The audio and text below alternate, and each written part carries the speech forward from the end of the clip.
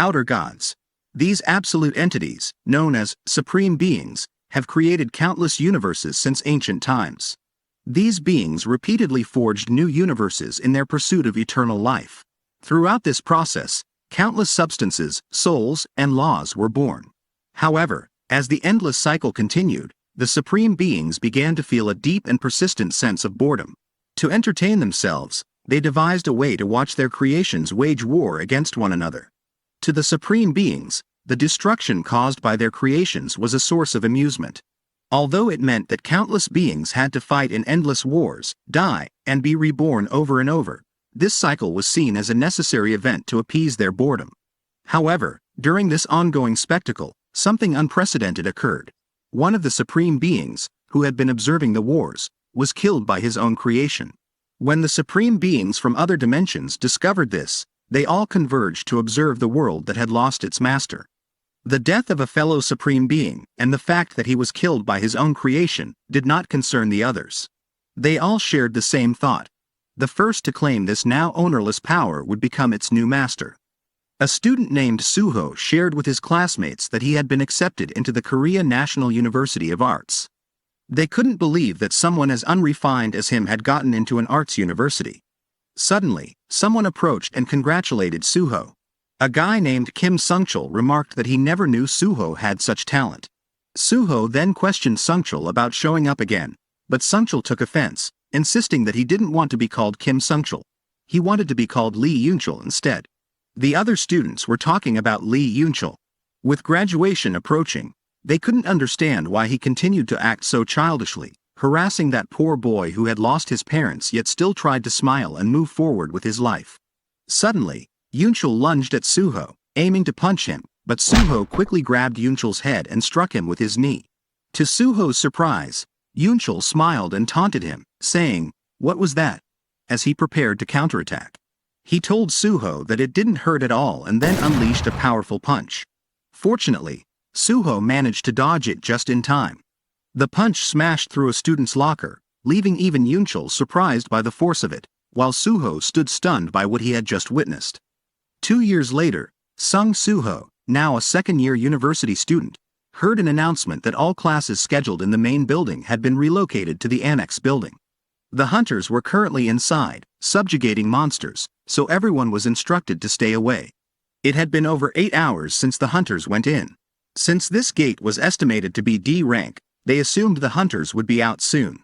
3 years ago, gates began to appear around the world, leading to significant changes. The gates served as passageways to dungeons, and once a certain amount of time had passed, the monsters within would emerge to attack people. However, humanity also began to change, seemingly in response to these threats. Individuals with special abilities, capable of using mana, started to appear. These people were known as the Awakened. As the world changed rapidly, many believed that the chaos would last for a long time. However, an awakened individual named Woo Jinchul founded the Hunter Association, quickly gathering other awakened and establishing a profession known as hunters. This swift action brought an end to the chaos much sooner than expected. Now, society is divided into two groups, the awakened and the non-awakened. In this world, some people had to toil like ants to earn rewards, while others could easily obtain them with minimal effort. The ants quickly came to understand their own limitations.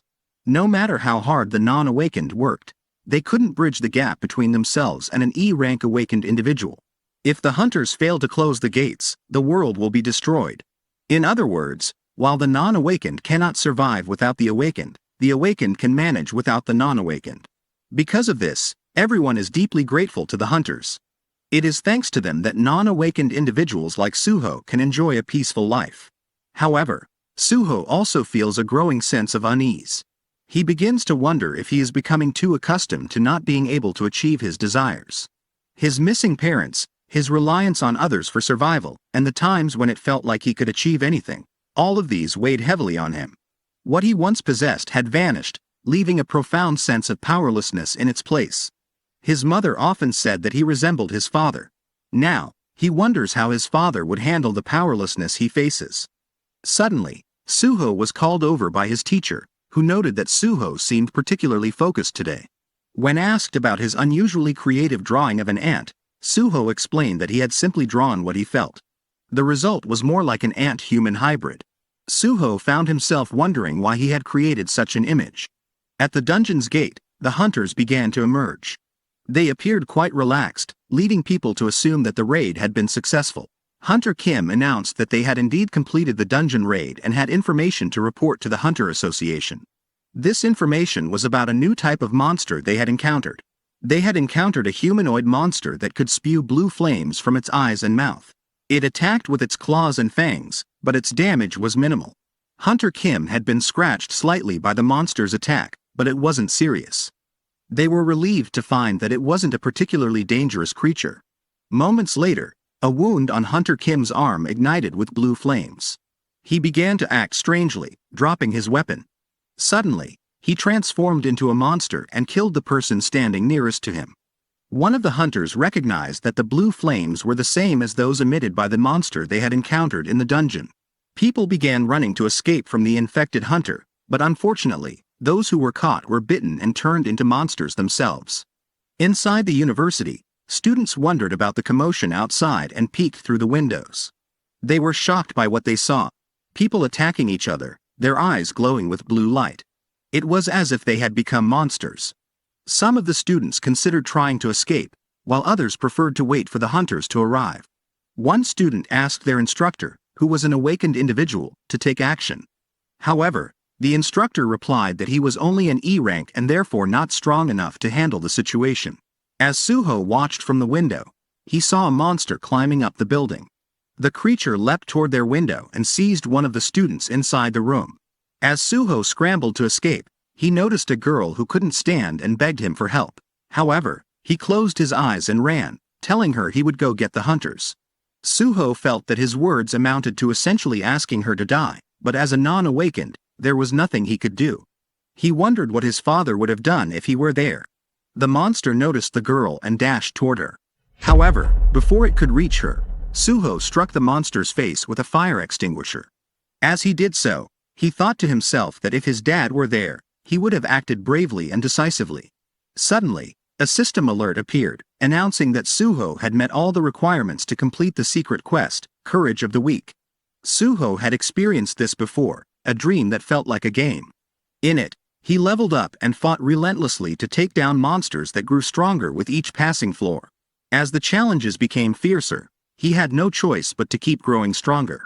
After overcoming countless obstacles, he eventually reached the final floor. The final boss he faced was incredibly powerful. And for some reason, that final boss was his father. Suho thought that perhaps he had projected his father's image into his dreams. His dad was strong and trustworthy, the kind of person he aspired to be. He couldn't help but wonder how his father had become so strong. Suho was trying to figure out what to do next, knowing that attacks without mana were ineffective against monsters. As he was contemplating a plan, he suddenly noticed that time had stopped, and a system alert appeared. The system notified him that he was now qualified to become a player and asked if he wanted to accept. Suho realized that this situation felt a lot like the dream he had before. If things were going to play out as they did in that dream, there was no reason not to accept, especially in this hopeless situation. He accepted the offer. An alert congratulated him on becoming a player, and he was given a quest with the promise of a reward upon completion. His quest was to take down, Mistburn, and level up. The monster in front of him was a D-rank awakened Mistburn. As time resumed, Suho quickly told the girl to escape. Above the monsters' heads, he could see their labels. His opponents included 2 unawakened individuals and 1 hunter who had been monsterized. 2 of the monsters began to approach Suho, and he thought to himself that if he really had awakened, then maybe. Acting on instinct, he smashed one of the monsters in the face with a fire extinguisher, then followed up with an uppercut that sent the creature crashing through the ceiling. Suho was stunned that he had defeated the monster with just 1 punch. He then took down the other monster with a single kick. After defeating the 2 monsters, Suho leveled up and completed the quest. As a result, he received a reward, and the system alert prompted him to confirm his rewards. Seeing these system alerts, Suho realized that he had indeed awakened. Suho punched the D-rank awakened Mistburn in the face, but the monster withstood his attack. The creature then retaliated, scratching Suho with its claw. Suho worried that if he were wounded, he might become a monster too. However, a system alert notified him that, thanks to the effects of longevity, all status effects had been neutralized. Caught off guard, Suho was unable to dodge as the monster lunged at him, pinning him to the ground.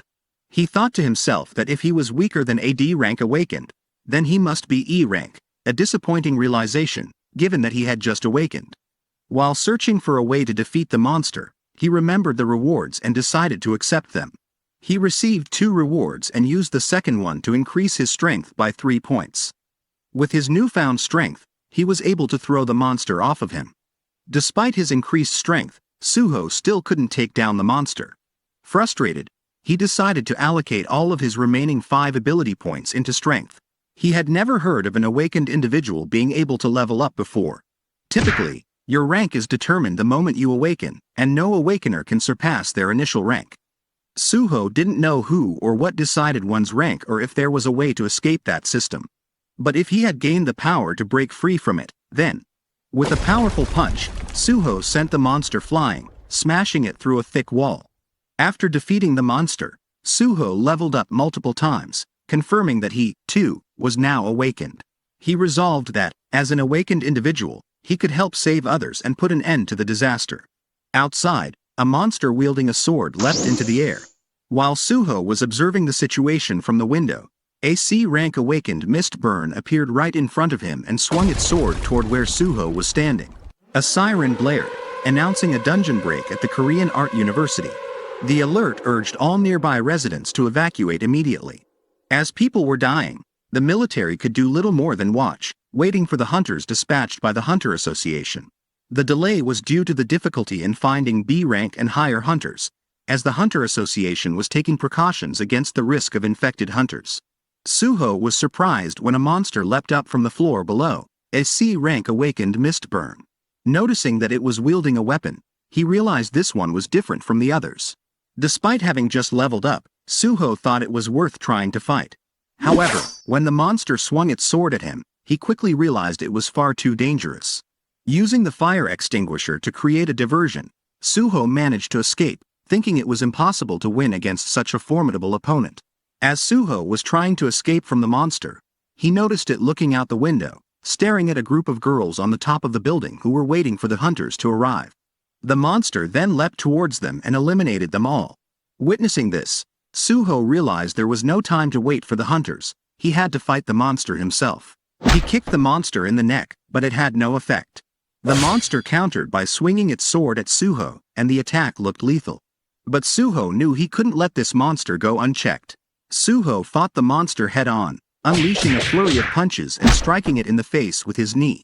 But the monster retaliated, slashing Suho with its sword and sending him crashing into the wall. His health dropped to 1 out of 140. He was barely hanging on, and he guessed that the system wasn't ready to let him fall just yet. As the monster slowly approached, the fabric of the dimension starting to break.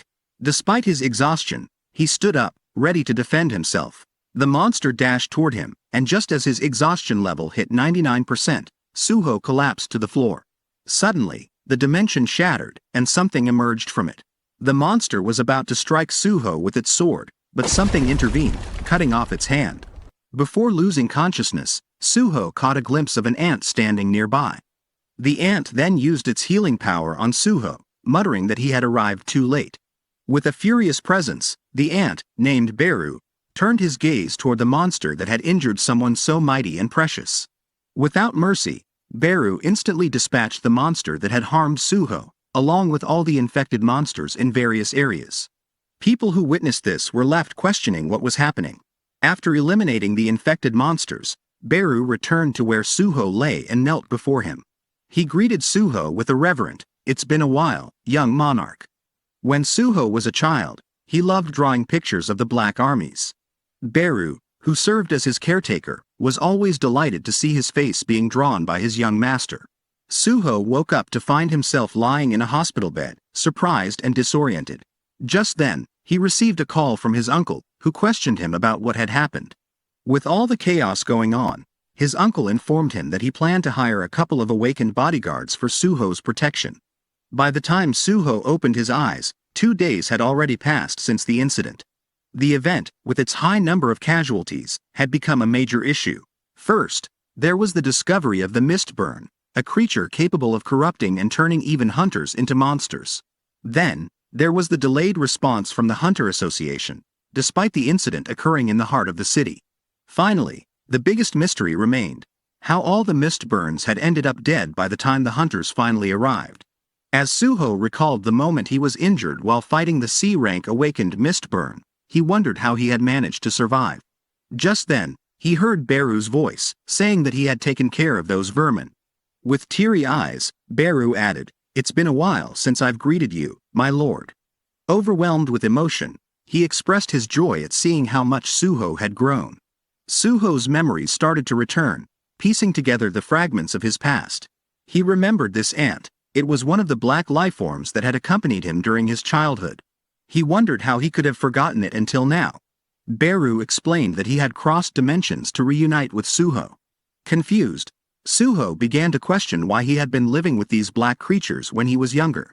So many questions swirled in his mind.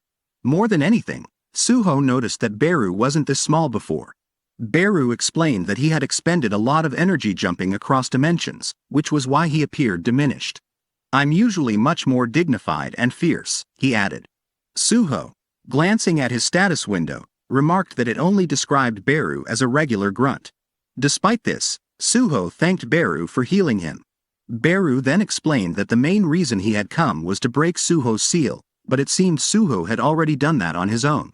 When Suho asked if the seal was related to his dreams, Beru confirmed that they were all reality. Suho had been much stronger during his battles against Beru than he was now. However, the great shadow monarch, Sung Jinwoo, had sealed away Suho's memories and powers in hopes that he could live a normal life. Suho was taken aback to learn that Beru had a connection to his seemingly absent father. Beru explained that his father hadn't abandoned him but had actually gone to space. To put it simply, the great shadow monarch was engaged in a war against invaders who sought to conquer the world. He was protecting Earth from the outer gods known as the Itarim. The Itarim had sent their apostles to attack the world, which was why Beru had to fight through countless enemies just to reach Suho. Beru added that the gates and monsters on Earth were likely a result of this ongoing war. Suho then asked if his mother was with his father in space, to which Beru replied, no. Since Suho's mother had gone missing on the same day as his father, he had assumed they would be together. Beru was surprised to hear that Miss Hae-in was missing and speculated that the Itarim apostles on Earth might have set up a sinister trap. This realization made Suho think that the Itarim were behind everything, including why his parents had not returned. Beru asked Suho if he wanted to meet his parents. Suho responded with an emphatic, of course. Having spent so many years alone, he was eager to reunite with them. Beru explained that since Suho's father couldn't return to Earth for a while due to the ongoing war, Suho needed to become stronger to find out about his mother's whereabouts. Beru then produced a key and told Suho that it was time to start leveling up. This key granted access to the Shadow Dungeon. By using the key on his shadow, Suho could enter the dungeon. He inserted the key into his shadow, and a portal appeared. Beru advised him to step through the portal and reclaim what was rightfully his. Suho could hardly believe it. Space, a war with gods, the Shadow Monarch. It all seemed so far-fetched. Yet, if becoming stronger would allow him to reunite with his parents, he was determined to level up as much as necessary. Before Beru's journey began, Sung Jinwoo had given him a crucial order, to go to Earth and lift Suho's seal. Jinwoo had anticipated that the Itarim's invasions might reach Earth, and thus, Beru was tasked with restoring Suho's memories and powers to help defend the planet. With that mission in mind, Beru and Suho entered the land of the dead, the Shadow Dungeon, where no living being could enter without the owner's permission. Upon entering the Shadow Dungeon, Suho felt a strange sense of familiarity. Suddenly, a quest titled Survival appeared from the system. The inhabitants of the Shadow Dungeon did not recognize Suho, a mere weakling, as their master. To prove himself, he needed to survive for a duration of 4 hours. Beru advised Suho to stay alert as the trial began.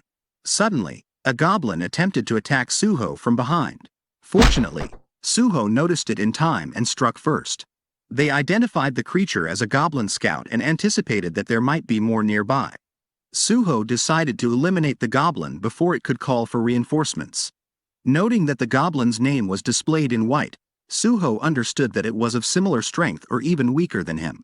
He explained to Beru that enemy names displayed in color indicate those who are stronger than him. Moments later, a goblin with a colored name appeared and summoned other goblins, including goblin centurions and goblin captains. Suho asked Beru if he was going to help, but Beru explained that he couldn't assist because he couldn't replenish his mana. It seemed like Beru was essentially saying he wouldn't be able to help Suho in this situation. The goblins began their assault on Suho. He tried using his new ability to control and move objects without physically touching them, as if he had an invisible extra hand. When a goblin archer fired an arrow at him, Suho dodged the attack, caught the arrow mid-flight, and then used it to return fire at the archer. As Beru observed, he was amazed by Suho's remarkable adaptability.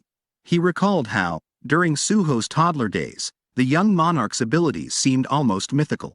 Suho had been able to wield ruler's authority effortlessly, a power inherited from the monarch. This power, originally intended for destruction, had been an interference in the peaceful world. Now, with the Itarim's disciples invading Earth, the young monarch's power was finally starting to resurface. In the midst of the battle, Suho was struck by one of the goblins, which reduced his health points. Although the pain was intense, he felt more alive than he ever had before, compared to when he was feeling lifeless. He continued fighting the goblins, even as his health points dwindled. Throughout the battle, he learned a new skill, endurance, and leveled up multiple times after defeating numerous goblins. Eventually, Suho completed the quest within the allotted time. After completing the quest, Suho received a reward, Rune Stone, Shadow Extraction. He realized that, in addition to leveling up, he had also acquired the skill, Guts, during the fight. Beru explained that the leveling system Suho was now experiencing was an enhanced version of the old one used by the monarch. It served as a supportive tool for his steady growth. To sum it up, Suho reflected on how he had thought he was merely unawakened, when in fact, he was the strongest necromancer. Suho accepted the reward and absorbed the Shadow Extraction skill after breaking the Rune Stone. This skill does not require mana. Instead, it allows him to extract mana from a corpse to create a shadow soldier. The success rate of the extraction depends on the target's experience points and the duration of time since death. Currently, Suho can extract a maximum of 3 shadows. Beru explained to Suho that the Shadow Extraction skill allows him to create soldiers from corpses, much like how Beru himself was created. This skill embodies the essence of the authority wielded by the current Shadow Monarch, Sung Jinwoo. Realizing this, Suho understood that he could control those weaker than himself using this skill. Although summoning-type skills are generally considered low-ranking in the hunter industry, Suho recognized their potential. When Suho attempted to use the skill by saying, Shadow Extraction, the system notified him that he needed to assign a command for the skill. Beru, feeling a bit apprehensive, watched as Suho assigned the intuitive command word, Arise, for the Shadow Extraction skill. Suho summoned 3 shadow goblins with normal ranks. Although they were his first creations, he found them less impressive than he had anticipated. Beru explained that newly extracted shadows are typically weaker than their living counterparts. Suho also noted that the shadows would disappear after a day, which seemed to further diminish their appeal. Beru then realized that Suho's intelligence stat and level likely affect the strength and duration of the shadows. He reassured Suho that the skill would become much more powerful and impressive as he continued to improve. Beru emphasized that the potential of the Shadow Extraction skill was immense, and it would become an incredible asset in time. Suho's stomach growled, reminding him of the past 2 days without proper food. After exiting the Shadow Dungeon, he enjoyed a meal with a sense of relief and delight. He hadn't realized how satisfying hospital food could be, especially after the intense experiences he'd just gone through.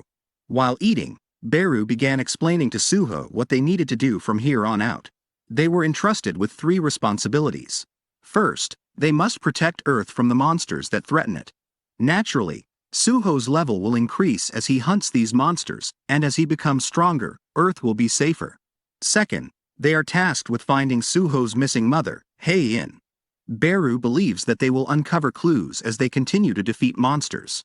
Third, and most importantly, is restoring Beru's own power. He despises being weak and is eager to demonstrate his true strength to the young monarch. Through consumption, he can absorb a portion of a target's magic as well as their intelligence. Although this method was effective for him before he became a shadow warrior, he can no longer receive magic from the monarch. Consequently, he has no choice but to consume whatever contains magic. This means that Suho will have to venture into the dungeon. Beru informed Suho that in order to enter the dungeon, he must first be approved as a hunter.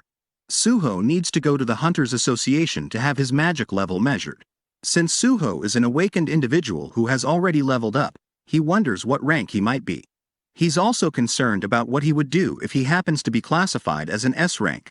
After the test, Suho was informed that his magic level is 46 and that he is classified as an E rank awakened. As Suho left the building, Beru tried to comfort him, explaining that a hunter's rank is determined by the amount of magic they possess. Since Suho has focused on increasing his strength stat, it's understandable that his rank doesn't accurately reflect his skill level. Not only his shadow authority but his rank too. Suho wondered if an E rank like him could really protect Earth. Beru reassured him that he could simply level up. Suho had heard that E rank and F rank hunters often struggle to be selected for strike teams, and without significant changes, it would be challenging to even enter the dungeons. Suddenly, Suho thought he might have a solution. Dungeon clearing is organized through a clear distribution of roles. The strike team is responsible for clearing the dungeon, while the collecting team follows to gather the bodies of the monsters. At the very back, the mining team collects the resources from the dungeon. E-rank hunters are eligible to apply for the collecting and mining teams, which means even E-rankers can enter the dungeons. Suho managed to enter the dungeon as a member of the collecting and mining teams thanks to Dogyun, the only other awakened person he knew. Dogyun, an E-rank awakened and an instructor at the Korean University of Arts, had helped Suho secure a spot. Suho thanked Dogyun for the opportunity to work inside the dungeons. In response, Dogyun bowed and apologized for what happened at the university, explaining that, despite being the only awakened there, he had been scared and fled. He expressed regret for not being able to help, but Suho reassured him to raise his head, acknowledging that, as Dogyun had said, he was just an E rank. Suho explained that the Hunters Association instructs E-rank hunters like them to flee when encountering monsters. He had simply followed these instructions. Dogyun was surprised to hear this, realizing that Suho was also an E-rank and had a lower magic level than he did. Dogyun couldn't believe it, as he thought he had seen Suho fighting monsters on the roof while he was running away. He wondered if he might have been mistaken. Dogyun remarked that it would be more shocking if an E-rank managed to fight off monsters and survive. Beru suddenly agreed, adding that the young monarch is truly incredible. Dogyun looked at Beru with apprehension, thinking he might be a monster. Suho asked Beru why he had come out, and Beru explained that, since Suho was weaker than expected, it was only natural for him to stay by his side to protect him. This made Dogyun assume that Suho was awakened as a summoner. He thought Suho was fortunate, as many E-rankers lack skills altogether. Now that he thought about it, it was Suho's first time being in a dungeon other than the Shadow Dungeon. He wondered if the strike team was up ahead fighting monsters. Meanwhile, the strike team believed the dungeon was empty. They had only encountered a bunch of wolves, whose pelts didn't yield much value. Their captain advised them not to be discouraged, as they wouldn't know the full extent of the dungeon's contents until they reached the end. Moments later, one of the team members discovered something in a narrow pathway. They entered and found a set of ruins inside. They wondered why there would be ruins in such a place and debated whether they should return and request backup. However, since their comrade reported that his tracking skill wasn't detecting any monsters, they decided to continue their search. As they continued exploring, they discovered a sword stuck in the ground. They were astonished to find what appeared to be a treasure. Youngjun approached the sword and announced that he would pull it out, dismissing his comrade's warning about potential traps. He reasoned that, as a C-rank tank, he should be able to handle any traps that might be present. However, as soon as he touched the sword, his surroundings abruptly changed. It feels like he's being surrounded by blood, fangs, and eyes of wolves. Seeing Youngjun hold the sword, they initially thought there were no traps. However, Youngjun suddenly swung the sword, eliminating one of his comrades and shocking everyone. He then questioned them. Who dares to covet the sword of the Fang Monarch? Kill the invaders who have stepped into the domain of the Monarch of Fangs. This is the sole thought driving the possessed hunter as he continues to eliminate everyone within the Monarch of Fang's domain. Meanwhile, the members of the mining team were astonished to see Suho's summon working for him. They questioned whether there was a summoning skill like that. Dogyun, who had heard that most people could only summon 1 or 2 entities, was surprised to see that Suho could summon 3. He thought Suho's powers seemed a bit too abnormal. It's somewhat inconvenient for Suho that he needs corpses to use shadow extraction, but he appreciates that his summon handles the labor without complaints. Because of this, Suho told Beru that the shadow extraction technique is indeed as useful as Beru had said. Beru, however, advised Suho not to praise them for such things. He then asked if Suho had come into the dungeon to level up. Suho explained that the Hunters Association's rules state that an E-rank hunter cannot enter a dungeon alone. Since the system for ranking hunters is still relatively new, there are many errors in the assessments. Suho hoped he would receive a reassessment once he had more mana. Suho also reminded Beru about their third great cause, noting that they could work toward it here. Since Beru had mentioned that he would recover by consuming something with mana, Suho pointed out that even the little crumbs on the ground contained mana. As Beru wasn't much help with mining, Suho instructed him to simply scavenge whatever fell onto the ground. Suddenly, Beru sensed the presence of a monarch. Suho initially thought Beru was referring to his father, but Beru clarified that there are others with the powers of a monarch. He explained that if it had been their monarch, his powers would have been restored immediately. The other members of the mining team heard sounds coming from deep within the cave, in the direction where the strike team had gone. Moments later, multiple monsters appeared, causing the mining team members to start fleeing. One of them attempted to confront the monsters, but his weapon was quickly destroyed. Fortunately, Suho intervened and struck the monster, then told the miner to run while he bought them some time. Suho noticed that the monsters' names were displayed in orange, indicating they were similar in level to the D-rank Mistburns he had fought at the university. He thought he should be able to handle them on his own, if he were alone, that is. Suho advised Dogyun to run if necessary, but Dogyun replied that since Suho was trying to help people evacuate, he wouldn't retreat. Suho then instructed Dogyun to assist when things became dangerous and ordered his summoned goblins to protect Dogyun. Suho opened his inventory and retrieved the weapons he had stored for his goblins. Dogyun wondered about the nature of Suho's summoning skills, especially since he even summoned a weapon. Suho then dashed toward the monsters and quickly eliminated one. After defeating a steel-fanged lichen, he used shadow extraction to summon it, replacing one of his goblins. Suho engaged one of the fanged lichens while his summon took on the other. Beru observed that Suho had already become proficient in combat using his shadow powers. Since extraction and summoning don't consume mana, if Suho can increase his mana capacity, he'll be able to perform more extractions and potentially create an entire army. Suho tried to add one more summon by bringing forth the defeated fanged lichen, which caused another summoned goblin to disappear. After Suho defeated the remaining fanged lichen, the last summoned goblin, aware of its impending replacement, cried out in distress. After witnessing everything, Dogyun told Suho that his physical abilities were far beyond those of an E rank. Additionally, the skill to control defeated monsters was extraordinary. Suho realized he had gotten carried away and wondered how he would explain this. Dogyun suspected that Suho might be like a smurf, intentionally concealing his true rank to gain an advantage. Moments later, a system notification appeared for Suho, presenting a new urgent quest. A being wished to kill him, and his mission was to defeat this enemy. From the darkness, someone emerged, identified as a member of the attack squad. Dogyun approached him, questioning what was happening, while Suho instructed Dogyun to wait. Suddenly, the possessed hunter attempted to eliminate Dogyun, but Suho managed to grab him and pull him out of harm's way. Suho quickly ordered his wolf squad to attack while Dogyun lost consciousness. Suho wondered when it had become a trend for hunters to turn into monsters. He noticed the color of the monster's name. The redder the name, the more dangerous the enemy. Suho had experienced firsthand how powerful a red-named enemy could be. The best course of action now seemed to be fleeing with Dogyun. But Suho asked Beru if this monster was a monarch like his father. Beru explained that while the monster had the aura of a monarch, it was nowhere near one in reality. However, it was still an enemy that Suho couldn't defeat at his current level. Suho then took out his inventory and summoned every weapon he had stored. He concluded that if the system had given him this quest, there must be a chance to defeat the monster. He added that he needed to become stronger quickly if he wanted to see his parents again. Determined, Suho resolved to defeat this red-named enemy and rapidly increase his strength. Young Monarch. Despite facing an unfathomable number of trials, the young monarch never backs down. Even though he remains weak, his silhouette reveals the shadow of a true monarch.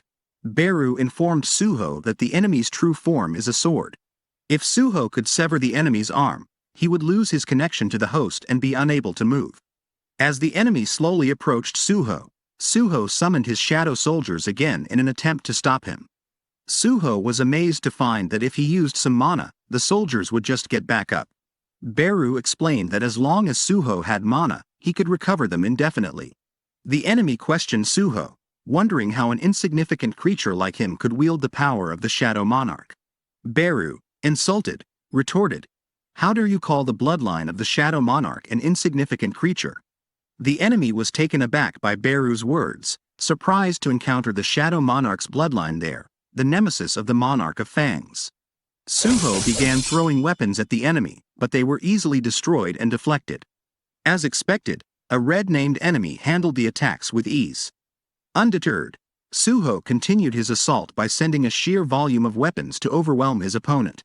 Beru observed that this was the ruler's authority Suho had been using since he was a baby. However, the enemy closed in on Suho and destroyed the goblin weapon with a single blow.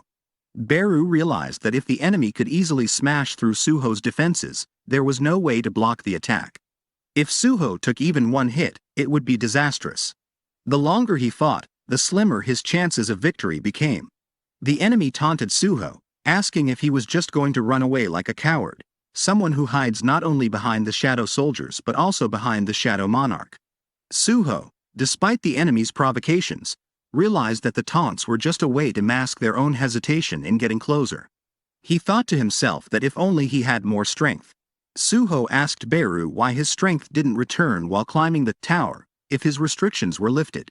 Beru explained that Suho's strength was restricted when he was a baby. He could think of it as having recovered the talent he had at that time. If his power were fully realized, he might be able to fight against even Itarim effectively. Beru clarified that those places weren't dreams or reality, but tests to determine whether he could handle his talent. The enhancement of his body would disappear regardless of his success with the test. However, his experiences in the tower were not meaningless. He needed to remember the fighting spirit and senses he had developed there.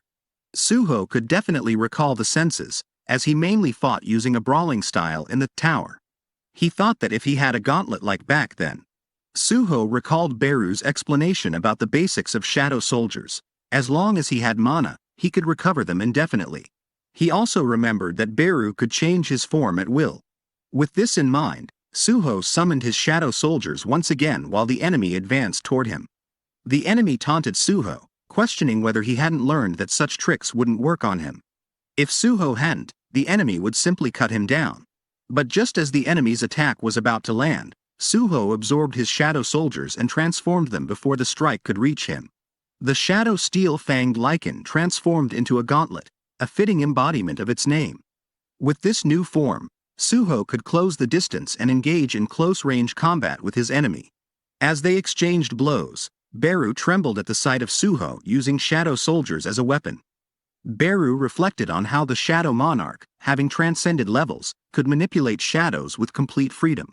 The young monarch, however, was just beginning to learn how to wield the shadow's authority, akin to an ant larva in its developmental stage. Yet, without any formal guidance, Suho had discovered the next level of the shadow's authority on his own. Beru was struck by Suho's battle sense, his aptitude for ruler's authority, and his innovative use of shadow's authority. Concluding that Suho was a true prodigy, Beru recognized his exceptional talent. Although Suho was concerned because the enemy had a red name, he remained confident in his ability to defeat it. Despite his apprehension, Suho learned a new fighting technique and achieved a commendable outcome. After vanquishing the enemy, the system notified him of his reward, a new skill called Storm Slash. This was the skill Suho wanted most. He instinctively knew how to use it. Eager to test it out, Suho realized he needed a weapon. The sword, Fang of Rakan, was stunned that it had been defeated by the descendant of the Shadow Monarch. However, it believed the situation was far from over, thinking that human greed knows no bounds. The sword anticipated that as soon as Suho picked it up, it would consume him entirely. Suho picked up the sword, and Fang of Rakan was astonished when nothing happened to him. It hadn't anticipated encountering a human that even it, with the power of the Fang Monarch, couldn't control. This immunity was due to the blessing of the great spellcaster Kandiaru. Kandiaru had bestowed a blessing upon Suho, granting him a strong body and a healthy life.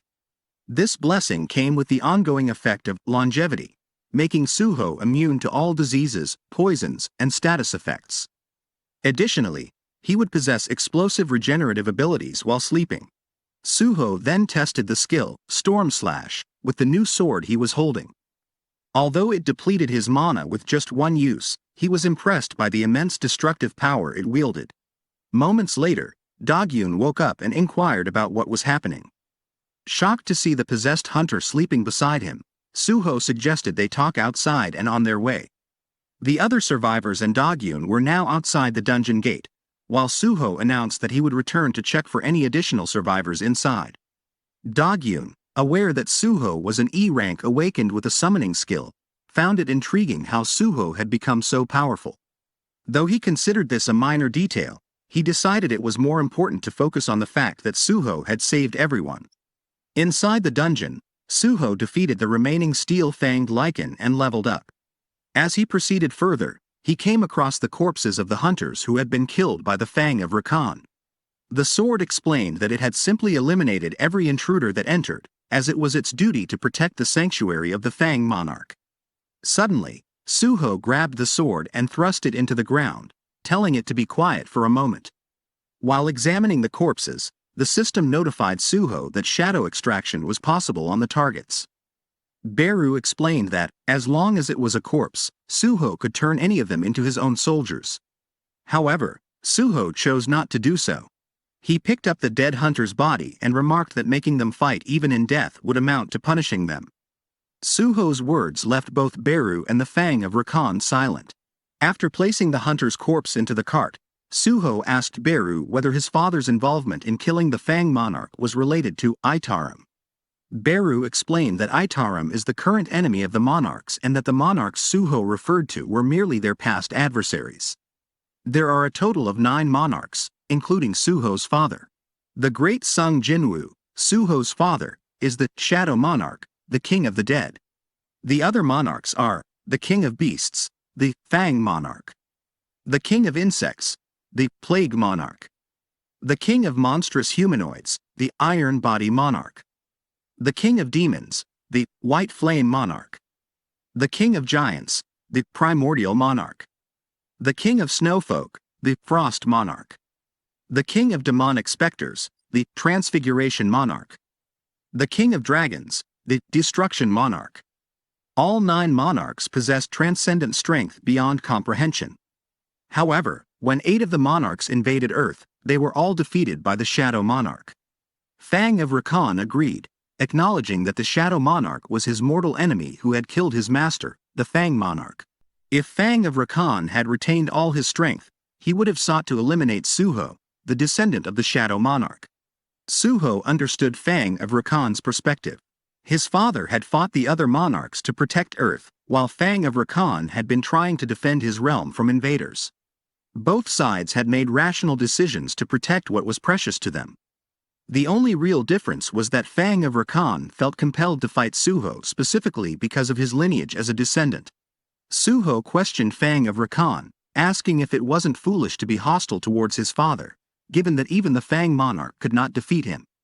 Suho expressed his desire to meet his parents, whom he couldn't reach at the moment due to the threat of outer universe invaders. To achieve this, Suho was willing to seek strength from anyone. He warned that if the Itarim invaded, Fang Monarch's sanctuary would not be spared either. Suho proposed an alliance. If Fang of Rakan helped him, he would reciprocate by assisting in protecting the sanctuary. Suho then grabbed Fang of Rakan and asked what he thought about the idea of the Shadow and the Fang fighting on the same side. At the restaurant, Mr. Im Dogyun, a survivor of yesterday's incident, was being interviewed about the strike team from the D-rank dungeon being wiped out. With confidence, Dogyun promised the interviewers that he would reveal everything. He believed that if people saw the results Suho achieved, Suho would be treated better despite being an E-rank. Dogyun saw this as a valuable opportunity to repay his debt to Suho. That evening, an article was published online about an incident involving an E-rank hunter who ventured into a dungeon alone to rescue trapped hunters. The article featured a testimony from a witness who had seen the heroic E-rank hunter bravely charging towards the monsters to save others. Additionally, there were numerous testimonials from people who had been saved by him. At the Black Tortoise Guild's second management department, the staff discussed the recent news and considered the need to recruit more porters and E-rank hunters. Lee Young-ho from the second management department presented a candidate and asked for their opinions. Upon reviewing the information, one of his colleagues read about an E-rank hunter who had fought in a D-rank dungeon, evacuated the excavation team, and rescued the injured strike team. They were astonished to learn that an E-rank hunter had accomplished all this. Young-ho then remarked that if a prominent guild like theirs were to recruit him, it would undoubtedly create a major stir. A hero emerging among the E-ranks would attract significant attention. They decided to contact him immediately. After sending a message to Suho, Young-ho asked his comrade if they had received a reply. He assumed that a newbie E-rank hunter would be thrilled to receive an invitation from the prestigious Black Tortoise Guild. However, Young-ho was shocked when his comrade informed him that Suho had rejected the offer. It was hard for him to believe that a rookie of Suho's rank would turn down a major guild like theirs. His comrade then explained that Suho apparently doesn't want to join any guild, but they still assume he will reach out again soon. Young-ho couldn't believe that Suho, a hunter, would refuse to join a guild. He wondered if Suho actually thought of himself as an S-rank or something. Young-ho remarked that Suho would soon realize how tough it is to be a hunter without the support of a guild. Suho had been receiving numerous scouting offers from various guilds ever since he entered that dungeon, but they all wanted to hire him as a porter or collector. To Suho, joining a guild would only hinder his ability to level up through the system, so he saw no reason to join one. Suho then asked Fang of Rakan if they should continue their conversation.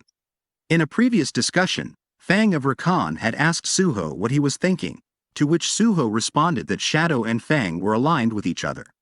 Fang of Rakan was surprised that Suho could say something so nonsensical so casually. However, he began to consider that perhaps Shadow could be an ally rather than an enemy. Fang of Rakan gave Suho one condition: to bring him to another sacred ground of the Fang monarch. In the present, Suho asked how they would find one. Fang of Rakan replied that he knew the locations of the Fang monarch's sacred grounds, no matter how distant. However, he could sense that the gate leading to one of them had already disappeared. He suspected that what humans call a dungeon break must have occurred. Suho then concluded that the sacred site must have become a field-type dungeon. A field-type dungeon occurs when a dungeon break happens at a neglected gate, causing the monsters to take over the land and render it barren. Moments later, Suho, along with Beru and Fang of Rakan, set out on their journey. They arrived at a secluded location in the mountains, a place owned by the Hyena Guild, where trespassing is strictly prohibited. The Hyena Guild is notorious for being composed of former gang members, making them a fearsome group. Beru advised Suho not to listen to Fang of Rakan, dismissing him as a lowly creature and suggesting that Suho focus on leveling up instead. However, Suho decided to press forward, destroying the surveillance camera as he prepared to enter the area. As they ventured deeper, Suho asked if all field dungeons were filled with this dense blue fog. Beru explained that the fog was actually mana from outer space, which breaks through dimensional walls, causing ruptures between worlds. This was also the reason the sacred ground Fang of Rakan once inhabited had broken through its dimension and became linked to Earth. Entities from outer space were trying to create a large breach in the dimension to send their armies through. Beru further explained that the more mana a being possesses, the more they are affected by dimensional travel. Realizing this, Suho concluded that it would take some time before the more powerful beings arrived. Determined, He decided to hurry and level up while he still had the chance. A group of monsters with orange names appeared, and Fang of Rakan eagerly declared it was time to show off his powers. Suho praised him for being reliable but made it clear that he wouldn't rely on Fang of Rakan as his main weapon. Suho had already devised a combat strategy. He would base his fighting style on the hand-to-hand combat techniques he used during the tutorial.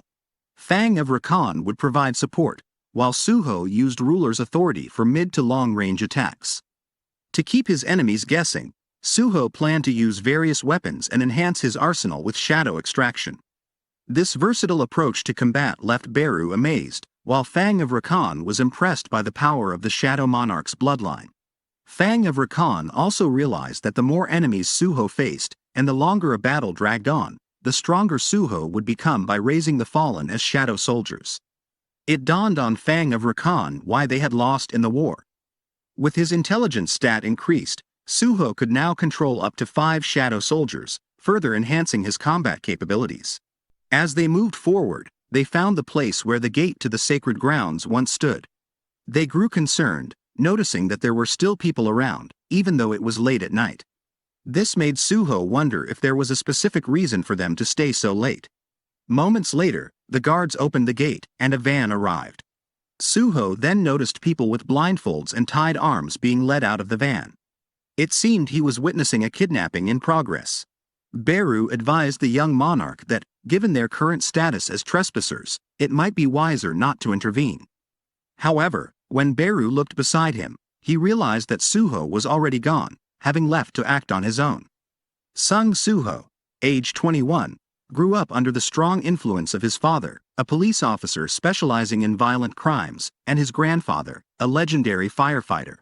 This upbringing instilled in him a habit of acting first and thinking later when it came to matters of justice. Suho leapt into action, delivering a powerful kick to one of the kidnappers' faces, leaving the others in shock at what had just happened. It was at that moment Suho realized he had acted impulsively once again. He knew it was illegal to trespass on another guild's territory, but now that he was involved, he had to think quickly about his next move. As he considered his options, Suho suddenly absorbed his shadow soldiers and used them to create a black mask that concealed his face, ready to continue without revealing his identity. The members of the Hyena Guild quickly launched an attack on Suho. As he assessed the situation, Suho realized that the average rank of the guild members was D rank. Deciding to hold back his full strength, he effortlessly defeated every enemy that came at him. Beru, watching closely, noted that Suho had grown significantly stronger, to the point where D rank awakeners were no longer a challenge for him. Deeply moved by Suho's progress, Beru silently praised his growth. After the battle, Suho calmly tied up the defeated hunters, while Beru commended him for handling the situation so efficiently and wrapping things up neatly.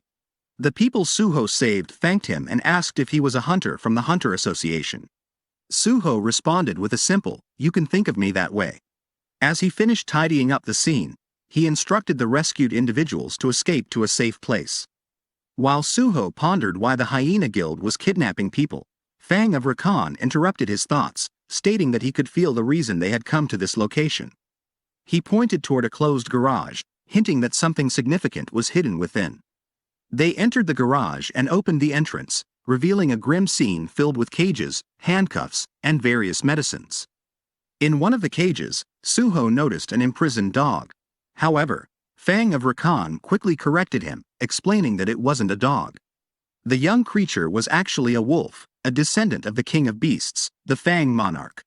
After being defeated by the Shadow Monarch in the war, the Fang Monarch had assigned a guard to escort his remaining descendants to a sanctuary, hoping that if his bloodline survived, another Fang Monarch might emerge one day. Fang of Rakan, however, had little hope for the birth of a new Fang Monarch.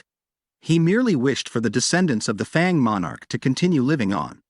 Beru remarked that he could vaguely sense the energy of the Fang Monarch, noting that its vitality had declined and it was likely to die if left alone. Suddenly, they felt a powerful presence approaching. Expecting several intruders, they were surprised to find only one person. However, when Suho looked behind him, he saw a formidable monster. Fang of Rakan recognized the creature and was astonished to see that it was Braki, the guard who had been assigned to protect the descendants. It had indeed been a long time, so Braki was also surprised to see Fang of Rakan. Fang questioned him, asking if he had forgotten that he was assigned to protect the descendants and what he had been doing for them to end up in such a poor state. Suddenly, Braki lunged towards Suho and grabbed the young wolf, clearly enraged that a human dared to touch what belonged to him. In a fit of anger, Braki attacked Suho, sending him crashing through a wall. When Beru asked if Suho was okay, Suho replied that this was the hardest he had been hit in recent times. The impact caused Suho's head to bleed and his ears to ring. As a result, his skill, endurance, leveled up, increasing his physical resistance from 20% to 40%. Beru mentioned that when they arrived, he had sensed vague remnants of some kind of energy, which he now realized were from Itarim. Beru could detect Itarim's energy emanating from Braki. Fang of Rakan then questioned Braki about what he had done to the descendants of the Fang monarch. In response, Braki asked how Fang of Rakan thought he had maintained his strength after losing his sanctuary. For Braki, it was simply a matter of survival of the fittest. He believed that the fate of the weak was dictated by the strong, and it was natural for the weak to support the strong.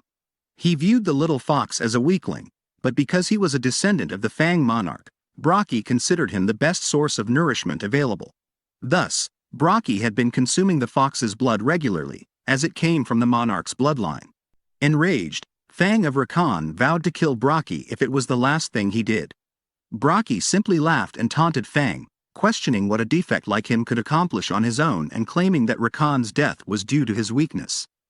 As Braki bragged about being fit to be the next Fang monarch, Suho seized the opportunity. Using his ability to control the sword, he injured Braki's hand, forcing him to release the little fox. Beru quickly recovered the fox while Suho took hold of the sword. Recognizing Fang of Rakan's fury as an advantage, Suho declared that this would mark the first alliance between the Shadow and the Fang. Suho's mind raced as he finally made a connection between Itarim and his father.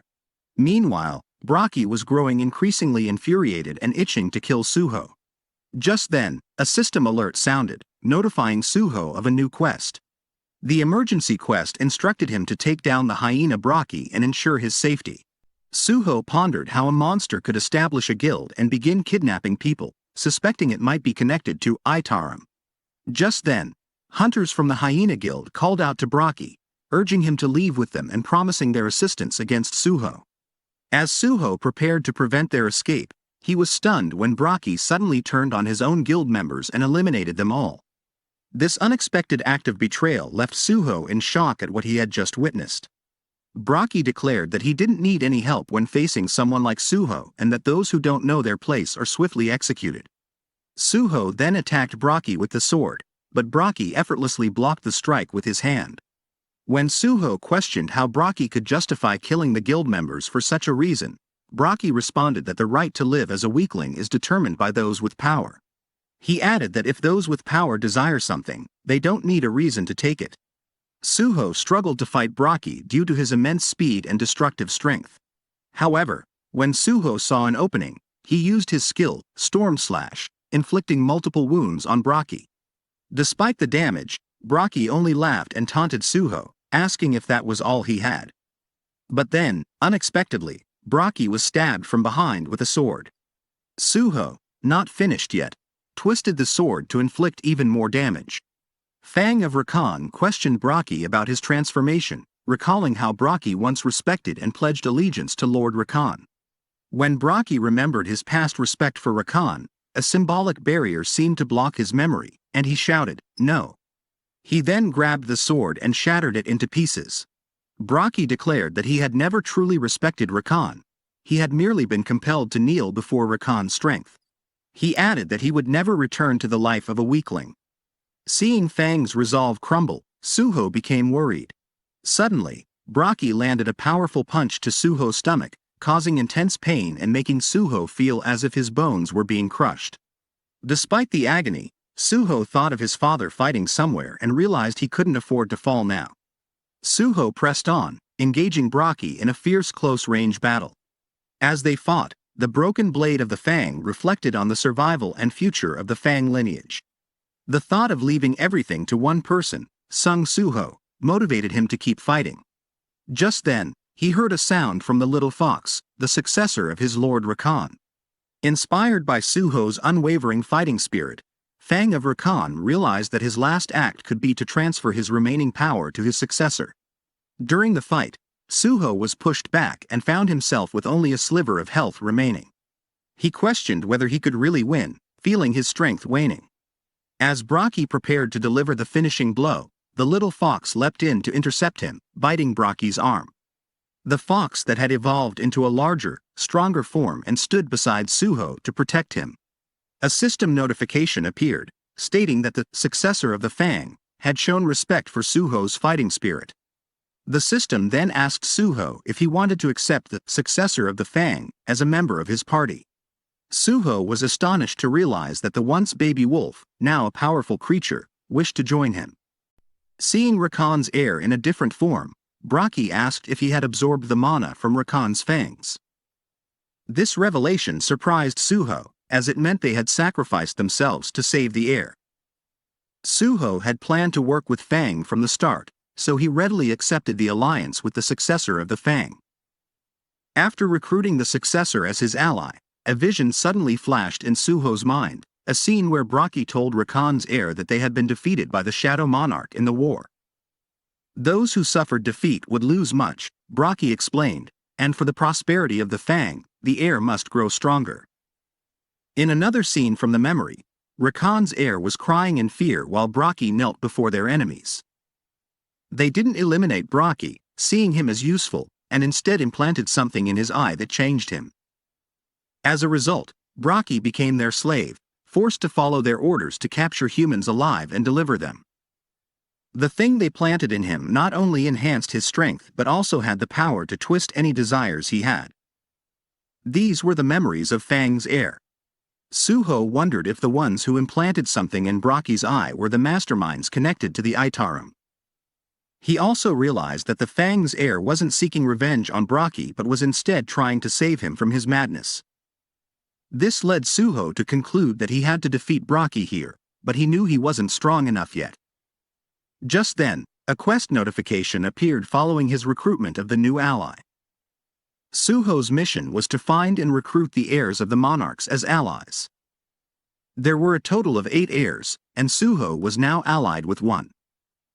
Thanks to his bond with the successor of the Fang, a new bond skill began to form. Beru observed that the young monarch was undergoing something entirely different from the previous monarch. Feeling threatened, Braki attempted to intervene, launching a powerful punch at Suho. But it was too late, the bond skill had already been successfully formed. Suho, now transformed, easily blocked Braki's attack. With this new bond skill, Suho could merge his strength with that of the successor of the Fang, enhancing his power and sharpening his senses to be as keen as a beast's. Suho's body now felt light, and his heightened senses allowed him to dodge danger with the smallest of movements. After being struck by Suho, Braki was left confused, wondering if this was the same child he faced before. However, Braki refused to accept defeat. He knew that losing would mean being stripped of everything. Determined, he gave his all and engaged Suho in a head-on exchange of punches. But Suho's strikes were far more powerful due to his transformation. His martial arts skills had sharpened, and the damage from his bare-handed attacks had increased by 33%.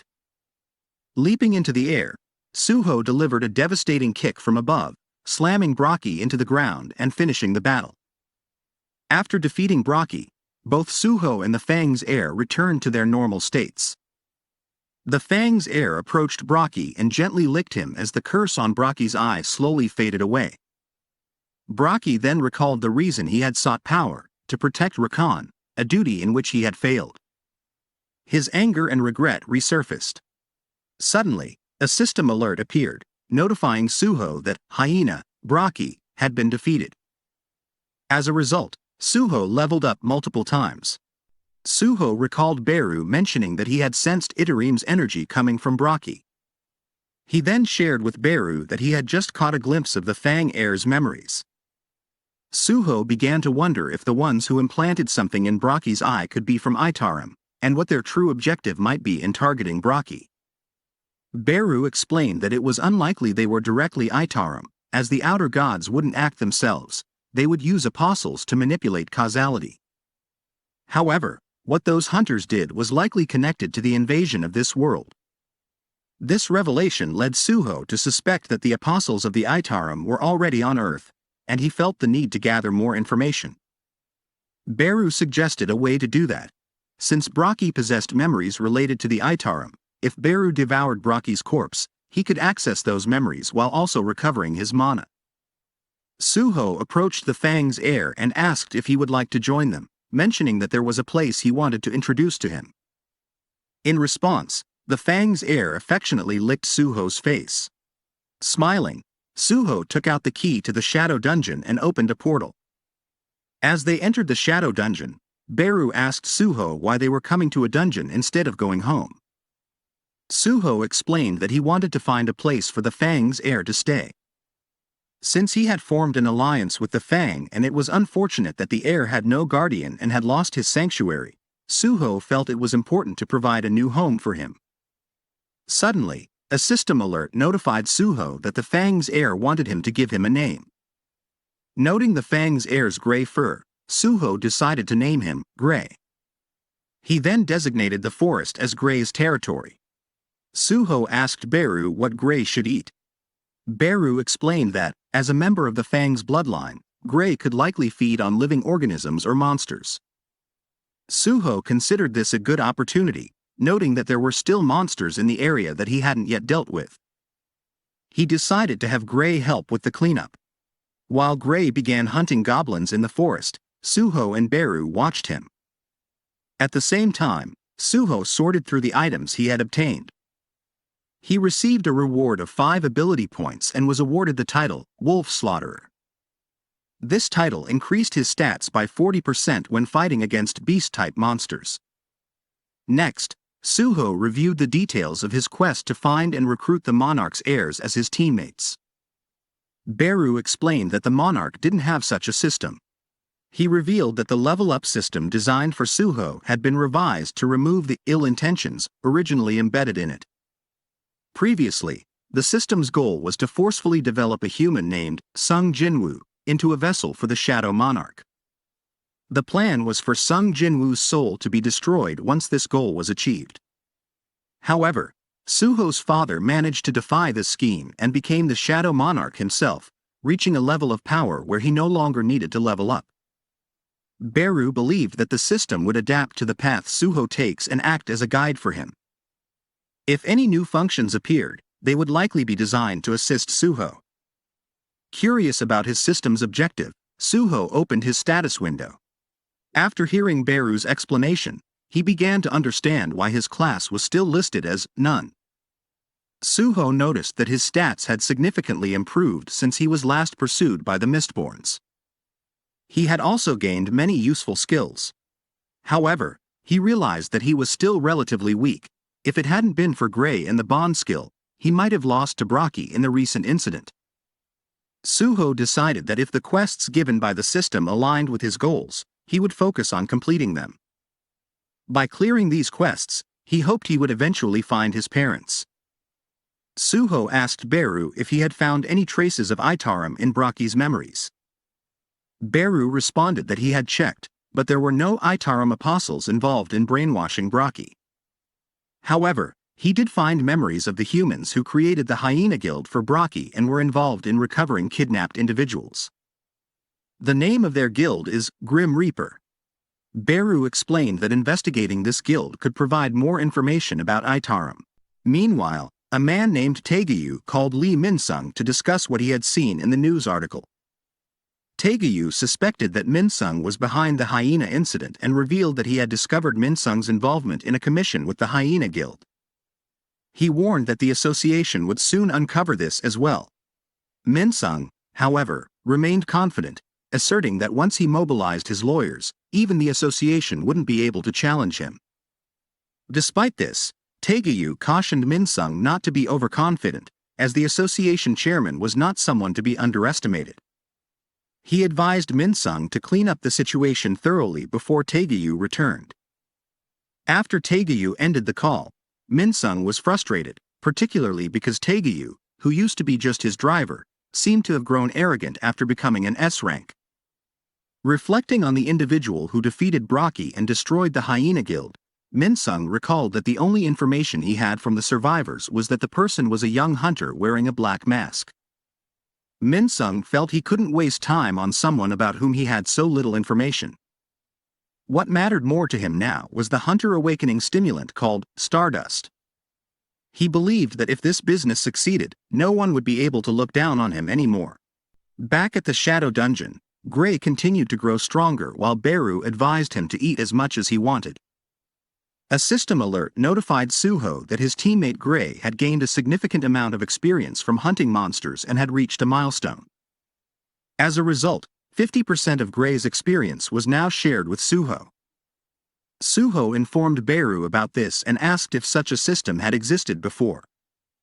Beru explained that it was similar to how experience from Shadow Soldiers hunting would be shared with the Shadow Monarch. They found it beneficial that Suho could receive experience automatically, so they encouraged Gray to keep hunting in the dungeon. Another system alert notified Suho of a new daily quest called Shadow Dungeon Cleanup, which appeared after eliminating a certain number of monsters in the dungeon. The quest required him to defeat a specific number of goblins, commanders, and centurions. Suho anticipated that completing the quest would yield rewards and appreciated that it was a daily quest, implying potential rewards each day. However, he wondered how he would find 100 goblins in such a vast dungeon. Then he had an idea and checked his inventory, retrieving the horn flute used by goblin centurions to summon their subordinates. Suho used the horn flute to summon goblins from the surrounding area, and a horde of goblins suddenly appeared to attack him. Beru was impressed by Suho's clever strategy. Suho easily dispatched the goblins with powerful punches. Finding the goblins now tedious, he used the horn flute again to summon more. To expedite the process, Suho employed his shadow extraction skill to summon shadow soldiers from the fallen goblins. With Gray and the shadow soldiers by his side, Suho defeated all the goblins they encountered, successfully completing the daily quest. After 3 hours of relentless hunting, Gray was nearly exhausted. Suho noticed that the quest counter continued to increase even after he had completed the required number of kills. He suspected that there might be something hidden if the count kept rising, so he decided to keep going to see when the counter would stop. Eventually, they exceeded the required number, resulting in better rewards for Suho.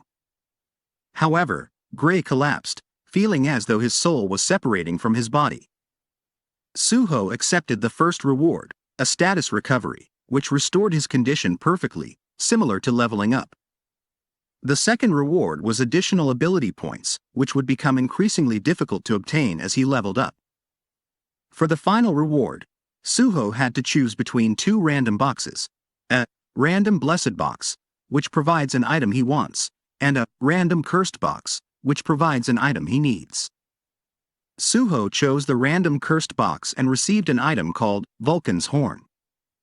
This gauntlet increased physical damage by 30%, and its power would grow stronger as he devoured more demon souls.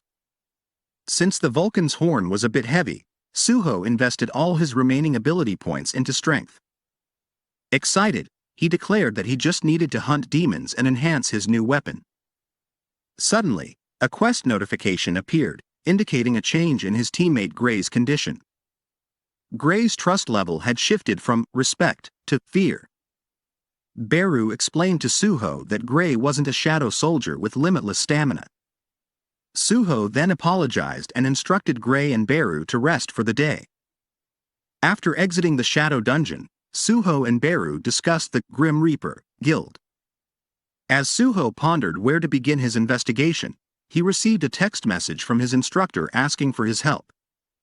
At Seoul Station Field, Suho met with his instructor, Dogyun. Dogyun had been scheduled to enter a dungeon that day, but his entire collecting team had suddenly vanished. Frustrated, Dogyun calmed down as Suho assured him that he would help. Dogyun then handed Suho protective clothing, explaining that working as a collector was much more dangerous than being an excavator. While the excavating team only goes in to dig after the hunt is complete, the collecting team must retrieve items from the monsters killed by the strike team, requiring them to stay close behind the action. The protective clothing was necessary to guard against unforeseen monster ambushes and to prevent injuries from the thorns or scales of monster corpses. Moments later, the strike team arrived and noticed the collection team was short-handed. Do-gyun explained that the scheduled collection team had gone missing, which angered the strike team. They were upset because they had paid the Grim Reaper Guild a significant amount for the dungeon entrance. The strike team warned Do-gyun and Suho that if they fell behind, they would file an official complaint with the association, ensuring that neither of them would be allowed to perform collection work in the future.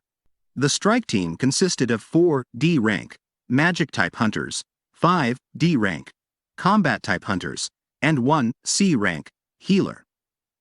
The healer, who had just shouted, appeared to be the leader of the strike team. Considering the timely coincidence of Instructor Do-gyun, the field-type dungeon owned by the Grim Reaper Guild, and the weapon Suho received from the random cursed box, Vulcan's Horn, which devours demons, Suho couldn't shake the feeling that something dangerous was looming. Inside the dungeon, the strike team took their positions, preparing to engage the lizard monsters ahead. The strike team captain advised the collection team, consisting of only Suho and Do-gyun, to stay close and collect quickly. Suho was surprised to see lizard monsters instead of the demon-type creatures he had expected due to receiving Vulcan's Horn. However, this situation provided him with a valuable opportunity to observe how hunter parties coordinated their attacks. As he completed his daily quests, numerous goblin commanders and goblin centurions' corpses accumulated. With his increased intelligence stat, Suho could now command up to 7 shadow soldiers. After the strike team defeated the lizard monsters, their captain advised everyone to take a break. He mentioned that despite their desire to hunt more, the collection team's small size, just Suho and Do-gyun, meant they couldn't keep up.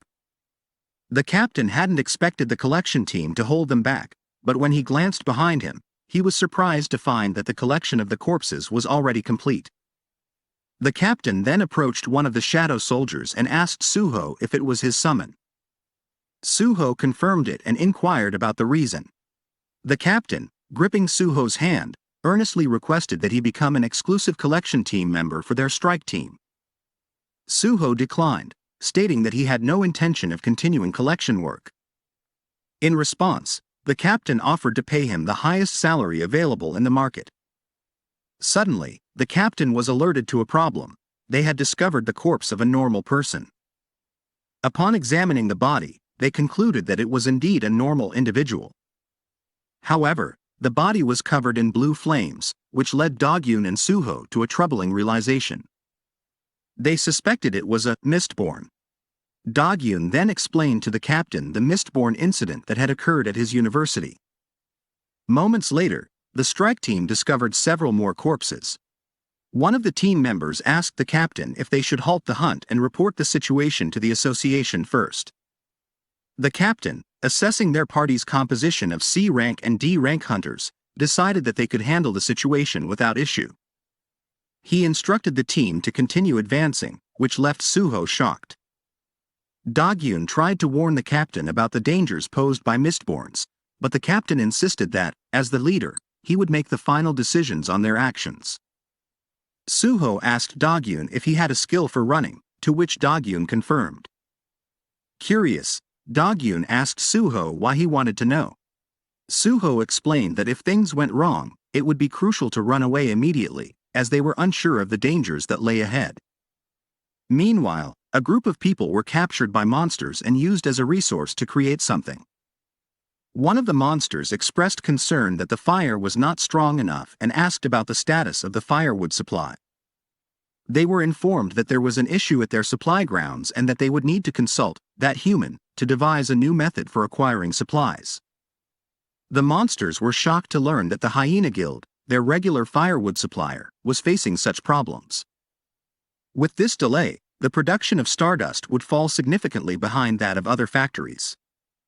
Moments later, one of the monsters sensed a presence above. Recognizing the need for firewood, this was an opportunity for them. One of the monsters decided to capture the hunters alive. Meanwhile, the strike team continued their successful hunt, defeating another group of monsters.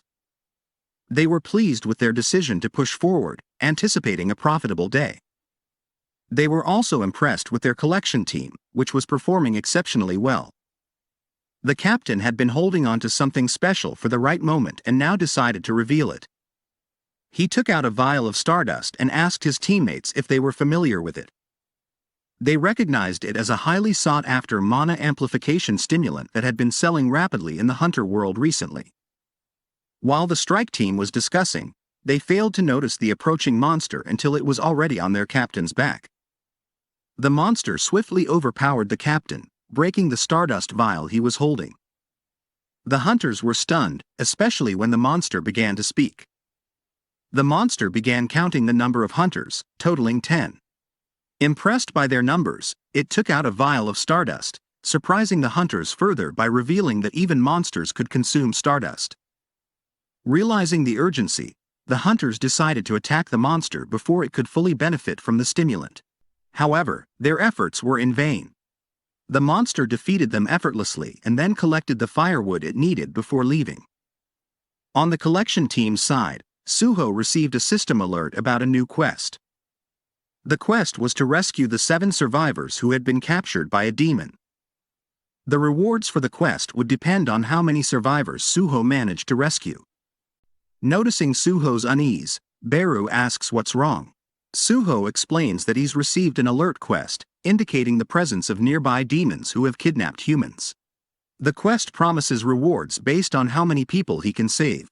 Realizing the urgency of the situation, Suho understands these captives could soon face grave danger.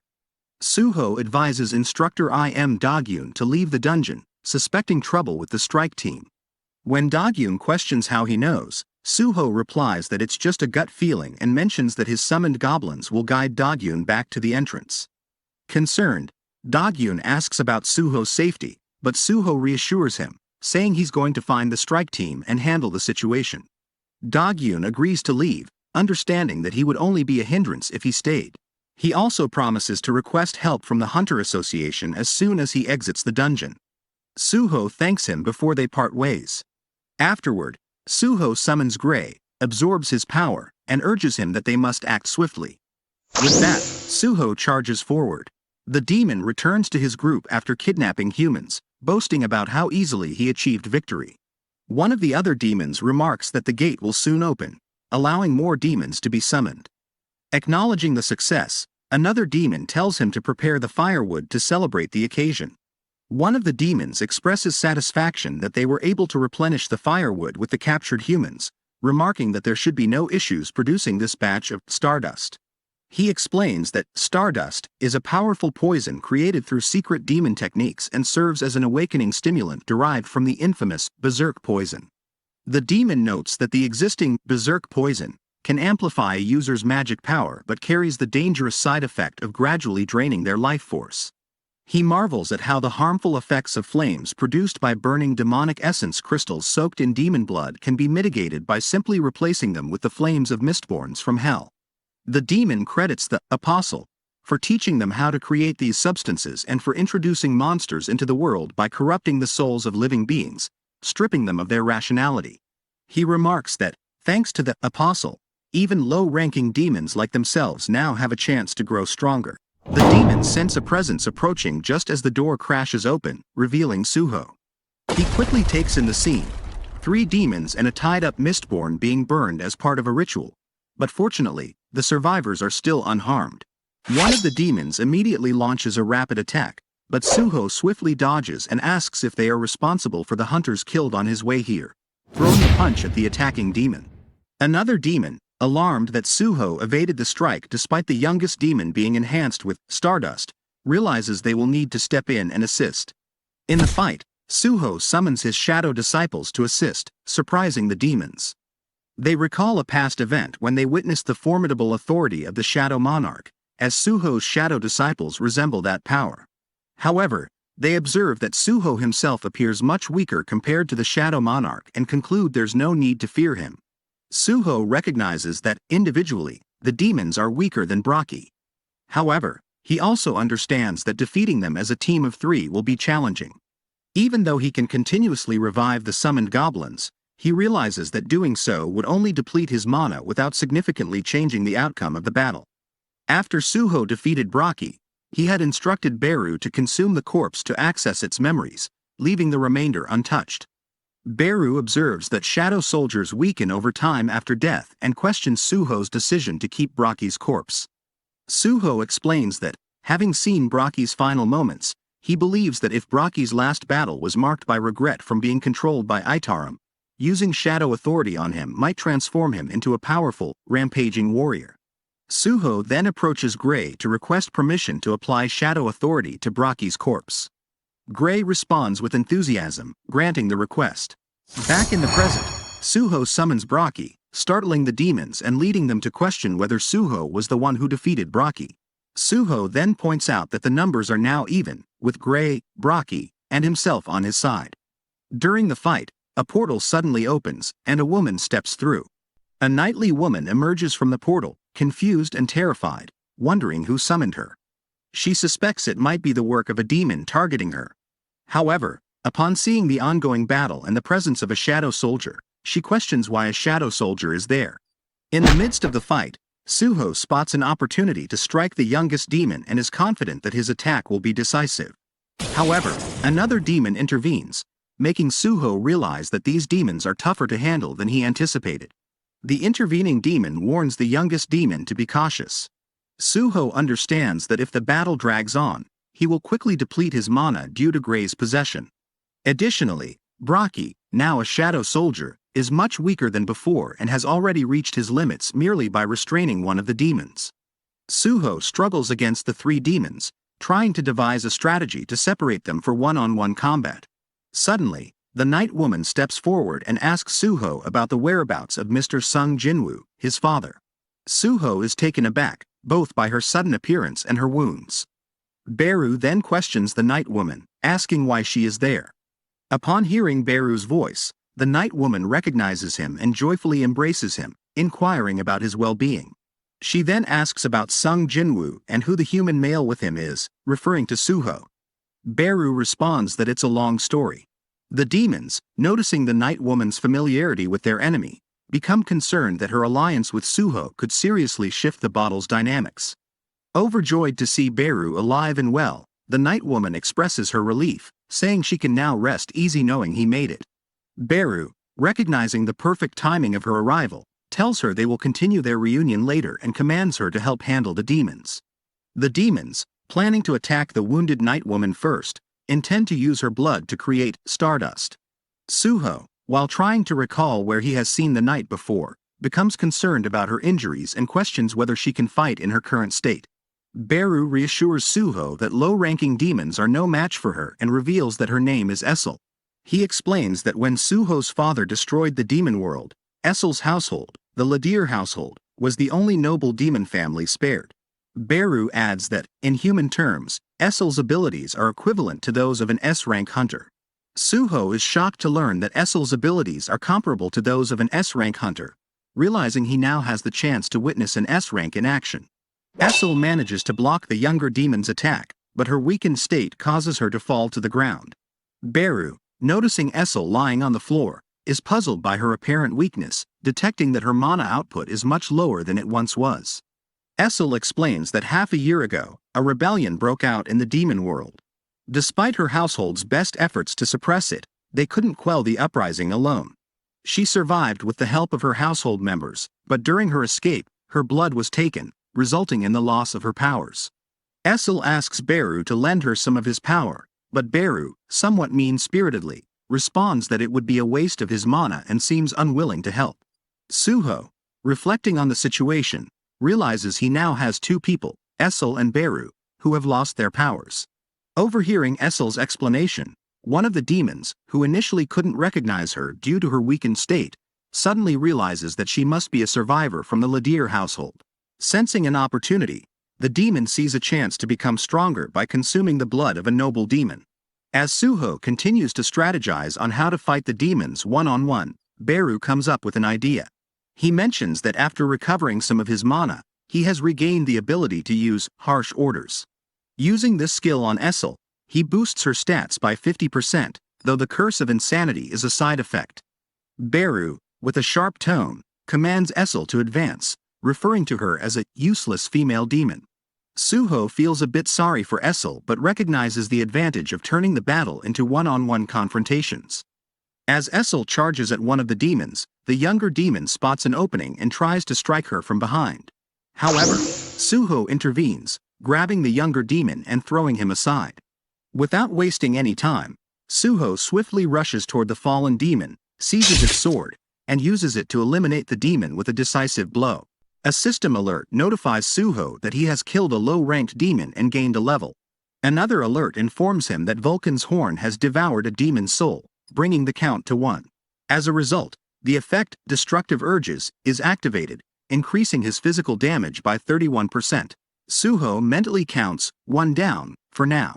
The remaining demon, alarmed by the death of their youngest brother, realizes he must deal with Essel, who is still his opponent. Meanwhile, a system alert announces that the effect of harsh orders on Essel has ended due to her energy being completely depleted, causing her to collapse on the floor. Confused by the sudden turn of events, the demon is caught off guard. Suho seizes the opportunity, quickly running up behind the demon, grabbing its head, and eliminating it.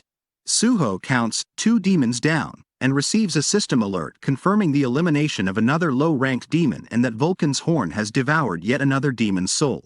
The last demon, frustrated by the sudden shift in their advantage, declares that it's not over and rushes toward Essel, intending to consume her blood to gain strength. Suho matches the demon's speed, kicking him to prevent him from reaching Essel. He then commands Braki to leave something for him to absorb. Beru asks Essel if she is still alive. Struggling to rise to her knees, Essel comments that Beru is mean but is more surprised that another human besides Mr. Sung Jinwoo can use shadow soldiers, and she inquires about Suho's identity. Beru replies that Essel's loyalty is questionable if she cannot recognize Suho and suggests she should already have an idea of who he might be. During the fight, Suho receives a system alert notifying him that he has leveled up and can now use Store Purchase after surpassing level 20. Meanwhile, Essel is taken aback as she realizes that Suho is indeed the young monarch. Suho is puzzled when Essel refers to him as the young monarch. Essel explains that she didn't recognize him because he looks different now, but she notes that he resembles Mr. Sung Jinwoo.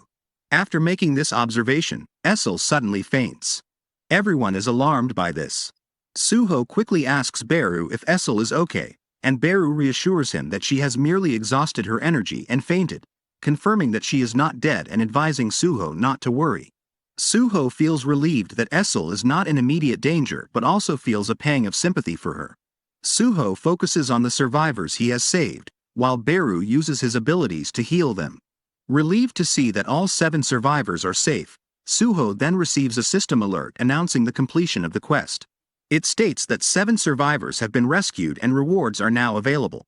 The rewards include 3 ability points and 700 gold. Excited by the 700 gold, Suho quickly opens the store window, eager to spend it on items. He notices a variety of potions and other items available for purchase. Reflecting on his younger days when he used to receive pocket money from his father after completing errands, Suho smiles and whispers, "Dad, thanks for the pocket money." After some time, Essel regains consciousness. Suho discovers that he can't share the potion with another person. Finding an alternative method, he administers the potion to Essel. As a result, Essel begins to glow, indicating that she is recovering. Beru comments on Suho's generosity, expressing disbelief that Suho spent his gold on what he considers a useless demon, but acknowledges Suho's kindness. Suho responds that he can't just leave Essel in her current state and instructs Beru to take her to the Shadow Forest. He then commands Braki to bring along the corpses of the demons they defeated. When Braki and Gray return to the Shadow Forest, Beru asks Suho why he hasn't joined them yet. Suho replies that he still has something left to do. He approaches the Mistborns, who are being tortured and engulfed in flames. Witnessing their suffering, Suho decides that the only way to alleviate their pain is to end it swiftly. He uses the Storm Slash skill to put them out of their misery quickly. Outside the dungeon portal, a man converses with representatives from the Hunter Association, who oversee the portal's operations. The association reports that they have discovered the corpses of thorn lizards and mistborns within the dungeon. They note that the injuries on the dead hunters indicate they were not killed by monsters. Additionally, they found a partially destroyed underground room with distinct sword marks. The man suspects there might be more to the situation than just monsters. He inquires about a person named Sung Suho from the collection team's records and asks if Dogyun knows him. Dogyun responds that Suho is a junior of his who came to help. The man then asks where Suho is now.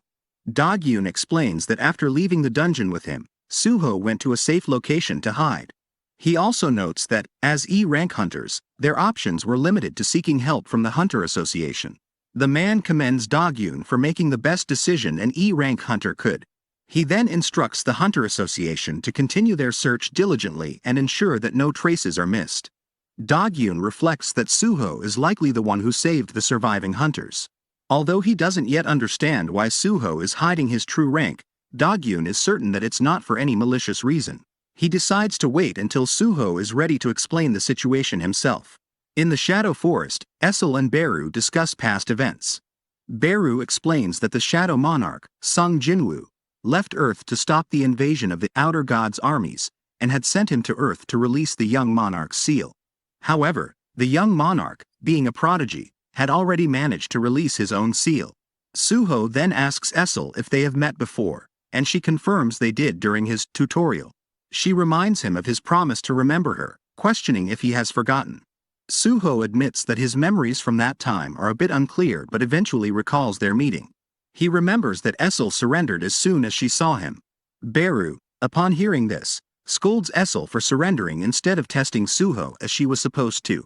He then inquires about her current weakness and the state of the demon realm. After Beru's question, Essel's expression turns serious and tinged with sadness, signaling that something terrible has occurred in the demon realm. She feels it's important to explain the situation to the young monarch as well. Essel tells Suho that after the Shadow Monarch eradicated the Demon King and other demon nobles, her Ladir household became the most prominent in the demon realm. They waited for a summons from the Shadow Monarch at their castle, but decades passed without any communication. However, about half a year ago, problems began when a magic power amplification stimulant called Stardust started circulating among the demons. This led to severe issues within the realm. Suho recalls that the demons he fought had mentioned Stardust. Essel explains that while Stardust doesn't have much effect on high-ranked demons, it significantly boosts the magic power of low-ranked demons without any cost. This stimulant led to a rebellion against the Ladir household, which had been under the protection of the Shadow Monarch. With the Shadow Monarch absent, the demons united and waged war against the Ladir household. Despite their efforts to defend the demon castle, the Ladir household was eventually overpowered and defeated after half a year of intense conflict. Essel shared that the rebellion didn't end with the overthrow of the Ladir household. The demons continued their assault, capturing and drawing the blood of Ladir household members, particularly targeting the pure-blood demon nobles, to gain more strength. This brutal practice led to the sacrifice of her father and the rest of her household. Essel herself lost much of her power due to the blood drawn from her, leaving her weakened and vulnerable. As the sole survivor, she feels a deep sense of inadequacy and despair. She's uncertain about what to report to the Shadow Monarch, given the overwhelming situation in the demon realm and the fact that it has been overrun by the rebellious demons. Suho, noticing Essel's deep sorrow, expresses his heartfelt gratitude, acknowledging the bravery of her and her household who fought with their lives. He reflects that his father would have said the same, that she did exceptionally well. Suho thanks Essel for her unwavering loyalty to his father until the very end and promises to help her restore the Ladir household. Moved by Suho's words, Essel is reminded of her time with the Shadow Monarch and begins to cry. Suddenly, a system alert notified Suho that the last survivor of the pure-blood demon nobles, Essel, expresses her thanks to him. As Essel wipes her tears and smiles, another system alert asks Suho if he wishes to recruit the descendant of White Flames as his teammate. Suho is taken aback, wondering if Essel's status as a monarch's descendant is tied to her being the last surviving pure-blood demon noble. After deciding to accept the system's offer, another alert notifies him that Essel is now officially his teammate. As a result of their new bond, they acquire a shared skill called Demon Blast. This skill starts with a charge of 0% and works by absorbing energy from the descendant of White Flames to unleash a powerful and devastating blast. Essel is startled when she suddenly sees the status window appear before her. Suho explains that he wasn't entirely sure about this, as Gray, the Fang's heir, cannot communicate with him directly. However, he speculates that his teammates, like Essel, may also have the ability to see the status window. Beru is equally surprised by this discovery, and Suho confirms that Essel is indeed the descendant of White Flames. Suho asks Essel to test their new bond skill, and she agrees. As they activate Demon Blast, Essel channels a powerful dark red energy into Suho's hand, creating an effect that resembles a buff. Suho is amazed by the immense power surging through him, but before he can fully grasp it, Essel suddenly collapses. Essel, regaining consciousness briefly, apologizes, explaining that she exhausted all her energy in just one use of the skill.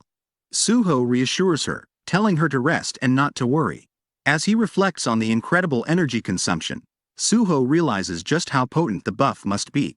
Essel, meanwhile, contemplates the skill's unique nature, which allows her to transfer her power to Suho, the young monarch. Suho decides to test the power of the buff by punching a nearby wall. Both he and Beru are left speechless when the result is merely a small crack, indicating the skill's current effectiveness is minimal. Suho speculates that the bond skill with Essel is fundamentally different from Gray's, as the results seem underwhelming. Essel, too, is in disbelief. After pouring all her energy into the skill, she can't fathom how the outcome was so weak. Suho speculates that the skill's low effectiveness might be due to starting with a 0% charge. Since the system didn't provide any instructions on how to charge or use the skill properly, he's uncertain about how to unlock its full potential. As he contemplates this, Beru interrupts with a request to consume the demon corpses they had transported to the shadow dungeon. Suho declines, explaining that he plans to perform a shadow extraction on them later. Curious, Beru then asks if Suho could try using the extraction now. Suho agrees and attempts to perform a shadow extraction, but a system alert suddenly appears, stating that the mana within the corpses is corrupted, rendering shadow extraction currently unavailable. Beru explains that even the Shadow Monarch cannot extract demons with corrupted souls and would instead summon them through contracts, similar to the one Suho's father had with the Ladir household. After hearing this, Suho sighs and tells Beru that he can go ahead and consume the demon corpses since there's nothing more they can do about the corrupted souls. Meanwhile, Essel, overhearing the conversation, feels hurt and disbelieving at the implication of being considered corrupted. Suho approaches Essel and gently offers her a potion to help her recover. Recognizing that she may not have a place to stay, he then extends an even more generous gesture by offering her a section of the shadow dungeon to call her own. Essel is stunned and deeply moved by the young monarch's kindness and willingness to support her in such a significant way. A system message appears soon after, designating a part of the shadow dungeon as the White Flames territory, with Essel Ladir named as its rightful owner. Suho smiles and reassures her, "Don't worry about the details. You're my teammate now, and I'm here to support you." Suho and Essel immediately sense that something is wrong when Beru urgently approaches them, revealing that he has uncovered a critical clue about Itarim's apostle from the memories of a demon. Suho's expression turns serious as Beru begins to explain. Beru shares that a substance called stardust is already being distributed on Earth, and furthermore, the Mistborns are monsters from beyond the outer universe. Suho is shocked by the revelation that these creatures come from a realm even beyond the outer universe. Essel, on the other hand, is equally stunned to learn that stardust is not limited to the Hell Realm as she once believed. Beru explains that, whether by fate or coincidence, the demon he consumed was linked to Braki and the Hyena Guild. He reveals that the Hyena Guild has been supplying humans who are corrupted and transformed into Mistborns, which are then used as raw materials to create stardust. Beru adds that there are multiple locations where stardust is being produced, known as stardust factories. Summarizing the sinister process, Beru explains that the Hyena Guild is responsible for kidnapping humans, while the Grim Reaper Guild takes over, passing these captives to the factories. The factories then use the corrupted humans to manufacture stardust. Beru is convinced that Itarim is orchestrating everything behind the scenes, managing these three key locations and pulling the strings of the operation. Suho, still deep in thought about the connection to Itarim's invasion, is astonished when Beru reveals that a human was responsible for creating the stardust manufacturing system. Beru goes on to disclose that this same human is aiding Itarim's apostle, who is currently hiding on Earth. He identifies this individual as Lee Minsung, the vice CEO of the Grim Reaper Guild. Beru emphasizes that if they investigate Lee Min-sung, they should be able to trace a path to Itarim's apostle. Outside the building, a large group of media personnel has gathered, eagerly waiting for someone important to emerge. Finally, Lee Min-sung steps out and the press immediately bombards him with questions. One reporter asks how the investigation is progressing. Lee responds confidently that the Hunter Association has cleared him of any wrongdoing, as was to be expected.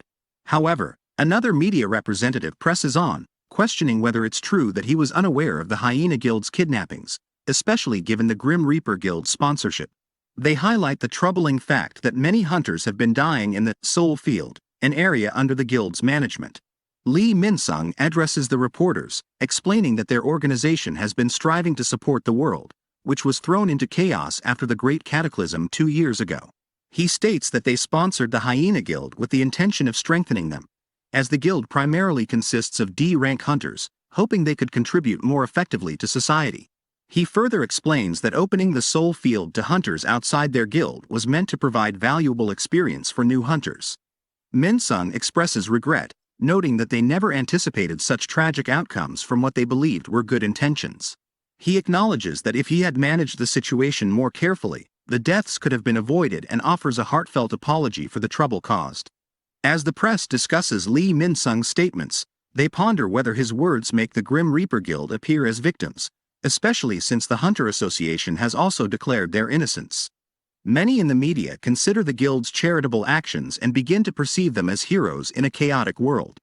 Hearing this conversation, Lee Min-sung smirks, a devilish glint in his eye. His confidence is bolstered by his past as a top star in Asia, where his acting skills flourished. He reflects on his surprise that the Hunter Association did not interrogate him more thoroughly before releasing him. Min-sung dismisses the thought, reveling in the fact that the Hunter Association remains oblivious to his true role as the source of the stardust circulating in the market. Suho, hiding behind a wall, turns to Beru to confirm whether the figure they're observing is indeed Lee Min-sung. He asks Beru if he senses any of Itarim's energy emanating from Min-sung. Beru shakes his head, responding that he does not detect any traces of Itarim's influence. Relieved, Suho inquires if this means Lee Min-sung is not being controlled by Itarim. Beru confirms, that's correct. As Suho readies himself to launch an attack to further investigate, Beru abruptly stops him. He acknowledges Suho's impressive track record against strong enemies but insists that he will risk his life to prevent Suho from attacking, based on the mana he sensed from Lee Min-sung. Meanwhile, Lee Min-sung suddenly senses something amiss and turns slightly, prompting his bodyguard to ask if he noticed anything. Min-sung dismisses the concern as nothing, while Suho remains hidden, heart racing. Beru leans closer and whispers to Suho that he is not yet at a level where he can defeat Lee Min-sung, who is an A-rank hunter. Under the warm glow of the chandelier, Lee Min-sung lounges comfortably with a woman beside him, boasting that changing public perception only took a little acting. News spreads across the media. The Grim Reaper Guild's vice CEO, Lee Min-sung, has been declared innocent by the association. Reports highlight that all of the guild's profits have been made public, and their recent actions are now framed as efforts to nurture new hunters. Despite his past scandal with the Hyena Guild, the media paints him as a man doing good deeds. At a nearby table, a group notices him and mockingly refers to him as the hero of the hunter industry. A woman enters confidently, teasing that he should have informed her before showing up. Min-sung orders everyone else to leave. She questions if she must report every move to him, but he responds casually, clearly unconcerned. She forces a smile, muttering about his unpleasant personality. He born into privilege, famous since youth, and overflowing with pride. His arrogance seems almost natural, shaped by years of fame and luxury. Even his arrogance didn't survive the Great Cataclysm. The disaster flipped the world, stripping away the pride he once flaunted. After the chaos, people were amazed to see a celebrity like him become an A-rank hunter. But what shocked everyone more was that his driver awakened as one of Korea's rare S-rank hunters. The media shifted all attention toward the driver, turning Min-sung's fame into humiliation. For the first time, his position at the top crumbled. Later, a woman approached him to discuss business. When he asked what kind, she smirked and mentioned something called stardust. The woman requests to buy stardust in bulk, but Min-sung refuses, explaining that recent attacks destroyed part of their distribution system and supply is now limited. She smiles slyly, teasing that the great Lee Min-sung always manages to get what he wants. Min-sung smirks and says he'll speak with his business partner, earning a mocking compliment for being the ever-reliable vice CEO. Annoyed, he wonders if it's time to track that person down himself. A glint flashes in Min-sung's eyes as he recalls someone. He stares out toward the city skyline. Monsters with glowing red eyes charge forward, their roars shaking the battlefield. Among them, a massive wolf tears through the chaos, a warrior with flowing hair and deadly precision, cutting through enemies in a blur. Her blade slices cleanly through monstrous claws. The surrounding creatures rush in, but she moves faster, her strikes carving through their ranks like lightning. Each swing releases a wave of energy, sending the monsters flying, a one-woman storm tearing the battlefield apart. The young man slams his fist into the ground, summoning energy as he prepares for another round of combat training. He calls out that he's summoning the next wave of goblins, pushing himself harder than before while his shadow companion silently observes. The shadow thinks to itself the young monarch seems restless, likely due to their earlier discussion about Lee Min-sung and the Stardust operation. Later, during a briefing, the team analyzes their next move. Their mission: gather intel on the Itarim Apostle from Lee Min-sung, the man controlling Stardust. During the strategy meeting, they discuss how to extract information about the Itarim Apostle from Lee Min-sung. Growl bluntly says if Min-sung refuses, he'll just eat him after all. The Shadow Monarch permits it for those deemed evil. The Shadow Companion explains that getting the intel depends on defeating Lee Min-sung first, recalling the hunter ranks they saw during their visit to the association. He turns to the young monarch and notes that his current power level is only C rank, far below what they'll need for the upcoming fight. Growl growls proudly as a D rank, while Essel looks down in frustration. She too has fallen to C rank, whispering regret over her lost strength. The team assesses their strength.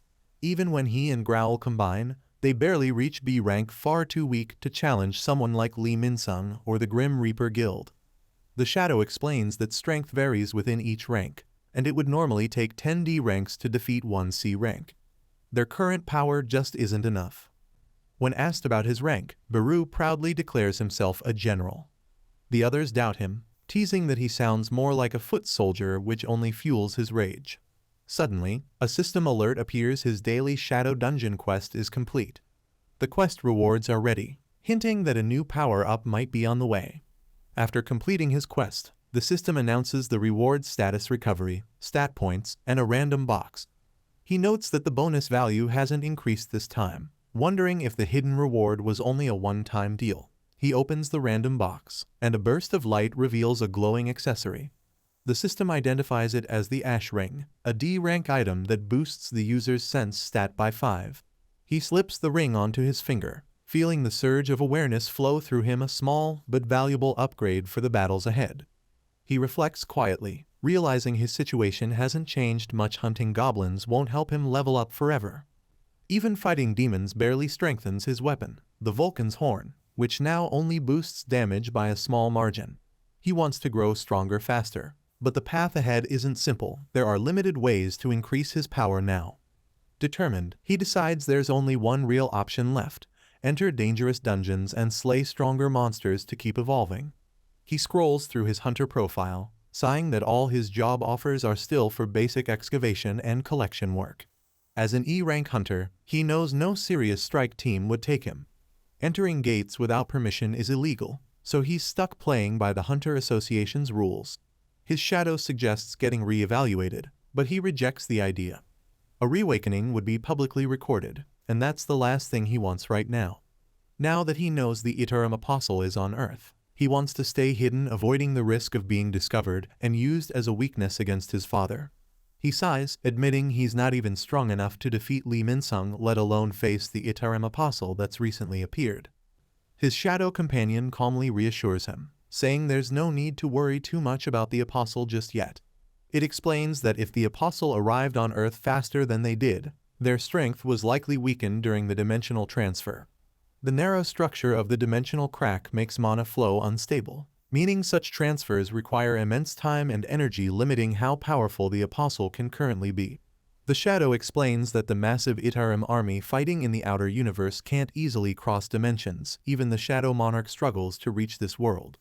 He realizes this means the apostle who arrived on Earth is weak, having transferred dimensions too quickly and lost power in the process. Thinking it through, he mutters that now might be the perfect opportunity if the invasion continues. He can use this time to grow stronger before the next wave arrives. His shadow watches quietly, wondering if his master has finally decided is this the moment he's been waiting for to rise beyond his limits. The Shadow Monarch speaks to Beru, entrusting him with freedom to act as he sees fit while carrying out their mission on Earth.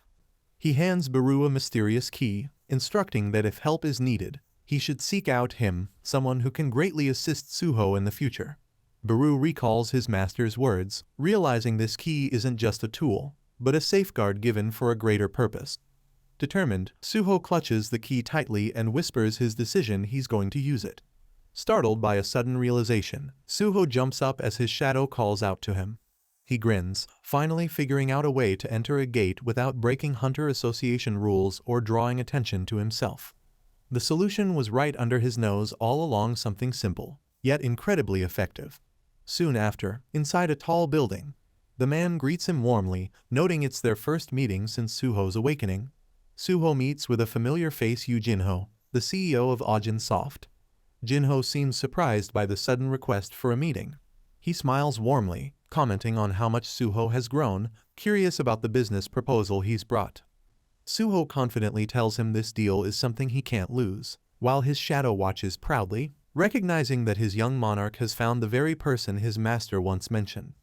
Jinwoo chuckles, quickly piecing it together. Suho wants his help entering a gate without breaking any Hunter Association rules. A virtual reality game that took the world by storm.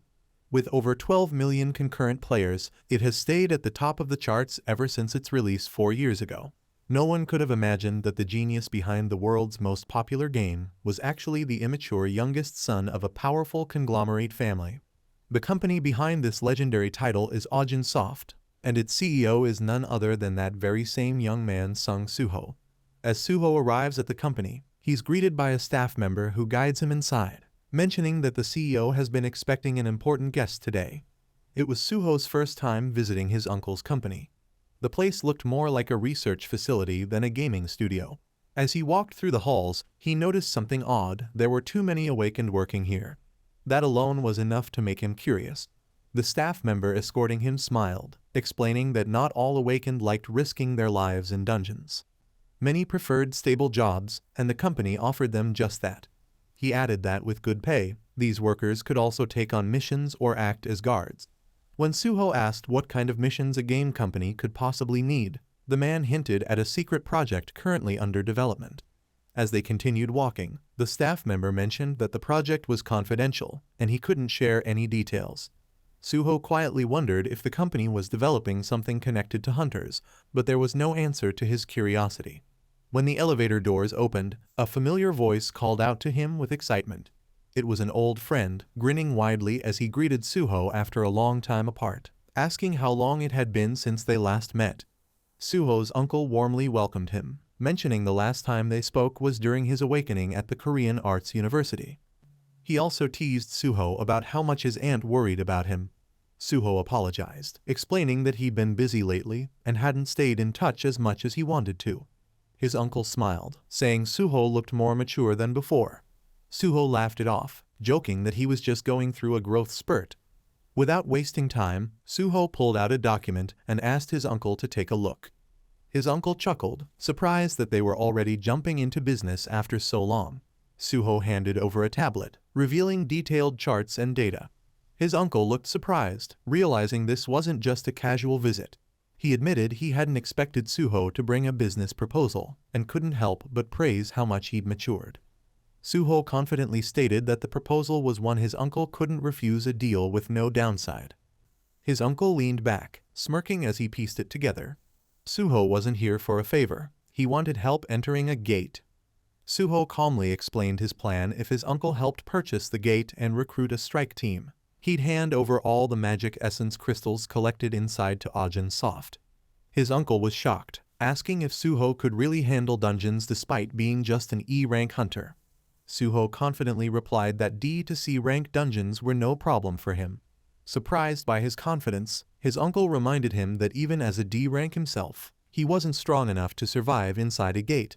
Then, with a serious tone, he asked if Suho's determination to enter gates was connected to their family, perhaps believing that his missing parents were trapped during the Great Cataclysm. Hearing his uncle's concern, Suho stayed calm. His uncle mentioned he was still hiring hunters and asked Suho to wait a little longer. Suho silently expected that response. A voice echoed in Suho's mind, urging him to tell the truth. He nodded, agreeing it was time to reveal everything to the person he trusted most.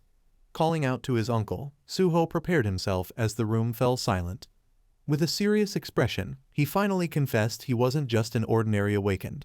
He was one who could level up. Suho's uncle was stunned by his claim about leveling up. Suho explained there were invaders from another universe hiding on Earth, and he needed to grow stronger to stop them. He revealed that by entering dungeons and defeating monsters, he could gain power and continue leveling up. His expression turned serious, filled with determination. Confused, his uncle asked what Suho was talking about and suddenly remembered something, a project called solo leveling. Thinking it was all a joke, he laughed it off, assuming Suho was pulling a prank to see his reaction. But Suho's eyes showed he was completely serious. Suho's uncle burst into laughter, saying what Suho described sounded exactly like the story of a new single-player game his company was developing. He explained that the game followed an awakened individual who could level up alone, starting as the weakest, then surpassing S-rank hunters to become the strongest protector of humanity. Hearing this, Suho fell silent. The story felt eerily familiar, almost like something his father once told him. His uncle dismissed it as coincidence, joking that Suho was too inexperienced to pull off a prank. But Suho's companion whispered otherwise. Maybe these memories were fragments from another world. Out of nowhere, Suho's shadow companion appeared, startling his uncle. His uncle panicked, pointing at it in shock, while the creature calmly asked Suho if it should assist. Suho addressed it by name Beru. The creature revealed that in the forgotten past, his uncle was once a follower of Suho's king and had witnessed countless battles. It said those memories must still be etched deep within his soul. Without wasting time on explanations, Beru decided to show the truth directly. With a flash, that power pierced the uncle's chest. He froze in shock as the strange light spread through his body. Beru calmly stated that this was a gift from the Shadow Monarch. The next moment, the uncle found himself standing alone in a bright, empty space, completely confused by what had just happened. As the light surrounded Suho's uncle, his surroundings faded away. A tall figure began to take shape in front of him, armored, imposing, and radiating a powerful aura. Suddenly, flashes of memories rushed through his mind, the past battles, Jinwoo's voice promising to protect him, and the chaos of dungeons that once tore the world apart. As the scenes played like fragments of a forgotten life, the uncle trembled. For the first time, he questioned if those memories truly belonged to him. Memories continued to flood in. The uncle saw himself sitting across from Jinwoo, sharing a quiet meal after countless raids. Jinwoo's voice echoed, thanking him for his help and calling him more of a brother than his own blood. He remembered Jinwoo's calm smile as he said he'd also think of him as family if the feeling was mutual. Back in the present, tears welled up in the uncle's eyes. As the memories faded, he realizing just how real everything he saw had been. Back in reality, Suho's uncle sat trembling, covering his face as fragments of his past life blended with the present. Suho asked Beru what he had done, but the creature calmly replied there was no need to worry, his uncle had simply regained his memories from the previous world. Tears streamed down the uncle's face as he muttered that in this world, fate had given him another chance, a chance to meet Jinwoo again. Looking at Suho, he realized the limitless power Jinwoo once held now lived on in his son. Suho nodded, admitting it was the same though a little different this time. The uncle finally grasped the weight of everything. The gods from the outer universe, known as Itarim, were preparing another invasion and Suho was the one standing in their way. He realized Suho wasn't just protecting Earth. He was fighting threats from an entirely different dimension. Despite the urgency, the uncle couldn't help but chuckle. Suho had come to him with a formal business proposal instead of asking for help directly. It reminded him of Jinwoo's stubborn nature. Now fully understanding the situation, he sighed and smiled faintly, admitting that Suho was no longer a child to protect but a warrior walking his father's path.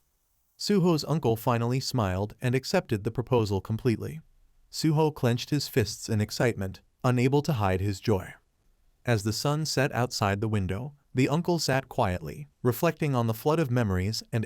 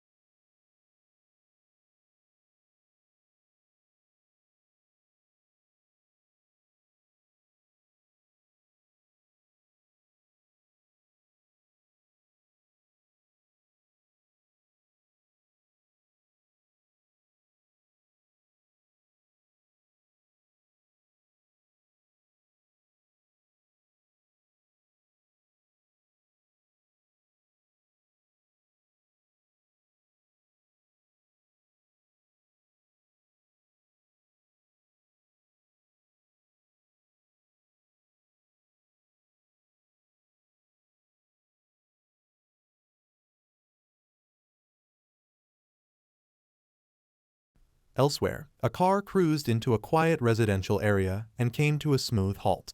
Lee Min-sung, vice CEO of the Grim Reaper Guild, stepped out with a composed expression despite it being 3 months since his last visit. Calm and collected, he made his way toward the familiar building. As he walked, his mind drifted to days long past, back to when he had basked in fame, known across Asia as the prince following his awakening as a rank hunter during the Great Cataclysm. That time, however, had crumbled swiftly. The moment his longtime driver, Lim Tu, revealed himself to be an S-rank hunter, everything shattered. What had been a matter-of-fact awakening to Tu felt like an unforgivable insult to Min-sung. Proof that even someone beneath him in status could surpass him in power. The perfect social pyramid that had once favored elites like him had tilted, and the bitterness still lingered in his heart. From that point onward, restoring that balance had become his goal, even if achieving it meant forming alliances with demons. With that conviction etched in his mind, Min-sung finally arrived at his destination and stepped through the door. Inside, the sharp gazes of guards greeted him, their silent formation exuding cold hostility. A heavy stillness filled the room until a voice broke through the tension, calling his name. Turning toward the sound, Min-sung spotted its source. A boy with stark white-gray hair and unsettlingly sharp eyes that triggered something in Min-sung's memory. The recognition struck immediately. This wasn't just any child. It was someone tied to a past Min-sung hadn't fully let go of. Approaching the boy, Min-sung tapped him lightly on the head, recalling the first time they met when he was just a baby. He made a half-hearted comment on how much the boy had grown, noting the rise in his mana. But the boy replied with an eerie seriousness, correcting Min-sung that it wasn't mere growth, it was a return. He explained that to stabilize the damage caused by dimensional travel between outer universes, his original form had fractured its own power and personality into multiple fragments, sending each one into this world separately. The first fragment, his weakest form, had been the infant Min-sung once knew. The version standing now was a fusion of that fragment with a second one, newly arrived. Though he retained the same memories, this current self was vastly different, stronger, more aware. Mung struggled to wrap his head around the complexity of it all. The explanation felt like a convoluted mess, but it didn't matter. What truly concerned him was the promise, wealth, fame, and the elimination of Tu. That was the deal they had made, and it was the only thing Min-sung cared about. The boy acknowledged the agreement, assuring him that the deal still held, but there was suspicion in his eyes as he questioned Min-sung's unannounced visit. Min-sung then laid bare his reason. There had been setbacks. The Stardust manufacturing process had suffered recent blows. The Hyena Guild, which supplied the firewood, and the factory in Seoul had both been wiped out. Their operation had taken a major hit, and Min-sung was there to collect more Stardust to keep things afloat. The boy paused, absorbing the news, and calmly asked if Min-sung had figured out how the attacks occurred. Min-sung mentioned hearing vague rumors about a masked hunter being behind the destruction of the Hyena Guild, but dismissed it without concern. That careless attitude and lack of a contingency plan didn't sit well with the boy. His gaze darkened, and he questioned whether his previous self had erred in choosing Minsung as a pawn. The remark hit harder than intended, and something snapped in Minsung. In a sudden blur of motion, he surged forward, pressing a cold blade to the boy's throat. His eyes narrowed as he threatened to kill him on the spot, warning that he would not be treated as a disposable puppet. But the boy remained unfazed, and that calm in the face of danger only deepened Minsung's unease. Before he could act further, everything changed. An oppressive force flooded the room. The boy's mana erupted outward, blanketing the air with suffocating pressure. It was as if the entire building bowed to his will. Around them, the guards, who had been motionless seconds ago, now shifted, their bodies ready to pounce.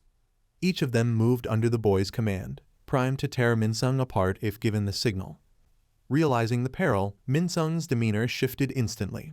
He stepped back with a forced grin, his blade lowering as he dismissed his earlier action as a poor joke. The boy didn't respond. He didn't even look at Minsung. With an air of disinterest, he let the offense slide, stating that he still saw some usefulness in him. Soon, the suffocating grip of mana around the room began to fade, and as the tension lifted, one of the guards stepped forward and opened a briefcase, revealing several crystalline vials, stimulants with a stardust concentration nearly 100 times stronger than the typical variant. The boy explained that once diluted, the stimulants could yield vast quantities of stardust, and unlike the standard product used by low-ranking hunters, this version was potent enough to affect even someone like Minsung and a ranker. Minsung eyed the vials cautiously. He understood the power they held, but said nothing more. Silently, he took the case and turned toward the door. Just before stepping out, he paused and glanced back, offering the boy a single reminder, urging him not to forget his promise. There was no reply. The boy's attention had already drifted toward the distant horizon outside the window. Somewhere far away, he could sense it. Another fragment was approaching, a fragment of strength. With it, he would reclaim an even greater share of his lost power. And when that time came, there would be no more need for secrecy. That moment would mark the turning point, the beginning of the true invasion. Meanwhile, in another part of the city, Suho had been clearing dungeons at a relentless pace. It had begun with smaller, low-ranked gates, but recently he had pushed into higher-level ones, taking on tougher opponents with Essel and Gray fighting at his side. He had even begun mining monocrystals at remarkable speeds, employing an entire workforce of goblin summons to streamline the process. Currently, Suho was engaged in a fierce battle with a C-rank dungeon boss deep underground. The massive spider-like beast swung its clawed limbs with terrifying speed, but Suho moved with sharpened reflexes, slipping through each attack like a blur. Tired of evasion, he lunged forward with his dagger unsheathed and activated Storm Slash. Pouring all his strength into the strike, he slashed at the monster with full force. But a system notification promptly appeared, warning that the target's resistance was too high, nullifying the paralytic effect of his attack. Unfazed, Suho quickly shifted tactics. He leapt high into the air, fists clenched tight, and surged forward again, this time channeling his mana with renewed focus and force. With a crash, he slammed his fist into the monster's massive jaw. Then, swiftly drawing his dagger again, he launched a flurry of precise slashes, each cut executed with increasing confidence and power. He could feel it. How far he'd come.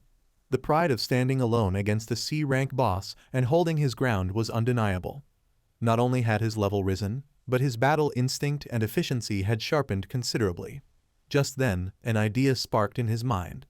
Ruler's authority, a skill he'd mostly used to manipulate objects. But what if he infused it directly into his strikes? Testing the theory, he focused, pouring invisible force into his arm as he leapt again.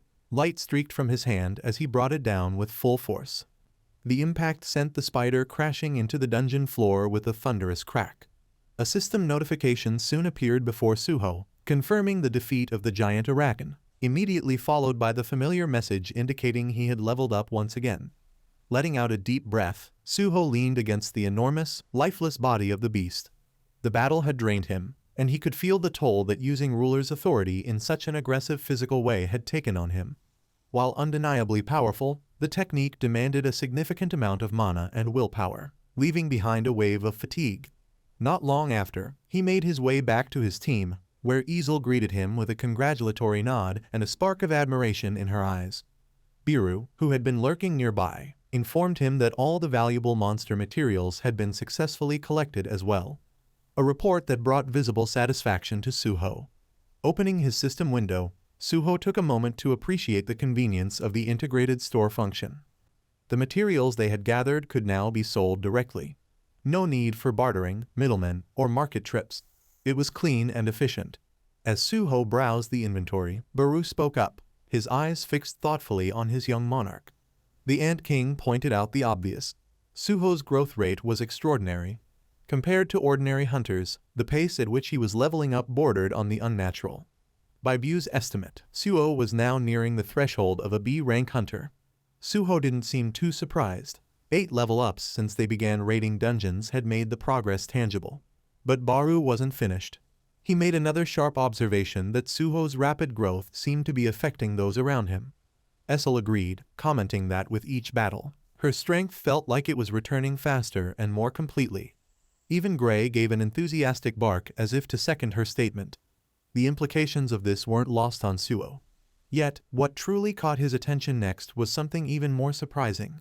For the first time, he could see levels displayed above Essel and Gray. He pointed it out, his voice tinged with curiosity. Essel, equally puzzled, admitted she didn't understand it.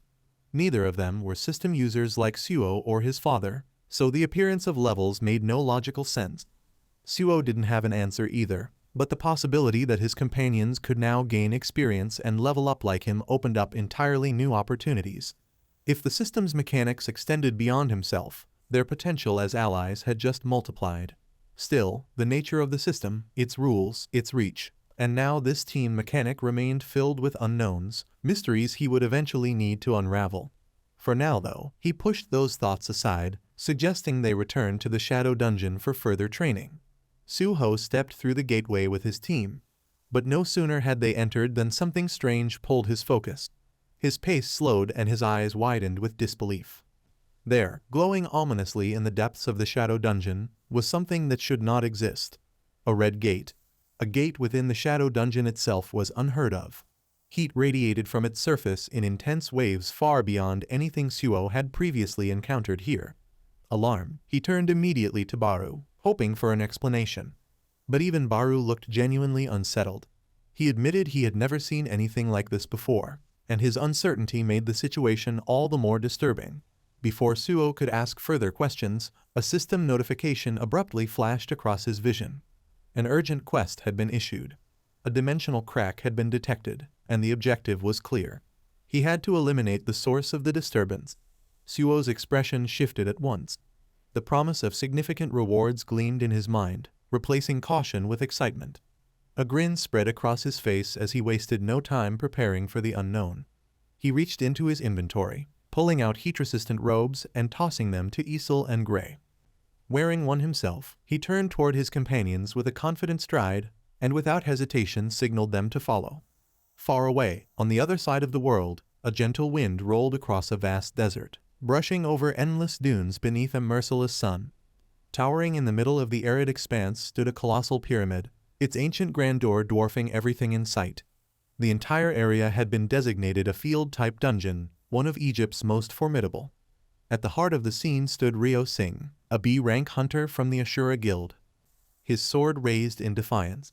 He and his squad had been cornered near the pyramid's base, facing off against another team of hunters who refused to retreat after forcibly ejecting Ashura Guild members from the site. Leading the opposing group was Randolph, a rank hunter of the Scavenger Guild, exuding authority. To him, the presence of the Ashura Guild was little more than an annoyance. He issued a sharp warning, making it clear that further resistance would result in battle. Ryo's mind raced as tension escalated. Running into one of the top-ranking guilds had turned their mission into a nightmare. But he wasn't one to back down. He signaled his team to prepare, knowing they couldn't afford to lose here. Randolph, unfazed, stood with arms crossed and a relaxed stance. His confidence came from the Scavenger Guild's sheer dominance. He didn't believe they'd be challenged seriously. But just as the air tensed for violence, a sudden interruption shattered the moment. A hand appeared out of thin air, halting both parties in their tracks. All eyes snapped toward the source. Amidst the shimmering heat and swirling sand, Suho stood beside Essel and Gray, having emerged unannounced, Suho scanned the unfamiliar desert terrain, clearly confused. As his gaze drifted from the endless dunes to the tense standoff between hunters, he asked somewhat awkwardly where exactly he had ended up. 30 minutes prior to the confrontation that unfolded amidst the swirling sands, Suho and his team had emerged into what initially presented itself as a desert-type dungeon. The blazing sun and endless dunes set the stage, but it was Beru who first noticed something far more significant. His gaze locked onto the looming pyramid in the distance, and from that ancient structure, he could feel the immense mana pulsing outward like a beacon. However, it wasn't just the desert or the pyramid that unsettled them. As they journeyed deeper into the strange terrain, anomalies began to pile up. Scattered across the sand were rusted cars, collapsed metal fencing, and remnants of barbed wire, elements that simply didn't belong in a typical dungeon environment. These contradictions stacked uneasily, making Suho and his group question whether this was even a dungeon at all. Attempting to steady his team, Suho shook his head and chose to focus on what mattered most. He reassured them that as long as the original gate linking them to their place remained intact, they had nothing to worry about. To confirm this, Suho decided to double-check the gate personally. Without delay, he stepped through the portal. But what should have been a simple verification ended in disbelief. Suho returned almost immediately, his expression dark, eyes shadowed by the weight of what he had discovered. The gate was gone, vanished without a trace. The mood shifted. Their only known exit had evaporated. They were trapped. Trying to navigate this new problem, Suho pressed onward, hoping to find anyone who could provide answers about their current location. That was when he stumbled upon the tense standoff between two groups of hunters. Hoping for clarity, Suho questioned the gathered hunters about where they were, but Ryo eyed him with suspicion. In his mind, Suho was likely another opportunistic hunter from the east looking to lay claim to the pyramid dungeon alongside the scavenger guild. Meanwhile, Randolph viewed the situation with contempt. His cold eyes lingered on Suho, though his thoughts briefly drifted to a cryptic conversation with his guildmaster, Thomas Andre. He remembered Thomas recounting an ominous prophecy, one spoken by Granny, the old seer whose visions were known for their uncanny accuracy. Her prophecy had mentioned a life born from death, a figure who would emerge from a shattered seal, one fated to appear at a tomb and possess the ability to raise the dead. The timing had aligned too perfectly with the sudden appearance of the pyramid dungeon in Egypt, its tomb-like presence tied eerily to death and rebirth. Thomas had drawn the connection and sent Randolph to seize the dungeon for the scavenger guild. And when Randolph had asked what to do should others interfere, Thomas had been clear. Handle it the scavenger way, with force and without hesitation. Snapping back to the present, Randolph's gaze sharpened as he issued Suho a final warning. If Suho had come to claim the dungeon, he'd best leave. But Suho, now assured that this place was indeed a dungeon, and likely the source of the dimensional crack from his urgent quest, had no intentions of backing down. Resolute, Suho posed a calm yet firm question. What would happen if he refused to leave? Randolph didn't take kindly to defiance. Rage surged in his chest as he drew his blade and struck with thunderous force, bringing it down in a fiery arc, aimed to finish the interloper in one blow. But to his surprise, Suho nimbly dodged the attack and countered with a swift, powerful punch to Randolph's chest. The strike landed cleanly, yet Randolph didn't flinch.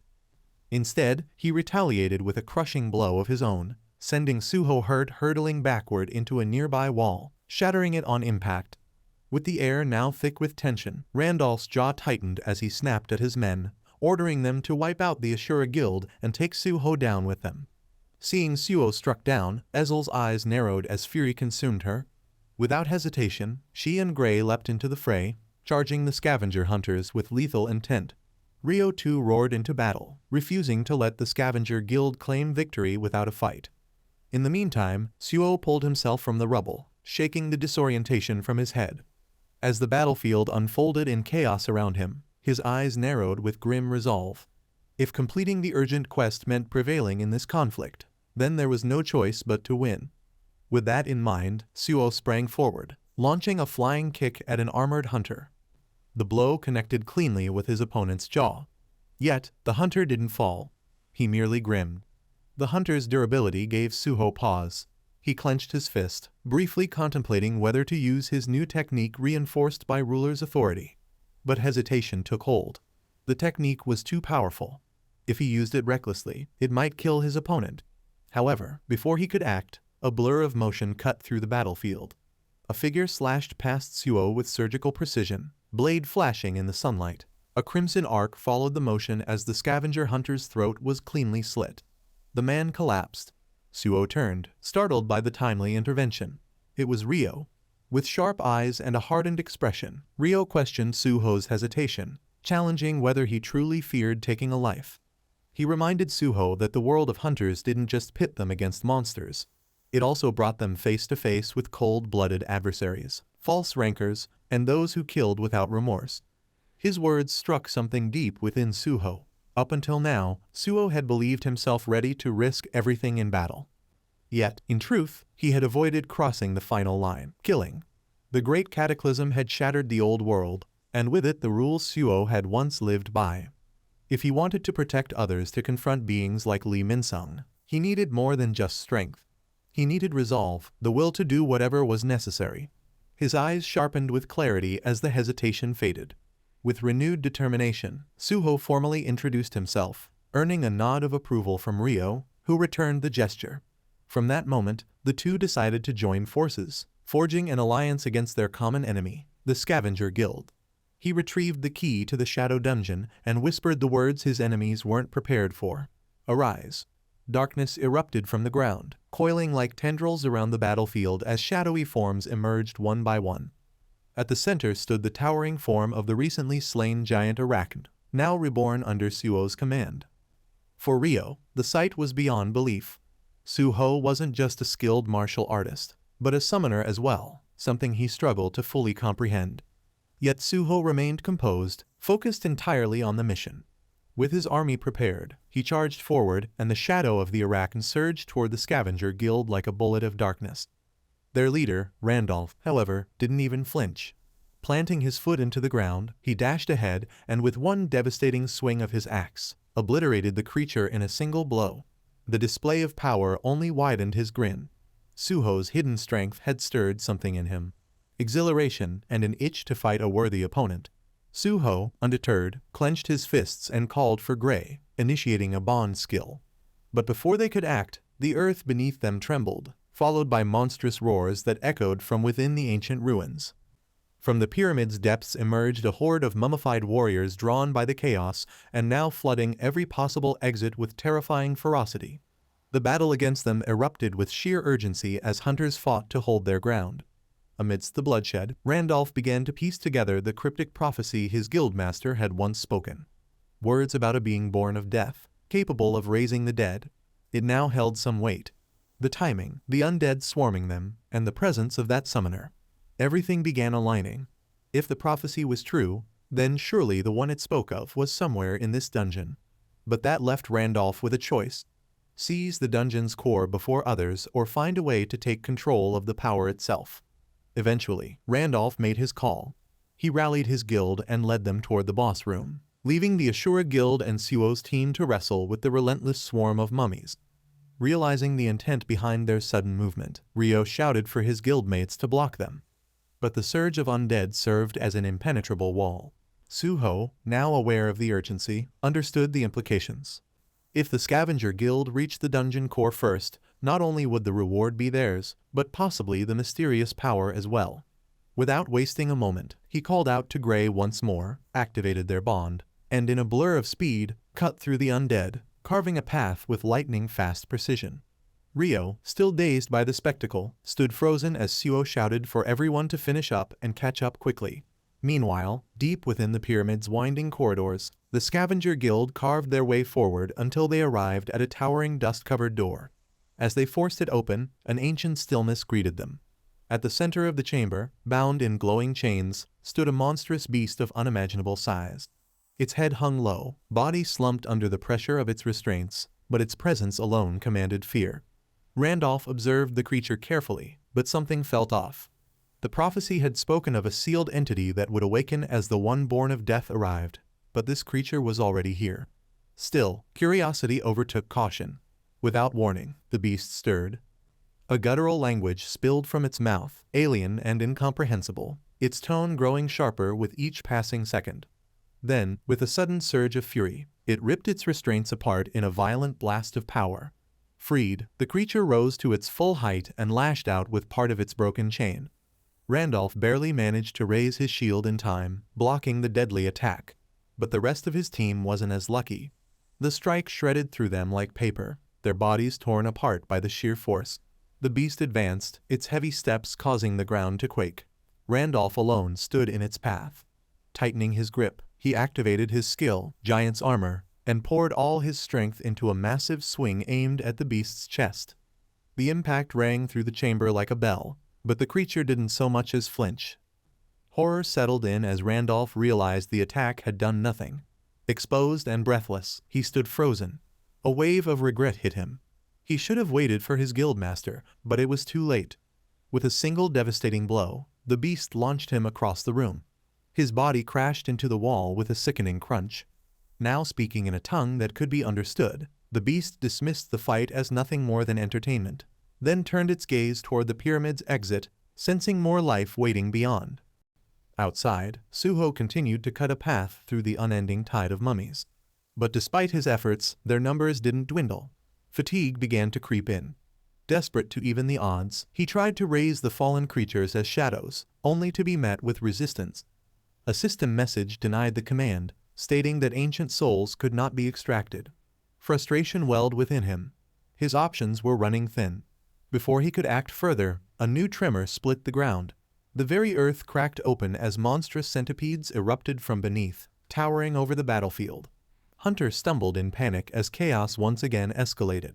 Ezel sprang into action, leaping onto one of the creatures. She drove her spear into its armored hide with all her might, but even her sharpest blows failed to pierce its shell, leaving her exposed and frustrated. Ryo, watching the unfolding disaster, shouted to Suho, urging him to consider retreat. The situation was spiraling, and they were dangerously outnumbered. Suho hesitated. The quest required him to resolve the dimensional crack, and letting the scavenger guild reach the dungeon's heart unchecked could mean failure. Yet, given the dire situation, retreat felt like the only viable option. As doubt clouded his mind, a dreadful sound thundered across the battlefield. Heavy footsteps, slow and deliberate, echoed with chilling weight. Ryo turned, his face paling as his eyes landed on the approaching terror. Emerging from the passage the scavenger guild had taken was the very beast that had annihilated Randolph and his team. A colossal entity cloaked in death. Suho instinctively shifted his stance, senses flaring. The red name above the creature confirmed what his instincts already knew. This was no ordinary monster. The system identified it as the prisoner of the tomb, Amet, a being of unimaginable power, a living calamity. As Amet emerged from the depths of the pyramid, his roar tore through the battlefield, shaking the earth beneath. The horde of mummies, which had been blindly attacking just moments ago, suddenly froze. Then, as if compelled by the monster's will alone, they turned and fled, retreating in terrified obedience. Ezel, able to understand the ancient tongue of monsters, quickly realized what Amid had commanded. He had ordered them to vanish. In a blur of motion, the colossal creature suddenly launched himself toward Ezel, landing directly in front of her with a thunderous crash.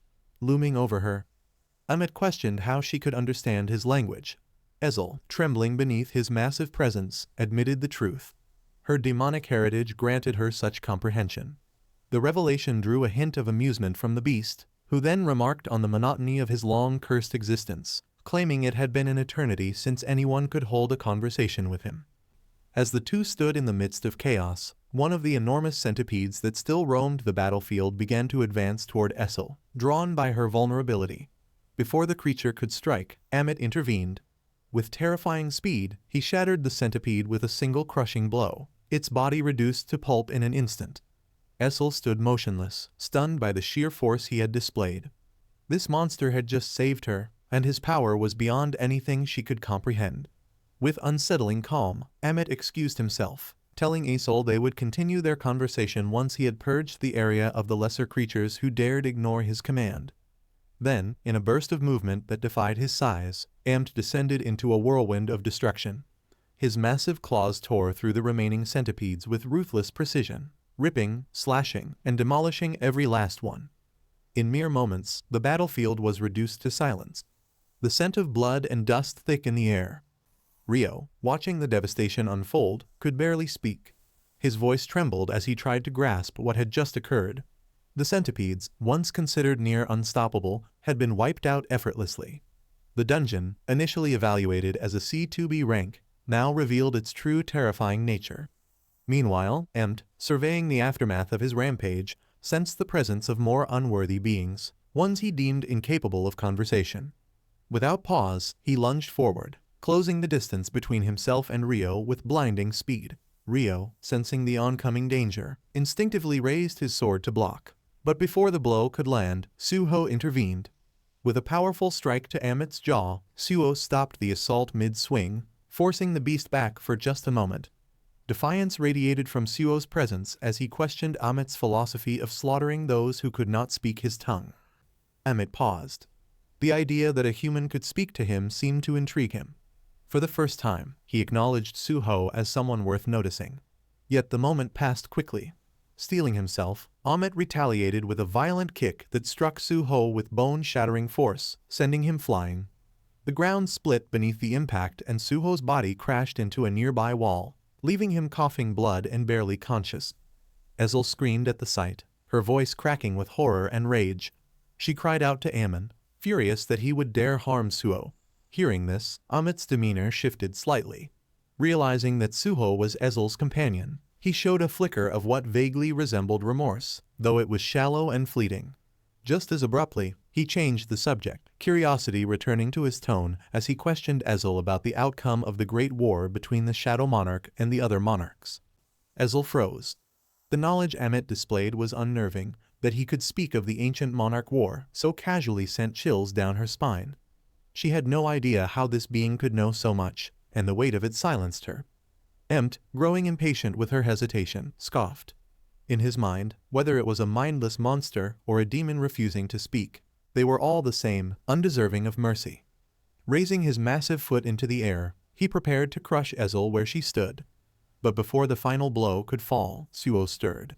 Despite the pain racking his body, he activated his status recovery skill. A warm golden glow surrounded him, slowly mending his wounds and restoring his strength. Rising once more, Suho faced the creature and answered his earlier question. With clarity and conviction, he declared that the Shadow Monarch had indeed emerged victorious in the war, having destroyed the other monarchs one by one. Emmett stood still, absorbing the revelation. His voice echoed across the battlefield as he questioned Suho again, demanding confirmation. Had the war truly ended while he was confined in that wretched tomb? Suho, eyes steady, confirmed it. At the same time, his instincts remained alert. The sheer power radiating from Amit placed him easily at S-rank threat level, and he knew one wrong word could spell their end. Amit's curiosity deepened. Slowly advancing, he brought up another name, Tarnak, and asked about his fate in the Battle of the Monarchs. Suho immediately recognized the name, the Monarch of Iron Body. The mention of him and Amit's interest led Suho to suspect a deeper connection, perhaps an allegiance, maybe even kinship. Before he could fully form a response, Amit suddenly stomped at the ground beneath Suho, sending cracks racing across the earth. Suho dodged just in time, instinct guiding his movements. Gaining some distance, he demanded to know what Amit was trying to prove. Amit's roar thundered through the field, accusing Suho of hesitation, of withholding the truth. His frustration boiled over as he demanded a direct answer regarding Tarnak's fate. Suho, understanding there was no way around it, delivered the confirmation Amit sought. The Monarch of Iron Body had been slain. A moment of silence followed. Then, surprisingly, Amit began to laugh. A low guttural sound that rumbled in his chest. He thanked the Shadow Monarch for ridding the world of Tarnak, his tone laced with sarcasm and strange amusement. Suho, momentarily confused, took a chance and asked if Amit had been close to Tarnak, perhaps a relative or former subordinate. But the question ignited rage in Amit. He scoffed at the notion, his pride wounded by the implication. Without warning, he charged again. Fist reared back to deliver a killing blow. But just as his attack was about to land, shimmering chains suddenly materialized out of thin air. They coiled around Amit's massive frame with supernatural precision, locking him in place. Amit roared in fury, his body thrashing against the restraints. His voice rang with rage and torment as he cursed the spellcaster in Tarnak, the ones responsible for his centuries-long imprisonment. The chains pulsed with magic and tightened further, pulling Amit backward, dragging him toward the dark abyss of the pyramid's interior. In moments, his towering figure vanished, swallowed again by the shadows of the ancient tomb. Silence fell over the battlefield, and Suho stood motionless, unable to process what had just unfolded. The chains had appeared from nowhere and subdued a monster of that scale with ease. It left him rattled, though a strange sense of relief crept in. Essel ran to his side, eyes filled with worry, and asked if he was all right. Suho nodded, though the pain and shock still lingered behind his composed expression. Regaining his focus, Suho quickly assessed the battlefield. With Amit's existence now exposed, he knew they couldn't afford any more reckless moves. Turning to the wounded, he prioritized tending to Gray and the injured members of the Ashura Guild, determined to stabilize them while there was still time. But before Suho could refocus entirely, a sharp blur disrupted his vision. The system's quest window flickered and updated without warning. What had been a simple extermination directive was now rewritten. The new mission instructed Suho to enter the connected gate and free the heir of the Iron Body Amit, who remained trapped inside the pyramid. A cold unease gripped Suho. The command contradicted everything that had just occurred. But despite the confusion, he and Essel pushed deeper into the heart of the ancient structure.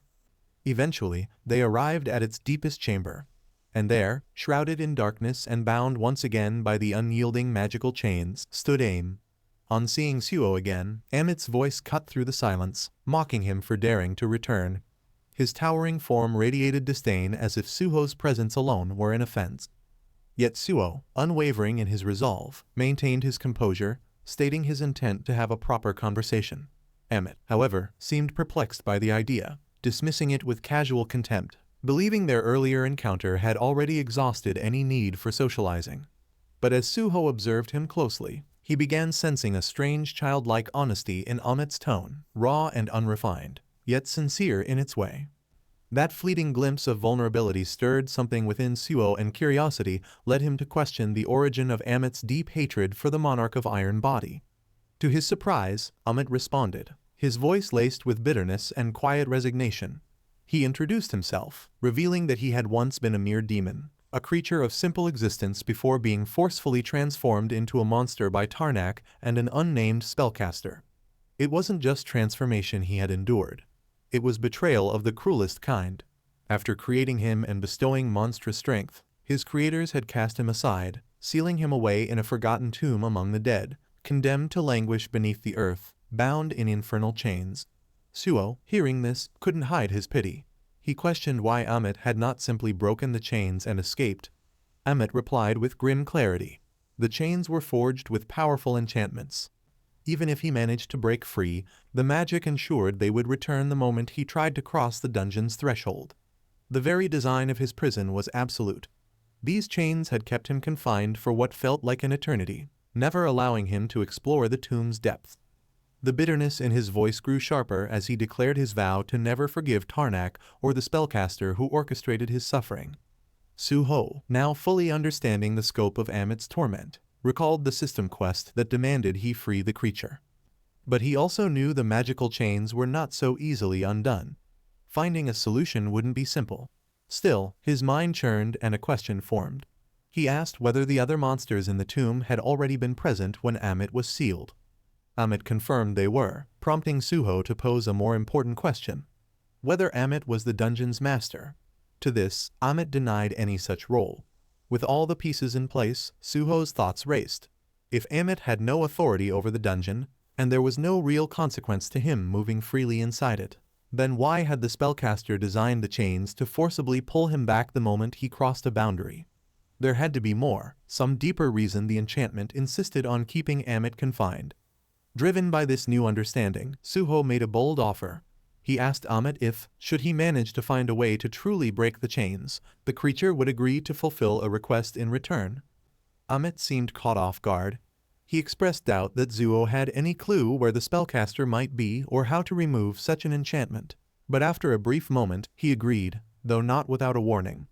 If Suho's words were empty, and this offer was nothing more than a game, there would be consequences. Despite the looming threat, Suho's determination never wavered. He explained his plan with clarity. He believed that defeating the dungeon master might cause the collapse of the dungeon itself. And if the dungeon's existence was what anchored Amit's chains, Then destroying the core would strip the magic of its purpose, allowing the chains to fail permanently. The idea stunned Amit, but intrigue flickered across his face. For the first time, he allowed hope to take root and agreed to go along with Suho's plan. Wasting no time, Suho created a portal to the Shadow Dungeon and laid out the full strategy. He explained that he and Essel would press forward to defeat the dungeon's boss monster. Once the dungeon collapsed, the enchantments that bound Amit should lose their anchor. That would be the moment of truth. Next, they would regroup. Amit would join Suho in escaping through the portal before the tomb caved in. Though Suho had a backup plan prepared for failure, Amit refused to entertain the idea. For him, this was the only path forward. With a nod of understanding, Suho and Essel ventured deeper into the ancient tomb, leaving Beru behind with Amut. Their descent led them to a chamber, crawling with monstrous giants, but none could stand against their combined strength. One by one, the creatures were felled, clearing the path to the dungeon's heart. There, upon a throne bathed in shadow and power, sat the warden of the tomb, Shika. Without warning, Shika moved, hurling a massive sphere of sand toward Suho. It exploded midair, releasing a gargantuan sand beast that roared toward its prey. Suho, unfazed, struck with unerring precision, cutting the beast down in a single swift motion, but Shika remained protected behind an impenetrable barrier of sand. Suho could not get close and his mana reserves were dwindling. Time was slipping away. Realizing the urgency, Suho called upon their last resort. He turned to Essel and urged her to activate their bond skill. Delighted at last to utilize what she had so diligently honed, Essel unleashed the power. The bond skill, now perfected through tireless training in the Shadow Dungeon, merged her and Suho's energies into a singular force. The transformation surged through Suho, elevating his power to new heights. Essel, drained by the effort, collapsed to the floor, praying her contribution would be enough to tip the scales. Shikika, sensing the overwhelming surge of power, readied himself for the confrontation. Suho, now fully empowered, launched his ultimate move. The demon blast, infused with the fiery essence of the descendant of white flames, tore across the chamber. The force of the blast shattered the sand barrier and struck Shika head-on, reducing him to ruin. The tomb trembled violently. From afar, Amit and Beru felt the tremors, recognizing instantly that the dungeon was collapsing. Suho's plan had succeeded.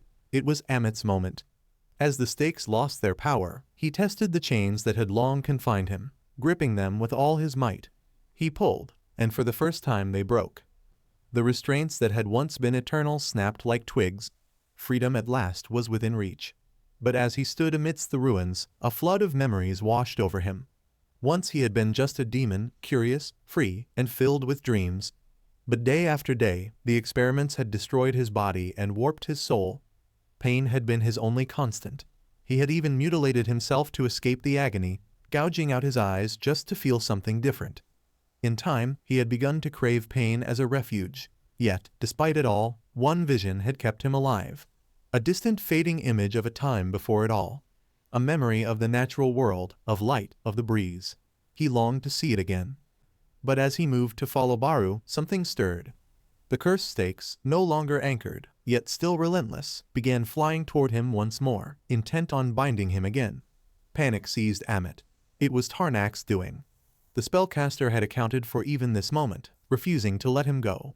In the red gate materializes in the parking lot, pulsating with unstable energy. A group of suited figures realizes that a dungeon break is imminent, a catastrophe that would destroy the entire facility if the boss isn't defeated immediately. However, these individuals have no intention of preventing the disaster. With their eyes glowing menacingly, the group identified as apostles decides to conceal the danger. Instead of raising the alarm, they conspire to lie to the Hunters Association, planning to report that the area is safe despite the approaching destruction. The origin of these invaders, who identify themselves as creations, their entire existence is dedicated to absolute servitude, whether fighting amongst themselves to cure their creator's boredom or retrieving whatever he desires. Everything changed when their god announced the death of a divine kin in another dimension, commanding them to seize the resulting power vacuum. He ordered them to take ownership of the world without a master. Loyal to the end, they They rallied countless winged believers and launched a massive crusade to conquer this new realm. The journey to the new dimension was far from easy. Transporting such a massive army required an unimaginable amount of energy, yet the dimensional passage constricted the more power it held. Consequently, the army of God was forced to traverse the void for eons. When they finally arrived at the world without a master,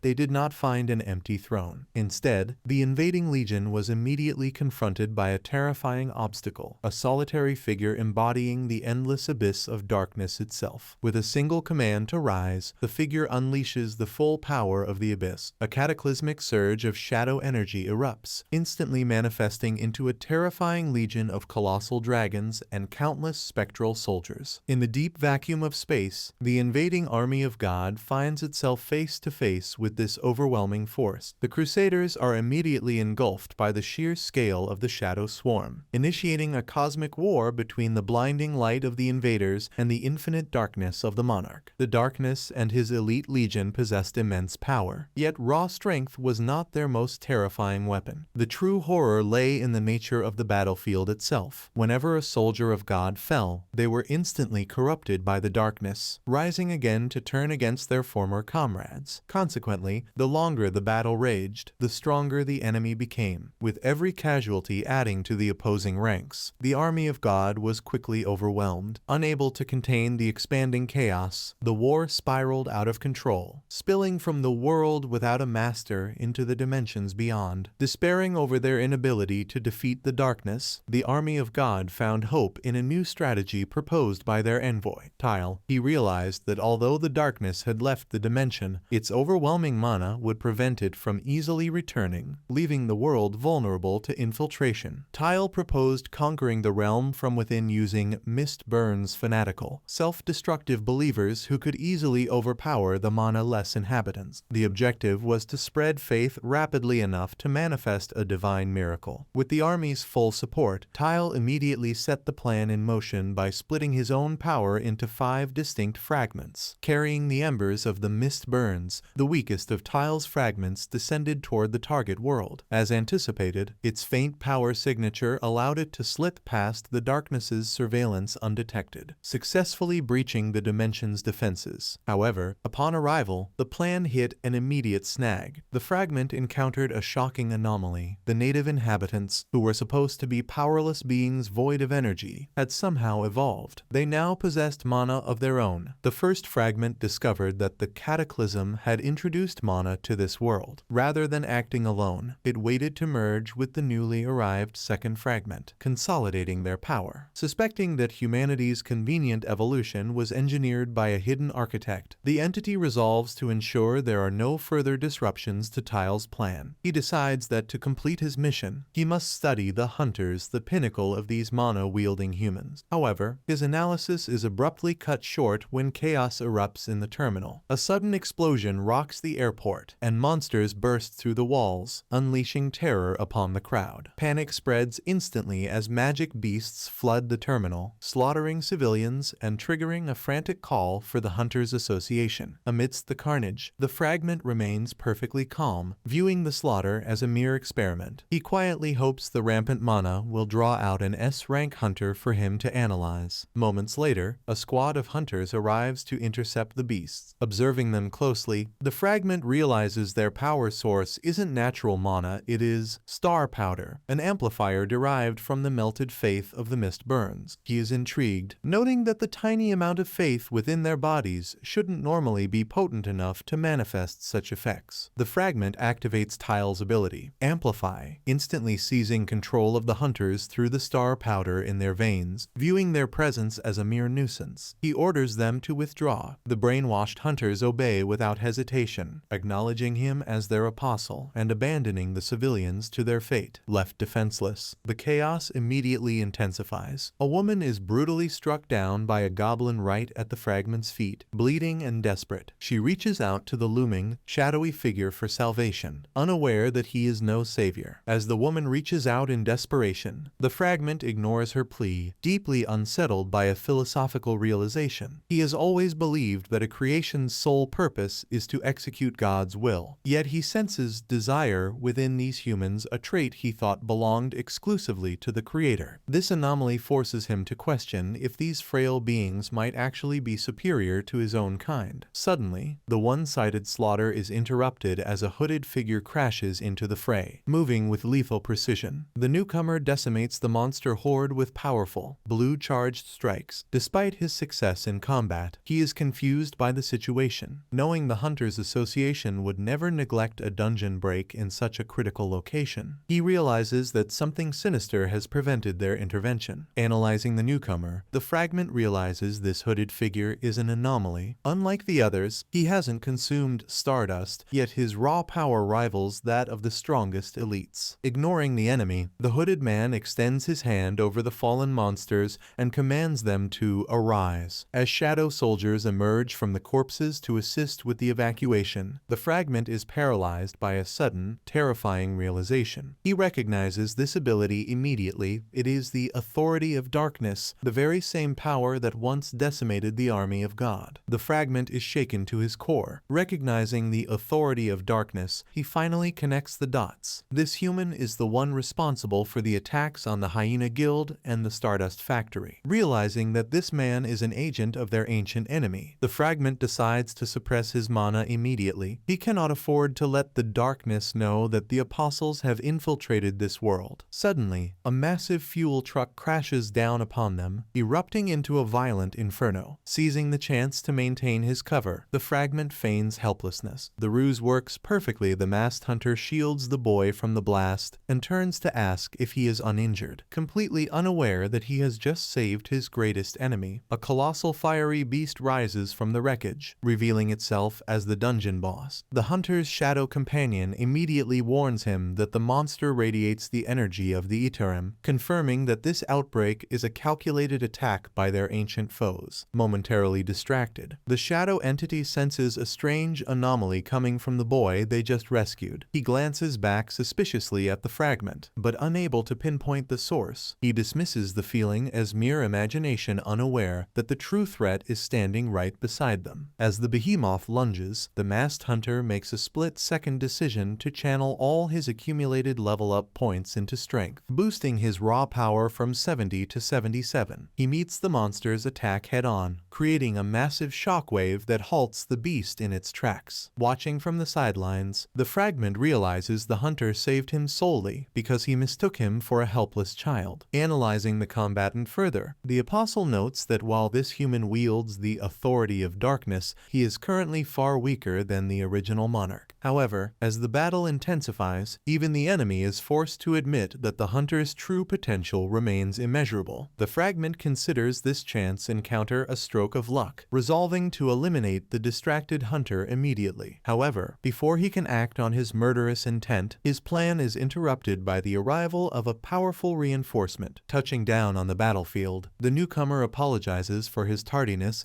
and declares that he will end the fight instantly. He unleashes a torrent of searing flames, incinerating the surrounding monsters in a heartbeat. The sudden, overwhelming inferno catches everyone off guard, leaving both the disguised apostle and the masked hunter stunned by this blazing intervention. The battlefield is instantly transformed into a blazing inferno as the newcomer unleashes a devastating volley of fireballs. The sheer intensity of the attack annihilates the monster horde in mere seconds, leaving nothing but ash in its wake. Witnessing the destruction, the masked hunter is left in awe, struggling to comprehend how a single strike could wipe out so many enemies at once. As the flames settle around the mysterious figure, he begins to suspect that this fire-wielding savior is a renowned hunter he has heard of before. The masked hunter correctly identifies the newcomer as Choi Jong-in, the renowned S-rank hunter, Choi. However, is genuinely impressed to see that the boss monster managed to withstand his initial bombardment. Acknowledging the creature's unexpected resilience, the S-rank hunter decides to stop holding back. Manifesting a massive bow composed of raging flames, he unleashes a concentrated arrow of pure fire, engulfing the beast in a blinding explosion that instantly overwhelms its defenses. The arrow strikes with cataclysmic force, incinerating the beast and leaving nothing but a scorching crater in its wake. Standing amidst the fading flames, Choi Jong-in calmly announces that the crisis has been averted. As the relieved survivors chant his name and praise the human weapon,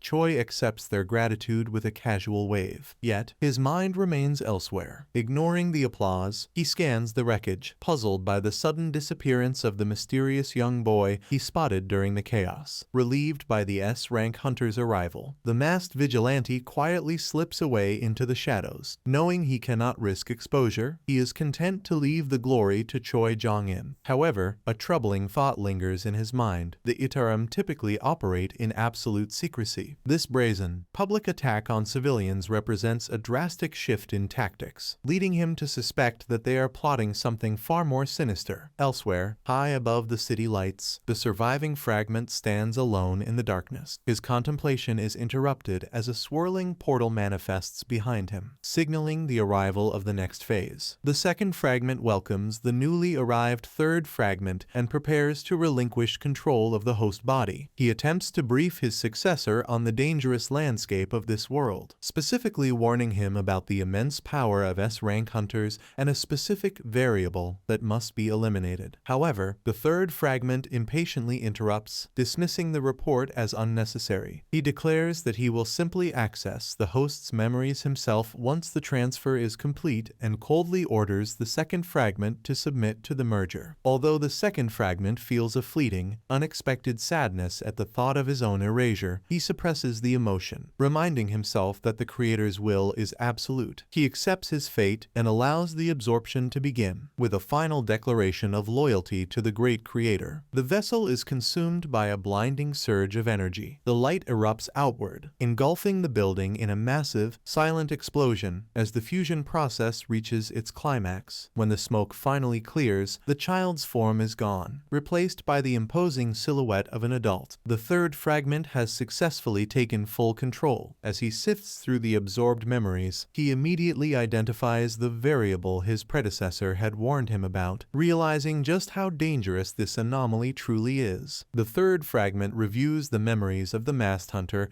and immediately recognizes the authority of darkness. Disagreeing with his predecessor's assessment, he decides that eliminating such a unique being would be a waste. Instead, he formulates a more sinister plan. Rather than destroying the variable, he intends to convert the hunter into a follower, thereby gaining the power to control the dead himself. Meanwhile, the young monarch collapses at home, utterly exhausted not from the battle, but from an endless lecture by his uncle about prioritizing his safety over saving the world. Briefly wondering if his missing parents would have worried about him with the same intensity, he pushes aside the melancholy thought. Ignoring his shadow companion's advice to sleep, he forces himself up and heads straight for the shadow dungeon, deciding that rest can wait. Driven by his addiction to leveling up, the young monarch rushes to the shadow dungeon to complete his daily quest. However, upon arrival, he is met with a shocking notification. The quest has been cancelled because every single monster in the dungeon has already been eliminated. His companion reveals the culprit is Amut, who single-handedly slaughtered the entire goblin horde in just one night. Amut defends his actions, clarifying that he only targeted the hostile forces near their base, while strictly adhering to his promise not to harm humans. Devastated, the hero despairs that his growth will halt without his daily grind. Seeing his desperation, Amut offers an alternative. He reveals that he achieved his own strength through rigorous discipline rather than birthright and offers to become the boy's instructor. As if in response, the system generates a new daily quest: train to become a formidable combatant. Realizing he would be foolish to refuse, the young monarch immediately accepts the quest. He reads the requirements: a standard regimen of 100 push-ups, sit-ups, squats, and a 10-kilometer run, and prepares to start, believing this is the path to true strength. However, Amut interrupts, dismissing the basic workout as insufficient. He updates the objectives with a brutal constraint: the monarch must complete the entire routine while carrying the massive instructor on his back. When the hero questions the impossibility of lifting such a giant, Amut reveals that he can manipulate his body mass, shrinking down to a human size. He signals the start of the training training, and the young monarch begins his grueling ascent to power. A system notification immediately checks the young monarch's excitement, warning him that the power gap is too wide. He must reach level 80 before he can unlock a bond skill with his new instructor. Despite the long road ahead, he remains optimistic about having a companion who generates quests. That optimism is crushed literally the moment Amut hops onto his back. The floor beneath them shatters instantly. As the hero struggles under the impossible load, Amut reveals a cruel twist. While he reduced his physical size, his immense weight remains unchanged. Ignoring the boy's agony, the instructor coldly states that true training requires a cycle of bodily destruction and regeneration. Meanwhile, at a nearby dungeon, a scientist watches test subjects agonize inside tubes of blue flame. He grows weary of his role, asking how long he must maintain this charade. Emerging from the shadows, the demon Mermu admonishes the human, reminding him to be grateful and view their servitude as an honor to the one who saved their wretched lives. The alliance between the human collaborator and the invaders proves fragile. Enraged by the demon's condescension, the man lashes out, severing one of Mermu's tentacles and warning the creature never to judge him again. He demands that the apostle honor their bargain, especially now that the powerful hunter Lim Tiju is returning to Korea. Unfazed, Mermu presents a glowing gem, urging the human to accept the power of the apostle, the savior who rescued the demons after the Shadow Monarch's war. Mermu promises that this artifact is the key to defeating Lim Tiju, but the human violently rejects the offer. Dismissing the demon's fanaticism, he stalks off into the night, leaving Mermu to sneer at his foolishness and destined failure. Alone with his ambition, the human collaborator plots a double cross. He plans to let the demons assassinate his rival, Lim Tiju, only to betray them to the authorities immediately afterward, believing this scheme will restore him to his former glory. However, his movements are not as secret as he thinks. Perched high above the facility, Hunter Beak Miho tracks him, confirming to the association chairman that Lee Min-sung has just left the suspected production site of Star Powder. Back at headquarters, Chairman Woo Jin-chul and Choi Jong-in connect the dots. They realize that every hunter who acted erratically or lost their memory during the airport incident had consumed Star Powder, with the drug now exposed as a catalyst for mind control. The chairman decides to issue an immediate ban on the substance and prepares to move against Lee Min-sung. Woo Jin-chul and Choi Jong-in finalize their strategy, resolving to capture Lee Min-sung and expose the masterminds behind the Star Powder conspiracy. Later, alone in his office, Jin-chul reflects on news of Suho's safe return, realizing the boy has inherited his father's unique ability to level up through the system. He silently vows to the image of Sung Jinwoo that he will do everything in his power to aid the young successor. Meanwhile, Suho is enduring a training regimen that borders on torture. With a final, agonized scream, he completes the 100th push-up under Amut's crushing weight, only for his arms to snap instantly from the strain, while his shadow companion panics and screams at the instructor to stop the madness. Suho refuses to quit. With trembling, broken hands, he desperately accesses the system shop to purchase a healing potion, determined to survive the next set. Two miners were at work, with one observing that if their field was private, the mining seemed endless. He wondered how others in the area managed to earn a living if they didn't take many monocrystals. Questioning if they had alternative income streams, he then shifted topics, mentioning a rumor about an E-rank hunter joining their collection efforts. Expressing disbelief, he questioned how an E-rank hunter was permitted in a B-rank dungeon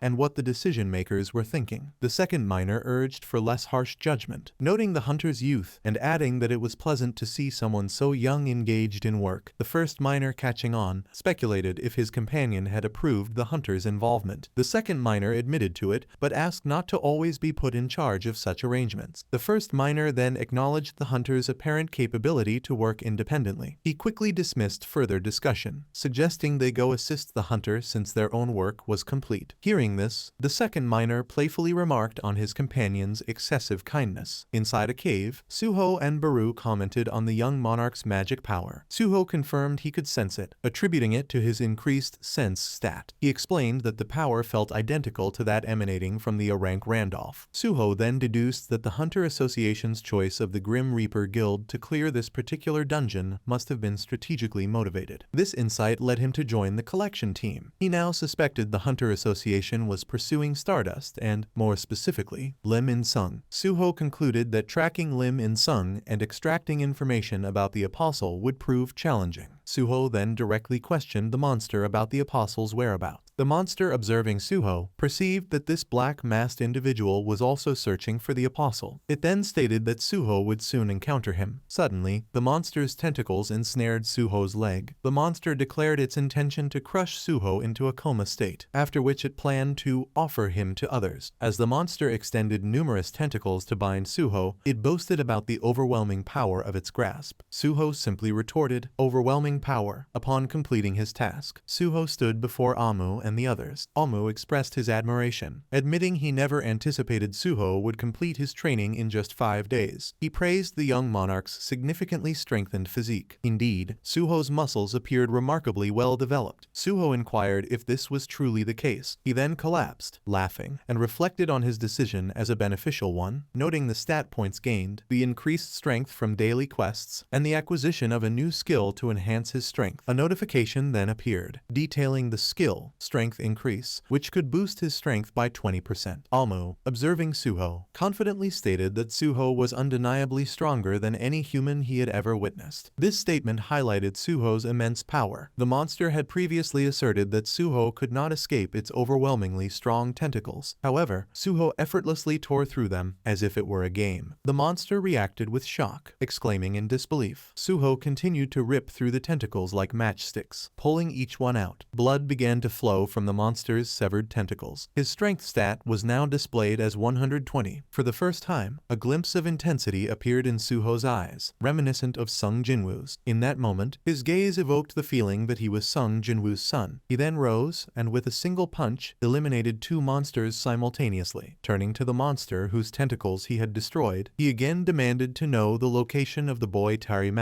style. He approached the monster with such speed that it was visibly startled. He threw a punch, asserting his refusal to disclose any information. Suho, intrigued, simply acknowledged this. He then grabbed the monster's face and, with a swift motion, tore it from its body, eliciting a gush of blood. Suho didn't pause. He proceeded to repeatedly slash the monster's body with his sword, all the while maintaining his grip on its head. The dying creature's thoughts raced, questioning Suho's nature and sensing an eerily familiar aura. Suho then declared his intention to find the information without the monster's help. Addressing Beru, he tossed the head to Beru, who responded with an affirmation of loyalty. The severed head, in its final moments, expressed regret to the apostle, lamenting its inability to witness the envisioned world. However, it found solace in having aided in the defeat of the lady household and various traitors. Beru then consumed the head. As Beru devoured the head, Essel suddenly exclaimed, experiencing a sensation of extreme lightness in her body. Beru, meanwhile, thoroughly enjoyed his meal, praising the octopus's taste to Suho. Suho, however, cut him off, urging him to stop eating and report any findings about Tari. Beru, still chewing, explained that Tari appeared to be like a shining light, making it difficult to extract much information. Suho's disappointment was evident. He questioned if this was another dead end, and if his only remaining option was to directly confront Lim In-sung, the head of the Stardust factory. He then recognized the immediate need to evacuate everyone. Apostle, who sensed the disappearance of one of his demon bodies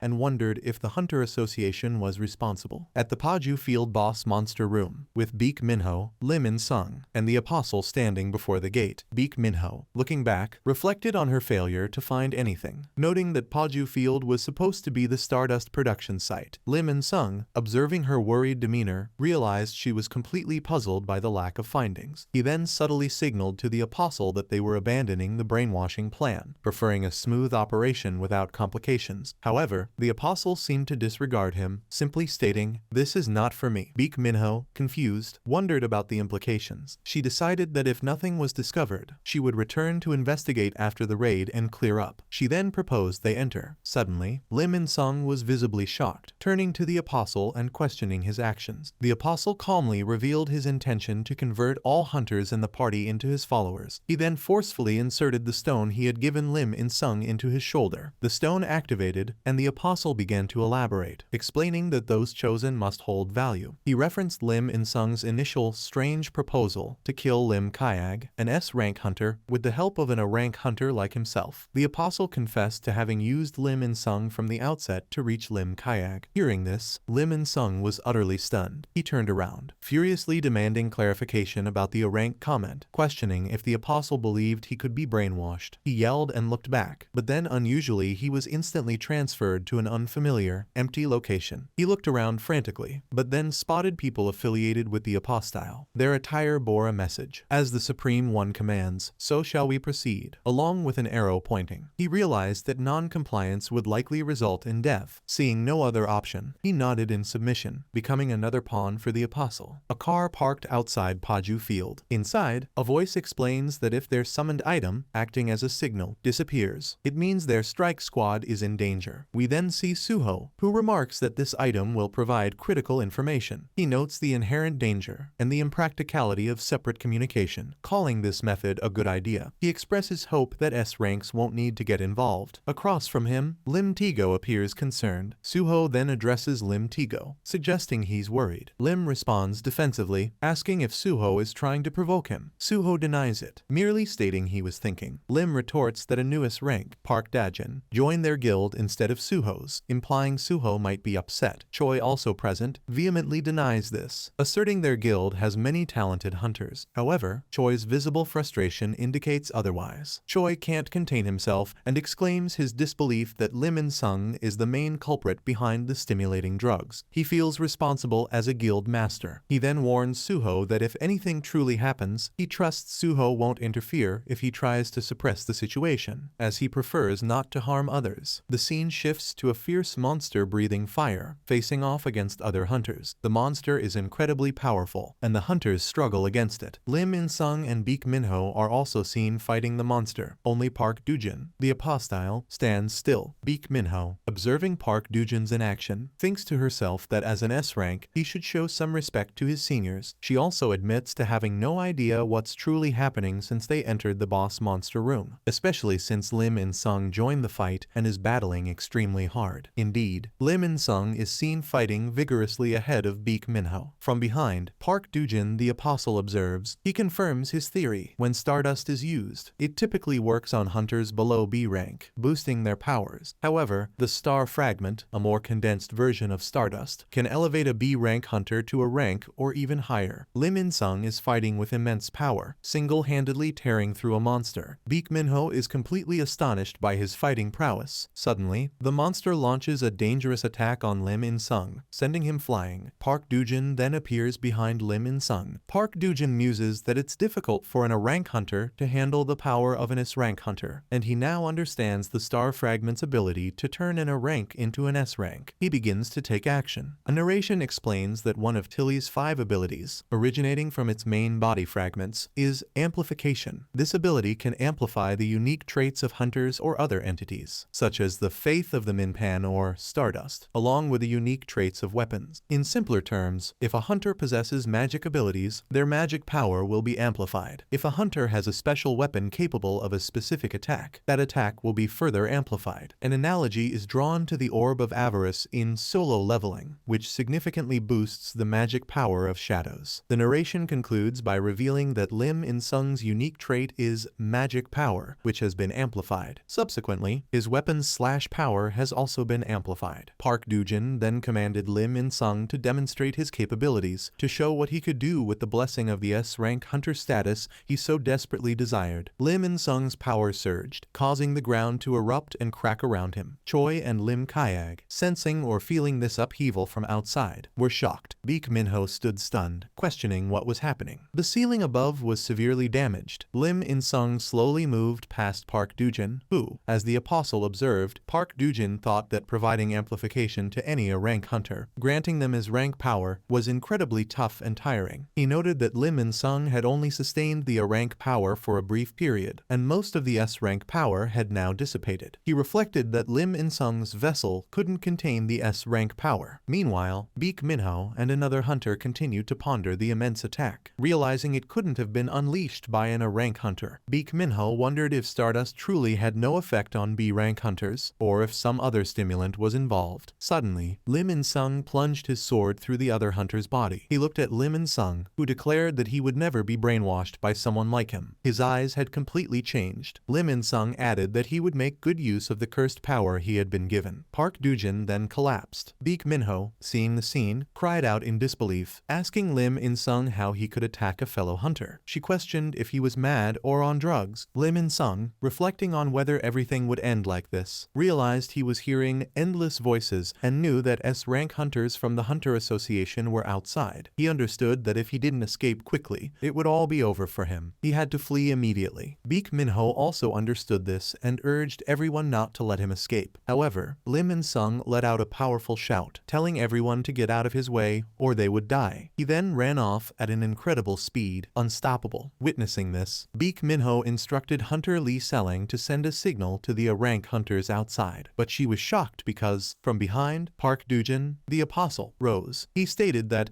as long as one has a strong enough mind, they can resist the divinity of the Misted One, no matter how much. He deemed this good data. Baek Min-ho looked at him, asking how he was still alive since the attack had pierced his heart. The scene shifted to Lim In-sung, who had escaped and was running, thinking about how he had obtained S-rank power but still had to flee. It was ridiculous. He mused that he couldn't trust the alien, the Hunter Association, or the Grim Reaper Guild. He needed to find a place to hide. As he ran, a large object crashed in front of him. He looked at it, confused. Then, a voice emerged from the trees, stating, "I was wondering about the sudden explosion. What was happening? But look, you've come right to me. I just need to know everything from you. Everything about Stardust, Tari, and the Apostle. Everything, everything." Lim In-sung. Suho was now before him. Suho and Lim In-sung stood face to face. Lim In-sung's thoughts raced. Suho not only knew about Stardust, but also about the Apostle, the alien. He then realized Suho was the black-masked individual who had defeated Braki. Lim In-sung quickly decided he didn't care who Suho was, knowing that lingering would lead to capture by other hunters. He assessed Suho's magic powers, believing them to be no match for his own. He then lunged with his sword, telling Suho to die. However, Suho instantly blocked the attack. Lim In-sung was stunned, not only because Suho had stopped his sword,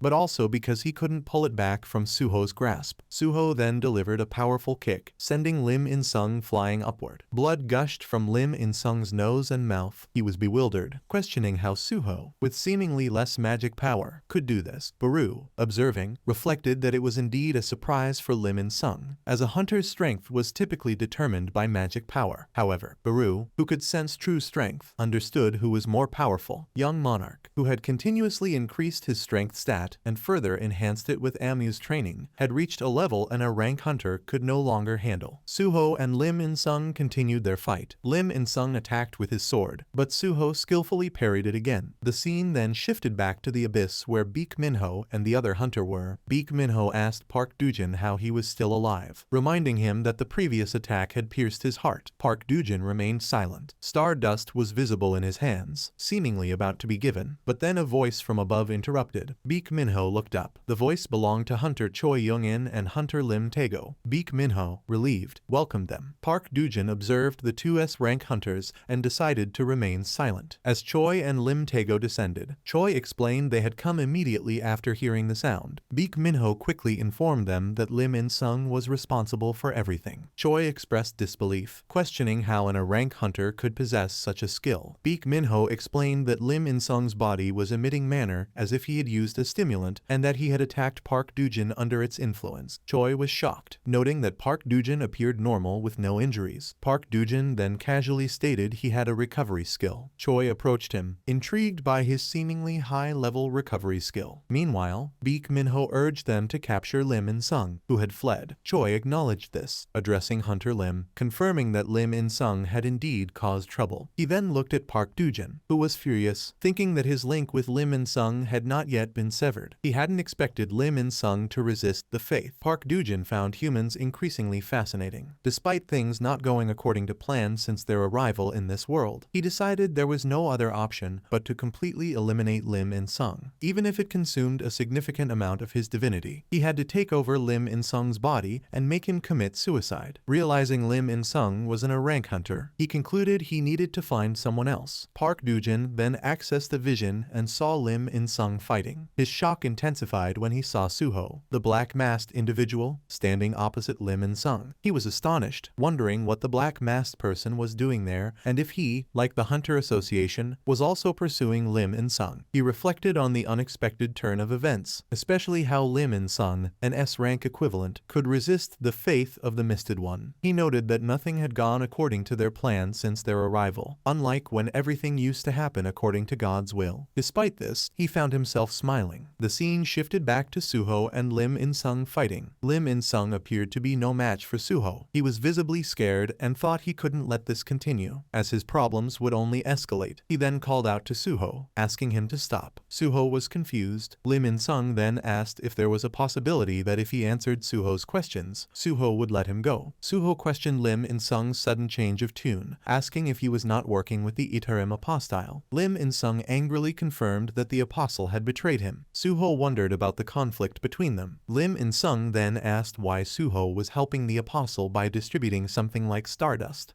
A winged figure flies down to confront a masked man.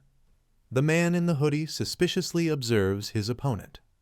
The creature asks if he is an apostle from another world. He draws a golden sword and claims ownership of the land. The masked man blames them for keeping his father away. The masked man charges his body with blue energy. He shouts "enough" and releases a massive shockwave. The powerful blast freezes the winged enemy in place. He orders the two opponents not to move a muscle. He threatens to put holes in them if they disobey. An armored hunter suddenly aims his bow at the group. He angrily questions Lee Min-sung about his recent actions. The winged creature recognizes the newcomer as Lim Tiju. The archer stares forward with a sharp, intense gaze. The masked man realizes their conversation has been interrupted. The winged creature tells Black Mask to meet him later.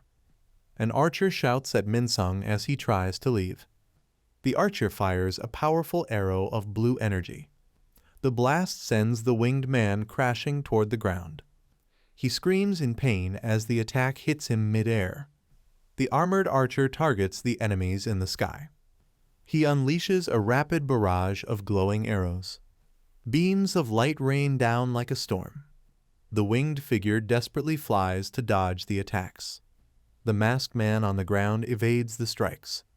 The masked man dodges while analyzing the new arrival. The frustrated archer notices his attacks are being evaded. He decides to focus his full power on Lee Min-sung. Intense blue energy gathers around the hunter's bow. The winged creature prepares to fight back seriously. The winged monster senses a dangerous surge of mana. The archer focuses intently on his next target.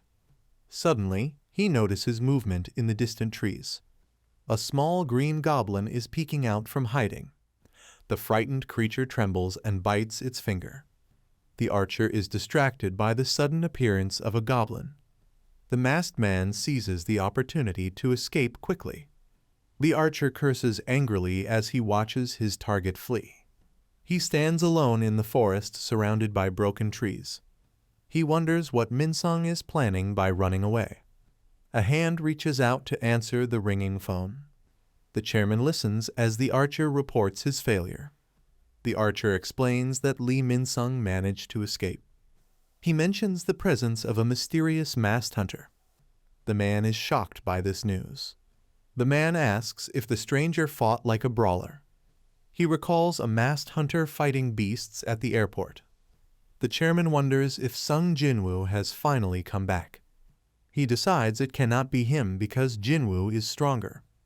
A figure walks toward a rocky mountain as the sun sets.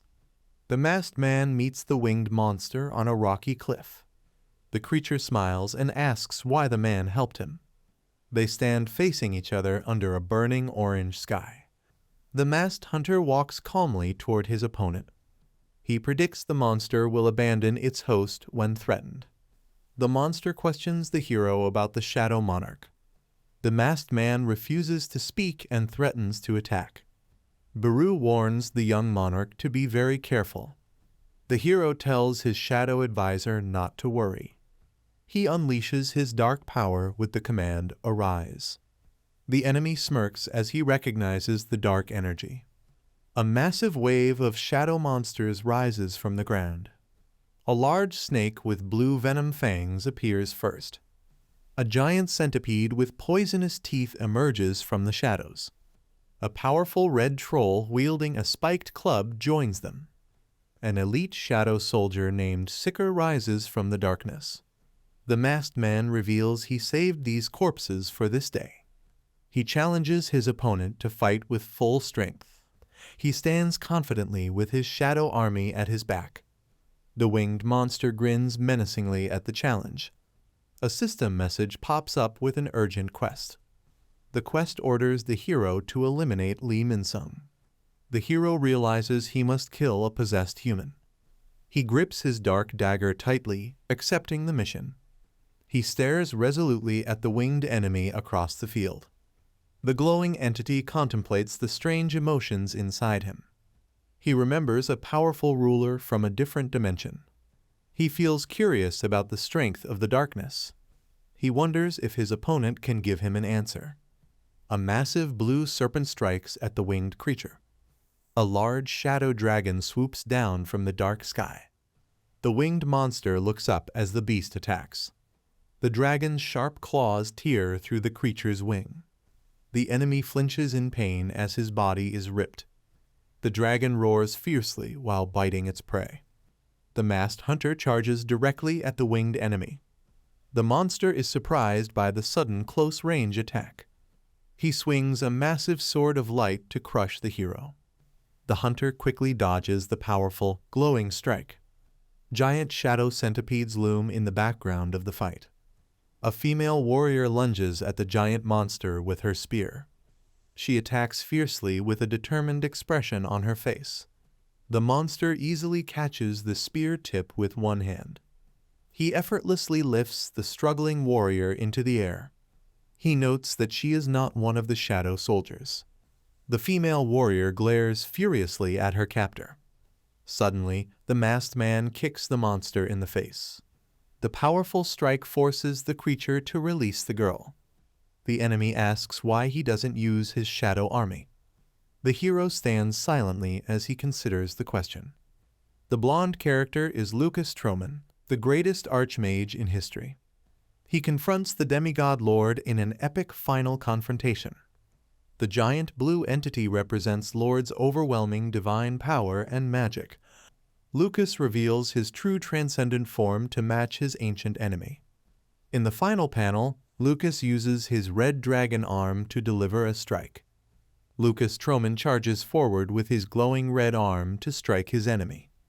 The demigod lord maintains a stoic expression despite the intensity of the fight. Their powers collide in a massive explosion of yellow and blue magical energy. Lucas enters his transcendent state, marked by flowing white hair and brilliant light. In a climactic final movement, Lucas leaps through the air to deliver a finishing blow. Lucas Troman shatters the divine sand binding that was previously holding him captive. He questions internally if his drive to fight comes from a selfish desire to feel the thrill again. A massive explosion of power occurs as Lucas breaks free from the demigod lord's magical restraints. Iris Peacefinder, recognizable by her purple hair and elf ears, screams out in a moment of intense emotional distress. The final panel reveals a monstrous red demonic figure with glowing white eyes and a terrifying grin. The masked Lucas Troman or his remnant, Residue, engages in a tense standoff with an angelic Michael. Michael mocks Lucas's combat skills, dismissing his current application of authority as mediocre at best. During the fight, Michael compares Lucas's power to the disciplined soldiers of the darkness he has previously faced. Lucas realizes that Michael has become significantly more dangerous after being possessed by an apostle of the Itarim. Iris Peacefinder watches the confrontation with concern as Lucas evaluates his opponent's overwhelming increase in power. Michael explains that the darkness Jinwoo was lonely because no one was his equal. Lucas uses his armored gauntlet to block a devastating divine beam from the Archangel. The Archangel mocks the idea that a truly superior being could ever feel lonely. The impact of the attack creates a massive explosion of light and energy. The powerful weapon Vulcan's horn is completely destroyed by the force of the blow. Michael stabs his opponent through the chest during their high-stakes confrontation. Iris screams in horror, calling out to the young monarch in visible distress. The villain vows to steal the hero's abilities and take his divine authority. Michael believes seizing this power will let him understand the emotions of the darkness. A close-up shows the blade deeply embedded in the hero's body as blood flows. A battered character grinds his teeth while reflecting on the vast power difference between himself and his foe. Internal monologues explore deep themes of identity, ego, and the role of luck in gaining power. A glowing silhouette appears amidst the thoughts, warning of a future where a difficult decision must be made. The scene shifts to a casual setting where Sung Jinwoo sits on a couch eating popcorn. A small shadow ant floating nearby asks Jinwoo why he changed his weapon of choice. Sung Suho contemplates the difficulty of managing multiple complex skills like shadow form change during combat. The shadow aunt Beru enthusiastically encourages Suho, expressing total confidence in the young monarch's potential. Suho considers his father's combat style and whether he should limit himself to similar techniques. The protagonist questions why he has set arbitrary boundaries on his own growth and abilities. In a moment of quiet reflection, Suho sits alone at an easel to focus his mind through art. Sung Suho reflects on his tendency to compromise and his lack of a clear personal reason to grow stronger. A dark inner vision challenges him to discover what he truly wants for himself instead of just following others. Suho realizes that simply finding his mother or meeting his father isn't a sufficient motivation on its own. He acknowledges that his father needs a unique individual by his side, not just a replica or a copy. Holding a sharp pencil as a symbol of his focus, Suho resolves to find something only he can do. The protagonist is severely wounded and coughs up blood from the intensity of the attack. A close-up shows his blood-stained hand as he struggles to stay conscious. Michael brutally impales the hero through the chest, lifting him into the air. The Archangel remains arrogant, claiming the hero's immortal soldiers pose no real threat to him. A massive, terrifying shadow entity rises behind Michael as the battle reaches a desperate turning point. Lucas Troman watches in shock as the shadow soldiers begin to merge into a single entity. A swarm of monstrous, blue-eyed shadow creatures coalesces into a terrifying new form. The shadow wolf Grey growls fiercely, while Iris watches the unfolding transformation with disbelief. A bloodied warrior radiates intense blue magical energy as the conflict reaches a chaotic peak. The boy wants to be a police officer like his father. He asks his parents if he can also have a cool job. The child considers becoming a strong athlete like his mother. He seeks his mother's approval for his future dreams. A parent tells Suho about an important decision made at his birth. The parents encourage Suho to pursue his own dreams freely. The mother tells Suho to always listen to his own heart. A teacher is surprised to see Suho drawing ants again. The teacher comments that Suho's artistic style is very unique. He observes that Suho's drawings become more expressive and free over time. The teacher highlights a specific part of Suho's work. The drawing has become so complex that it no longer looks like a simple ant. Suho decides to fully embrace his shadow-based combat style. Dark, powerful energy begins to manifest around him. He prepares to fight against a group of formidable shadow monsters. Shadow soldiers are being pulled toward the young monarch. The girl asks Beru what is happening to the monarch. She feels relieved even though she is confused by the situation. The young monarch is finally breaking out of his shell. A mysterious observer watches the transformation with curiosity. The enemy plans to weaken his opponent to use a mysterious fragment. A fierce aerial battle takes place between the two powerful fighters. The villain is shocked to see the hero's strength increasing mid-fight. A sudden and violent surge of energy erupts on the battlefield. The hero undergoes a legendary reawakening, radiating immense power. The hero's body is engulfed in a powerful blue aura during his transformation. A sharp and deadly claw made of shadows begins to manifest. He stands ready for battle, surrounded by his dark shadow soldiers. He realizes that he can manipulate the shape and form of his shadows. The hero prepares to use his new abilities in creative ways against the enemy. The winged enemy is suddenly attacked by a powerful shadow claw. A giant, muscular shadow monster looms over the opponent. The massive beast slams its fist down with incredible force. The shadow creature reveals a terrifying and menacing face. The villain mocks the shadow soldiers, claiming they are not a threat. A massive shadow beast launches a powerful attack against the winged enemy. The villain looks confused and surprised by the sudden turn of events. The hero prepares his final desperate move with his arm glowing red. A system notification confirms that the Demon Strike skill is activated. A violent explosion of energy shatters the ground upon impact. A powerful explosion of pink energy erupts during the intense battle. The hero observes that the enemy's mana feels extremely dangerous. The villain confidently dodges what he calls an obvious attack. Suddenly, the enemy is struck by a swift and lethal counterattack. The hero smirks while taunting the enemy about his missing leg. Suho activates a mysterious glowing mask as he prepares for battle. He is truly amazed by the incredible power he now feels. Suho discovers a new possibility within his shadow form change.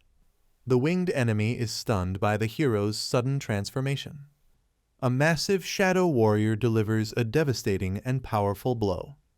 A massive explosion shatters the ground on the cliffside. Thick clouds of dust and falling rocks fill the air. The hero and his shadow soldiers stand before the massive wreckage. An observer notices the hero transferring his skills to a soldier. He is surprised by this new and unique use of power. The monster's jaw is badly broken, making it impossible for him to speak. Despite his severe injuries, the creature's body continues to move and fight. The villain screams in pure rage as his face begins to crack apart. Lee Min-sung watches the scene with intense, bloodshot eyes. The powerful S-rank hunter is mocked for being defeated by someone of a lower rank. Lee Min-sung is warned to shut up as the tension between them rises. A character with red eyes defiantly asks if they appear to fear death. The antagonist clenches his golden claw while expressing his hatred for being ignored. The monstrous creature vows to get revenge on those who underestimated him. A close-up reveals a single, menacing red eye staring out from a dark socket. The character walks forward while insulting his opponent. He decides to fully embrace his assigned role as a villain. The creature screams as its body erupts with destructive energy. He declares that this battle will be his final act. Suho stands firm, radiating a powerful and dark blue aura. Suho builds up his immense blue energy for a final strike. A violent impact creates a massive shockwave on the battlefield. A massive explosion of pink energy erupts violently. The winged figure stands still amidst the chaos. Blood drips from a tightly clenched, shaking fist. The warrior screams in pain as his body fails. His face begins to crack and shatter like glass. The monstrous man groans in pain, holding his broken jaw. He realizes his stomach is pierced and he cannot speak. He bitterly remembers his miserable life after the cataclysm. A vision of a man in a suit appears in his mind. He reaches his hand out defiantly in his final moments. The monstrous man claims to be the superstar Lee Min-sung. He asks why his opponent looks at him with pitiful eyes. A single tear falls from his glowing red eye. His golden hand drops as his life fades away. A quest notice confirms the elimination of the target. A system message confirms the difficult quest is finished.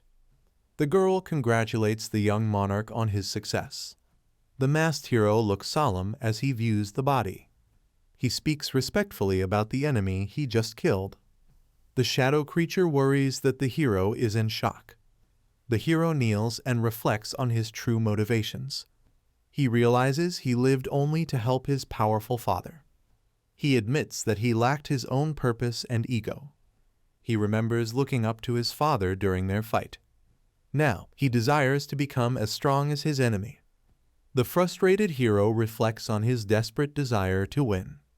He admits that his father always seemed unreachable and immense. He turns to his friends and reveals his new goal. The masked man raises a finger and declares his ambition. He vows to become strong enough to surpass even his father. The masked hero firmly declares his new resolve. His shadow doubts that he can surpass his father.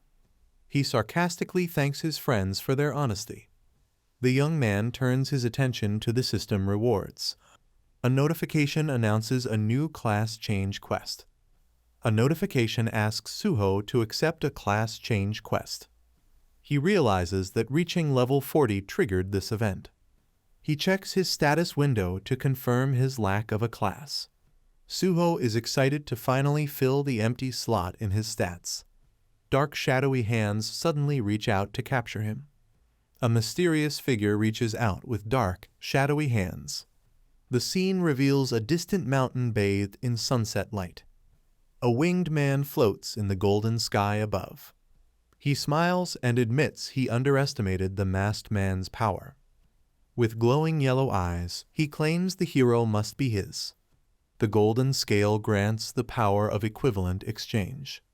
A man prepares to swap something he owns for value. His eye glows intensely as he uses the ability.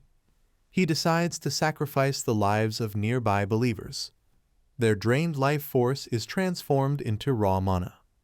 A winged figure floats surrounded by blinding light. He recalls a familiar feeling of power. A golden crystal fragment appears in his hand. He summons a sword made of pure energy. The man smiles with a sinister yellow gaze. The shadow creature offers to search the enemy's memories. The hero gives permission to inspect the dead body. He stands alone and thinks about his own choices. Suddenly, he senses a fast attack coming from behind. A beam of light pierces through the hero's chest. The hero's friends scream in shock as blood splatters. The wounded man staggers, confused about the attack's origin. A winged figure hovers high above the battlefield. The attacker smiles cruelly with glowing yellow eyes. A golden crystal shard spins rapidly in the air. The hero screams as dark energy invades his body. He feels a painful force forcibly entering his head. System messages appear warning of an unstable condition. His passive skill attempts to cure the strange infection. The smiling enemy believes the darkness is now his.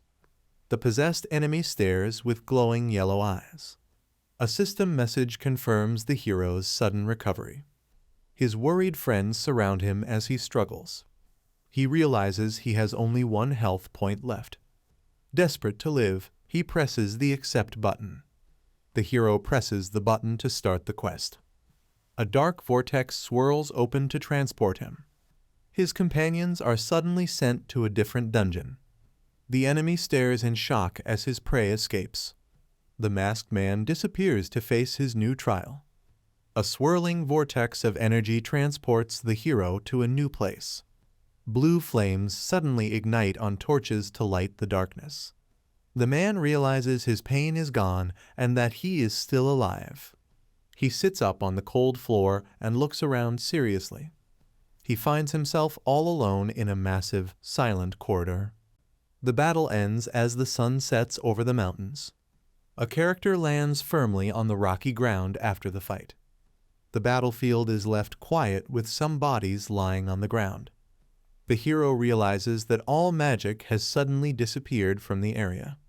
He observes that a mysterious gate selectively took only certain allies away. The character reflects on the mysterious darkness and those wearing black masks. He finds it interesting that fighting these enemies always leads to unexpected events. Suho presses his hand against the floor as he recovers from the battle. He tests his physical strength and agility by performing a handstand in the hall. He is surprised to find that his severe injuries have healed completely. Suho starts to realize that there might be a problem. He discovers that certain skills and items are restricted for this quest. He recognizes the location as the dungeon where his tutorial took place. Flashbacks of his past journey and experiences begin to surface. He acknowledges his growth while holding on to the memories of who he once was. Suho enters a dark corridor and realizes he has no weapons or enemies to fight. He becomes confused when the quest details fail to appear on his system. The long, maze-like passages look familiar, but feel strange and different. He discovers glowing distortions appearing in certain parts of the dungeon. Suho's eyes widen as he suddenly senses something unexpected happening nearby.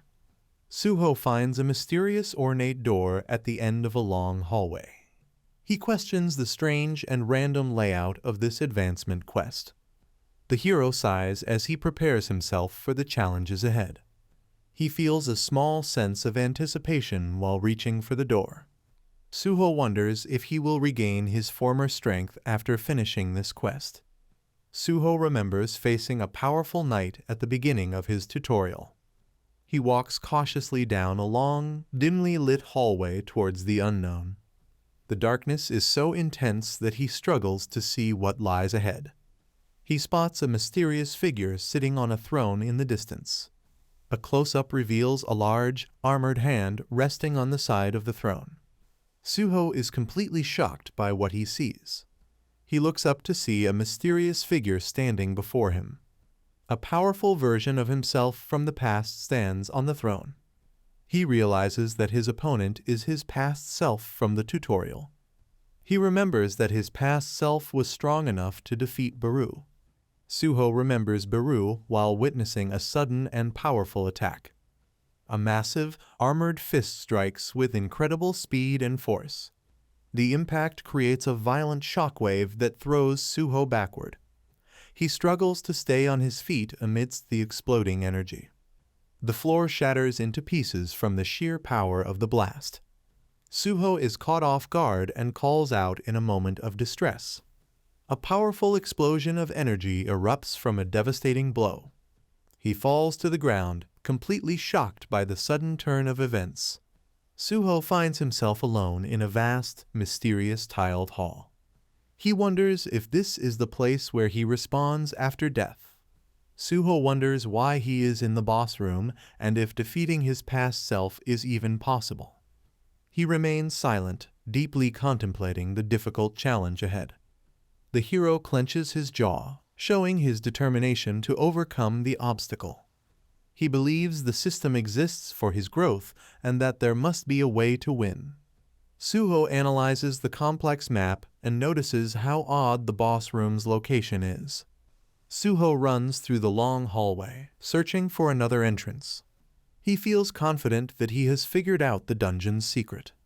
He stands before yet another massive boss room door. He pauses to wonder what kind of enemy lies waiting inside. Suho decides that nothing can be more difficult than facing his own past. Suho slowly pushes open the large, heavy door. He is surprised to find a room filled with children's toys. A young boy is sitting on the floor, playing quietly with blocks.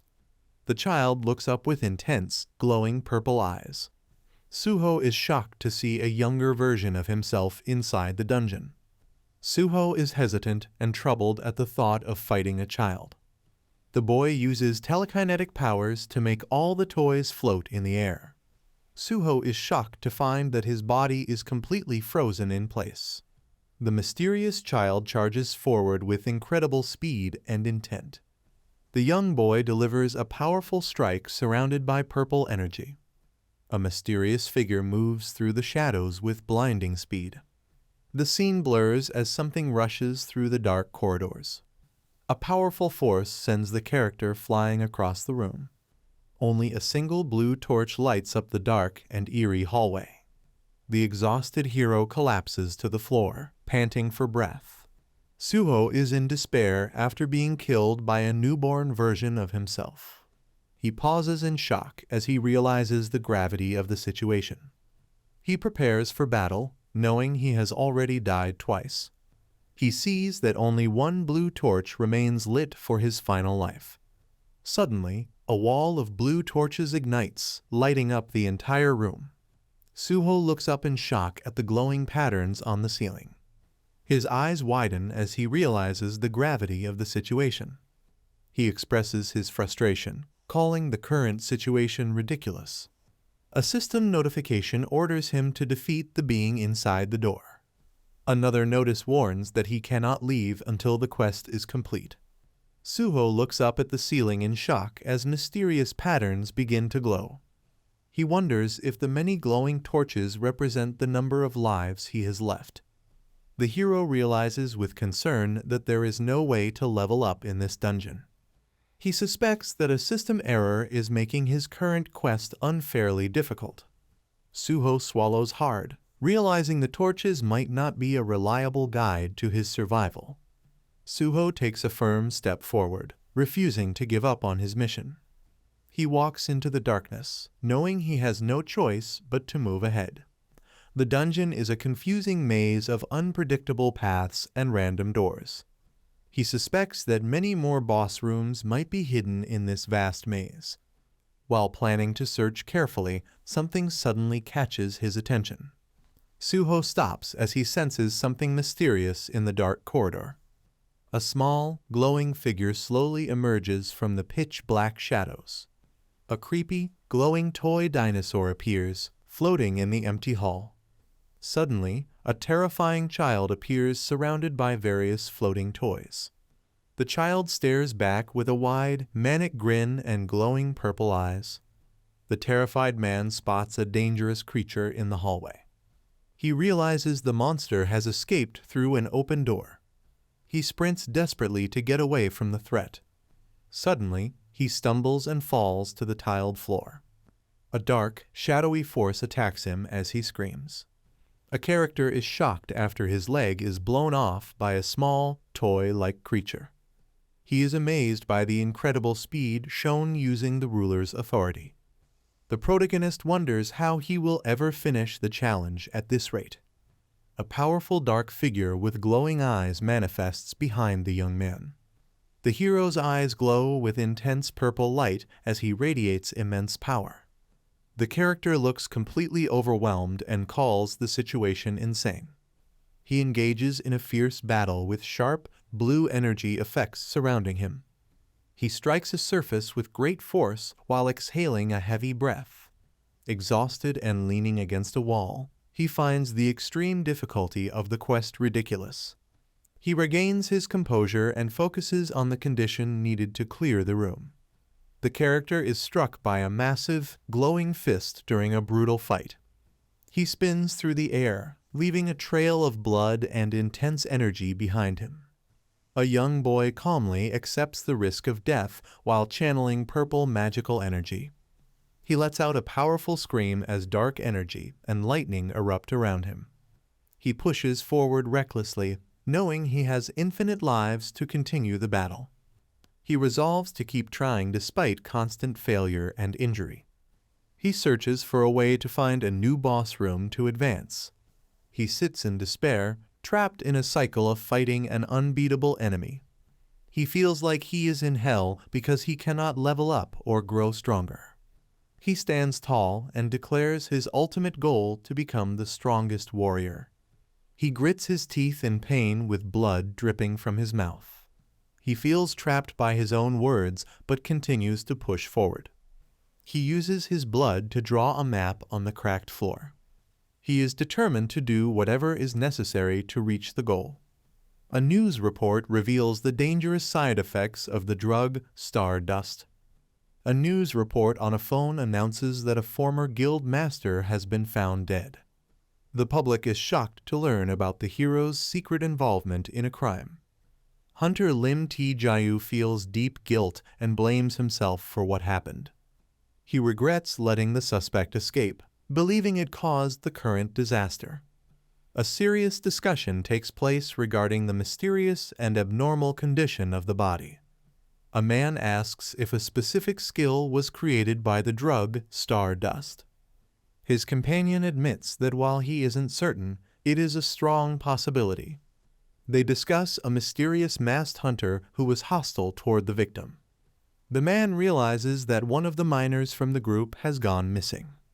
They identify Suho and suspect he may be a fraudulent D-rank hunter. Several characters discuss their involvement in a mysterious case during a meeting. Hunter Park Dojin is introduced with a serious expression and glowing yellow eyes. A person carefully examines a photograph identifying the young hunter, Suho. An investigator suspects that Suho might be the mysterious black-masked hunter. A dark silhouette appears as news of another mysterious disappearance spreads. Someone looks at Suho's photo and desperately hopes for his safety. Park Dojin gazes at the picture with a mysterious and intense smile. A close-up shows a wide, dark eye filled with deep concentration. A strange circular symbol is drawn on the stone floor using blood. The completed blood-drawn pattern reveals a mysterious and eerie design. A large red magical seal is drawn on the floor of the circular hall.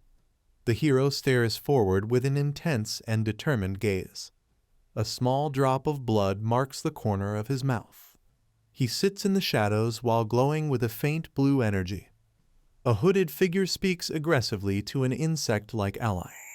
Two warriors argue because their young leader has not returned from the gate. A small creature named Beru is crying and overwhelmed with worry. The characters discuss their concerns after waiting 2 weeks for news. A elf is questioned for remaining calm while her comrade is missing. A muscular warrior discusses the young lord's true strength with his companion. The hero is shown pushed to his absolute limits, yet he refuses to give up. The gray-skinned fighter expresses total confidence that the young lord will overcome any trial. The elf smiles and agrees that they must place their trust in him. The young lord prepares for battle while radiating a powerful blue aura. The hero dives toward his opponent with a defiant shout. A powerful explosion erupts as the two fighters collide. He leaps high into the air across the massive, dark hall. With a fierce grin, he delivers a crushing downward strike. The enemy is obliterated in a violent burst of red energy.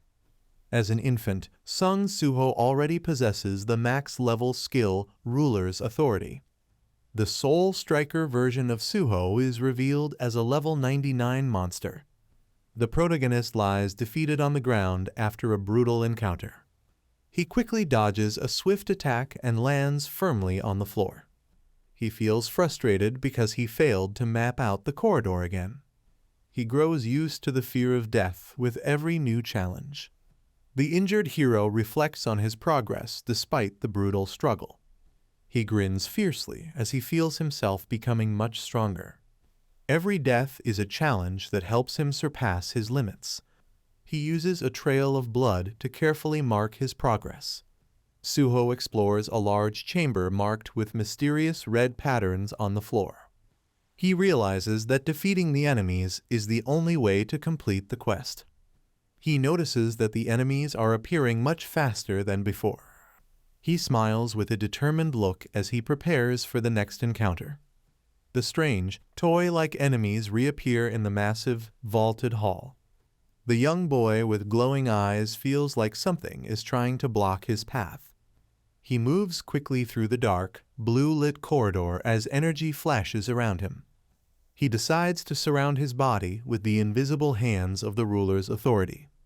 Intense blue light crackles in front of his eyes as he focuses his power. He manifests a massive sphere of energy to blast through the obstacles in his way. A young child screams in terror as he falls through a dark, chaotic void. The child's eyes glow with an eerie light as he stares intensely at something. A mysterious dark figure appears amidst falling blocks and shadows. A powerful warrior reaches out with his hand to exert massive force. The hero looks on with wide, sweating eyes as he witnesses the unfolding power. Suho finds the only remaining passage he hasn't explored yet. He rushes forward, desperately hoping to find a way out. A mysterious, glowing door appears at the end of the long hallway. He is shocked to see a real door in this endless maze. He realizes there is more to this place than just enemies. Suho looks terrified as he senses an overwhelming danger approaching him. He runs desperately through the dark corridor while a monstrous shadow pursues him. He uses his powers to deflect sharp shards of energy flying toward him. He reaches a giant sealed door and realizes he must enter it immediately to survive. He looks back in fear, knowing the Soul Striker is about to catch him. Suho grits his teeth as sweat pours down his face from the intense pressure. The Soul Striker's eyes glow with an intense and menacing blue light. A powerful warrior stands ready for combat amidst swirling smoke and energy. A massive shockwave erupts with great force inside the tiled corridor. A bright beam of energy streaks rapidly toward a figure at the end of the hall. Suho's eyes glow with intense white light as he pushes his power to the limit. He leaps through a massive, dark doorway to escape the approaching danger. He gasps for air, completely exhausted and covered in sweat from the struggle. He looks back with a terrified expression to see if he is still being followed. He closes the heavy door and desperately hopes his enemies cannot enter. Suho celebrates after finally escaping his relentless pursuers. He realizes he might have to face another version of his past self. He recalls a memory of a heavily armed warrior from a previous quest. He wonders what kind of powerful opponent will challenge him next. Suho narrows his eyes in sharp focus as he prepares for the next trial. A mysterious figure steps forward, leaving a trail of blue energy behind him. The warrior stares forward with a single, intensely glowing blue eye. He stands ready for combat, wielding two powerful and legendary swords. Suho comes face to face with another mysterious version of himself.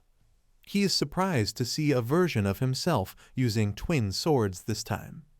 This opponent version of Suho wields powerful weapons and radiates a blue aura. He identifies one of the twin blades as the legendary sword, Vulcan's Horn. He suspects a system error and decides to check the opponent's stats.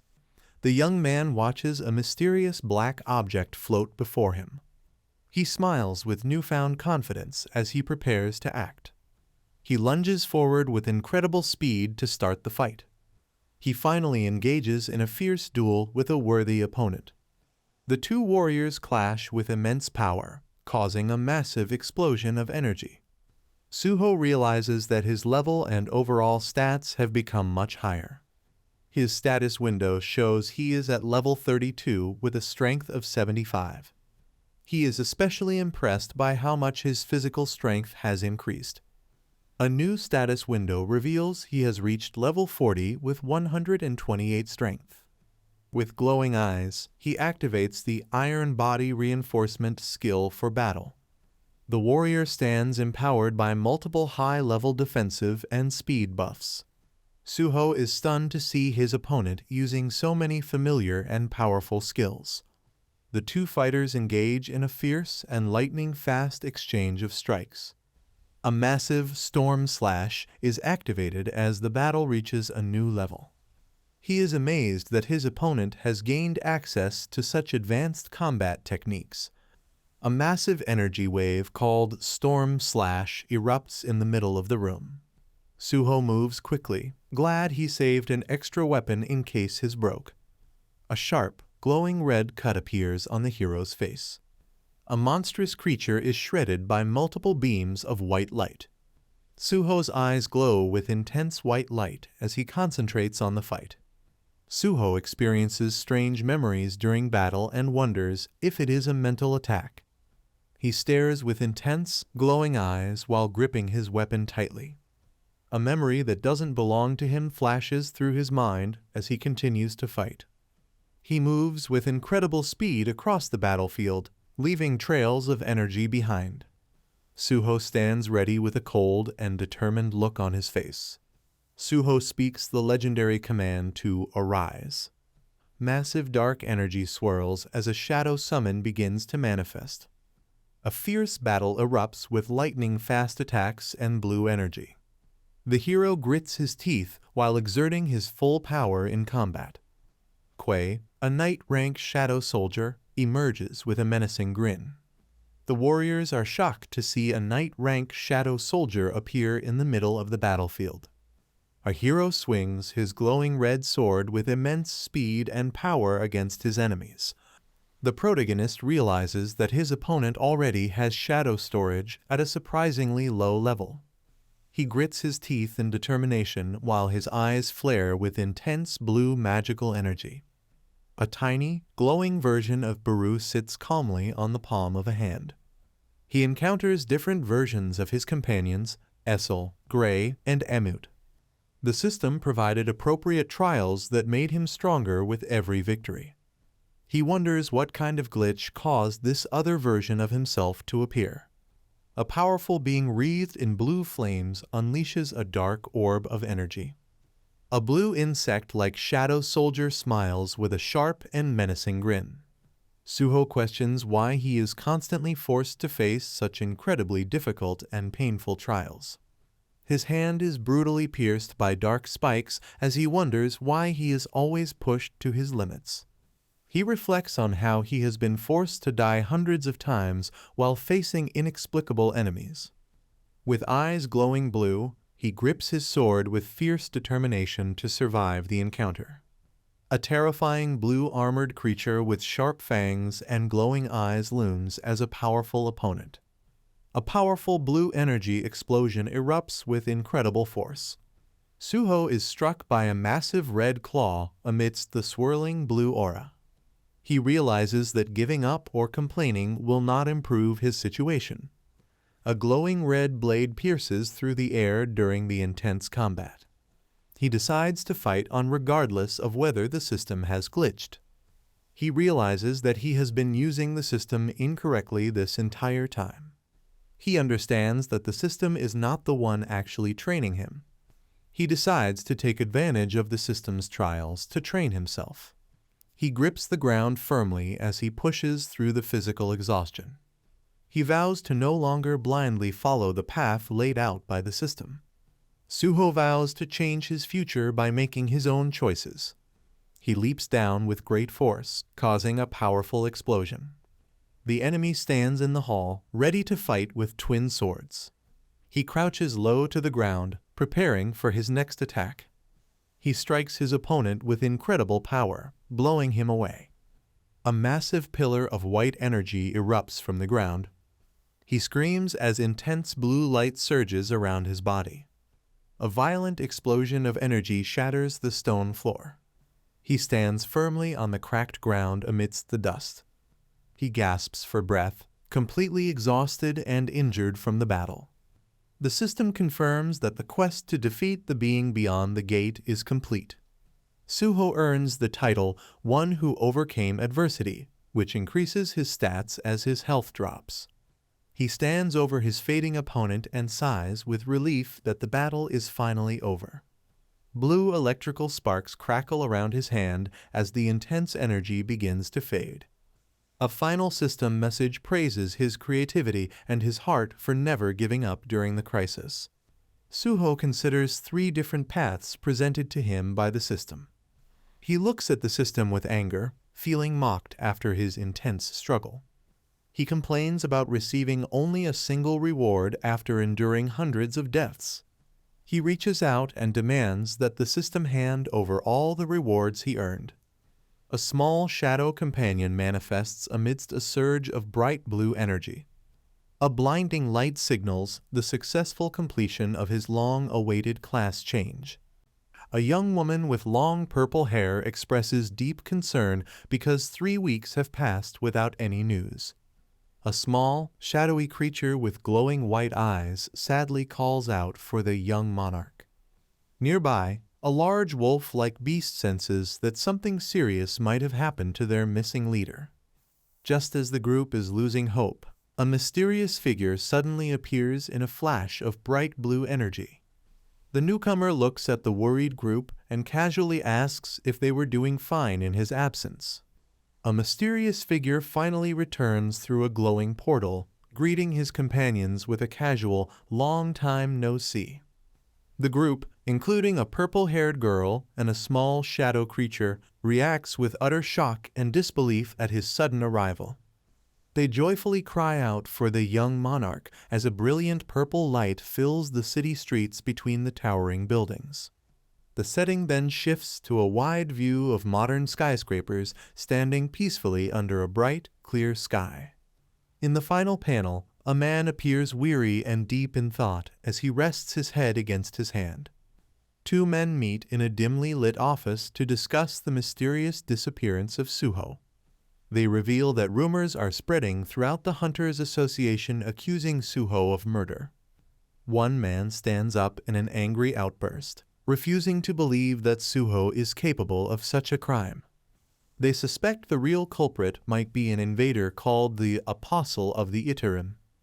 One man reflects on his past failures and vows to ensure Suho does not go down a dark path. A smartphone vibrates on a table, displaying a red emergency alert with a warning symbol. A man in a suit picks up the phone, noting that these types of incidents are becoming far too frequent. He reflects on the situation, hoping the Hunters Association is already moving to manage the crisis. Meanwhile, a terrifying green monster with glowing red eyes and sharp teeth lets out a fierce roar. The chaos escalates as giant, shadowy beasts begin to swarm and attack the city streets. A large-scale dungeon break suddenly erupts in the middle of a busy city. Brave hunters struggle to fight back against the powerful monsters attacking the streets. The fighters desperately wonder why the official hunter guild has not yet arrived to help. An indifferent white-haired man watches the chaos from a distance, calling the scene dull. He coldly plans to use the widespread destruction to boost his status within the Hunters Association. A narrator muses that people often forget the first hunters who died while trying to save lives. In the heat of battle, a powerful glowing blade strikes a monstrous beast. The creature roars in agony as it is wounded by a swift and lethal attack. An armored warrior steps firmly onto the battlefield with a sense of purpose. People feel a wave of relief as B-rank hunter Hwang Yi Hyang arrives to take charge. The man views the newly arrived B-rank hunter as a pesky obstacle to his plans. He decides the hunter must exit the stage so he can take all the credit for himself. Meanwhile, the monstrous magic beast undergoes a sudden and terrifying surge in power. A violent explosion of energy rocks the battlefield as the situation becomes much more dangerous. Onlookers are shocked to realize that the creature's mana level has spiked to a lethal degree. A giant green monster delivers a devastating blow with its massive fist. The creature's overwhelming power causes a violent explosion of energy and debris. The hunters watch in frozen horror as the battle takes a dark and deadly turn. A pool of blood splatters across the ground following a lethal attack. The menacing beast stands over the destruction, its eyes glowing with a sinister light. A low-ranking hunter looks on in terror as he realizes he is in a hopeless situation. He reflects on how he recently bought a new weapon to restart his career as a hunter. The man admits it was reckless for a D-rank hunter like him to try and save people. As the monsters close in, a powerful force suddenly erupts and knocks the hunter back. A mysterious figure in black arrives, swiftly and lethally striking down the giant beasts. A man screams in terror as he is caught in the middle of a violent battle. Intense energy blasts strike the shadowy creatures, causing them to explode. A monster with sharp, jagged teeth is brutally crushed by a sudden attack. A figure in black stands calmly while surrounded by dark, swirling shadows. Glowing purple veins appear on his neck as he prepares to unleash his power. The onlookers recognize the mysterious hunter as the legendary warrior who once performed incredible solo raids. Glowing with intense purple energy, the hunter prepares to test his powerful new class abilities. He utters the single command "Arise," triggering a mystical transformation in the fallen magic beasts. Dark, spectral shadows with glowing eyes begin to emerge from the bodies of the defeated creatures. A massive surge of energy swirls around him as he successfully summons his new army of shadows. The hunters are shocked as mysterious black shadows suddenly begin to swirl around their bodies. The dark energy quickly solidifies, encasing the men in powerful black armor and weaponry. One warrior expresses his total confusion at being instantly equipped with this strange new gear. The small shadow creature watches in awe and asks the young monarch about this amazing ability. The young monarch explains that this unique power is actually different from his usual form change skill. The young monarch explains that his new ability creates physical items rather than just changing forms. Status windows appear for powerful equipment like the Shadow Naga warrior sword and bracers. The hunters feel their bodies grow stronger and lighter as they equip the rare shadow items. His loyal shadow minions are amazed that their master can now manifest physical gear for others. Confident in his newly advanced class powers, the protagonist decides he no longer needs to hide his face. The protagonist asks the injured hunters if they are still capable of joining the fight. He stands calmly before a massive monster, asking the creature to lend him its strength. Watching from a ledge above, the white-haired man notes that the hero has finally appeared. He is impressed by the display of power, admitting he has never seen such a unique ability before. With glowing yellow eyes, he reveals the protagonist's true identity as Sung Suho. Sung Suho stands out on the battlefield as he fights against powerful monsters. His character profile reveals he is a level 42 hunter with the unique class White Shadow. A newly acquired class-exclusive skill called Shadow Creation allows him to manifest items from his imagination. Using this ability comes with a cost, as shadows turned into items can never return to being soldiers. The story's perspective then shifts to the Asura Guild located in India. A violent explosion tears through a building, leaving chaos and destruction in its wake. Amidst the rubble, a man lies bloodied and defeated on the floor, whispering an apology to Suho. He expresses deep regret for failing to repay a favor before losing consciousness. A massive, muscular man walks past the fallen body, having learned that the one who attacked his subordinates is in Korea. Vowing never to forgive anyone who messes with what belongs to him, he begins his journey to Korea for revenge. The scene begins with a beautiful, sunny sky filled with bright white clouds. A mysterious dark vortex suddenly appears, swirling amidst the heavy clouds. Beams of light pierce through the atmosphere around the strange opening in the sky. A lone figure with long hair stands in a thick fog or blizzard, watching the events unfold. Bundled in a heavy winter coat, the person gazes out silently into the snowy vastness. A lone figure stands silently in the heart of a blinding white blizzard. A massive, ethereal creature made of glowing energy suddenly towers over the snowy horizon. A helicopter flies over a city destroyed by a massive battle. A terrifying blue monster with glowing eyes roars in anger. The hero attacks the beast with powerful blue energy strikes. He moves with incredible speed to avoid the monster's counterattacks. The warrior jumps high into the air to deliver a final, decisive blow. The hero is surprised by his own incredible strength. A man in blue armor is fighting a giant green monster. The ginger-haired warrior feels faster with his new gear. He is finally strong enough to kill powerful magical beasts. The team is successfully defeating all the monsters. The hero uses a new skill called Shadow Creation.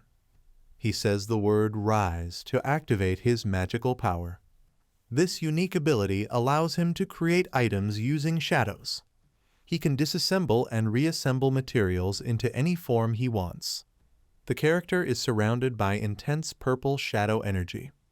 Suho checks his status window after the battle. He is currently at level 42 with the job Irregular White Shadow. He created rare grade shadow armor for his shoulders and waist. However, the shadow gauntlet he forced into shape is only common grade. He realizes that item quality depends on matching the material's traits. The hero has gained a new skill to store shadow items in his shadow. He can also turn high-grade shadow items into powerful growth-type weapons. He stands victorious among the giant monsters he has defeated. He wonders about the true meaning of his new job title. The hero leaves the scene by stepping off the edge of a high rooftop. The hero stands at the center of a massive crater. He is equipped with spiky, black, shadowy gauntlets. A mysterious white-haired man watches the battle with a smile. Stone debris floats in the air near a character's hand. More green monsters emerge as the warriors remain unfazed. A character uses a powerful ability called Amplification. A huge golden explosion defeats many monsters at once. The onlookers are shocked by this sudden display of power. Countless monster corpses lie scattered across the broken road. The two warriors face each other after the intense battle. Suho's friends see him on the news screen. They are incredibly relieved that he is safe. One man cries with joy after seeing him alive. Another character yells at the screen in excitement. Everyone feels happy that the dangerous battle is over. People are talking about the appearance of Hunter Suho. A man in a red coat is getting ready for something. They suspect the masked man is connected to a crime. There is an argument about whether Suho is a villain or not. They discuss a criminal case involving stardust and a murder. Characters discuss taking Suho to the Hunter Association. A man believes the chairman's sense of justice is fair.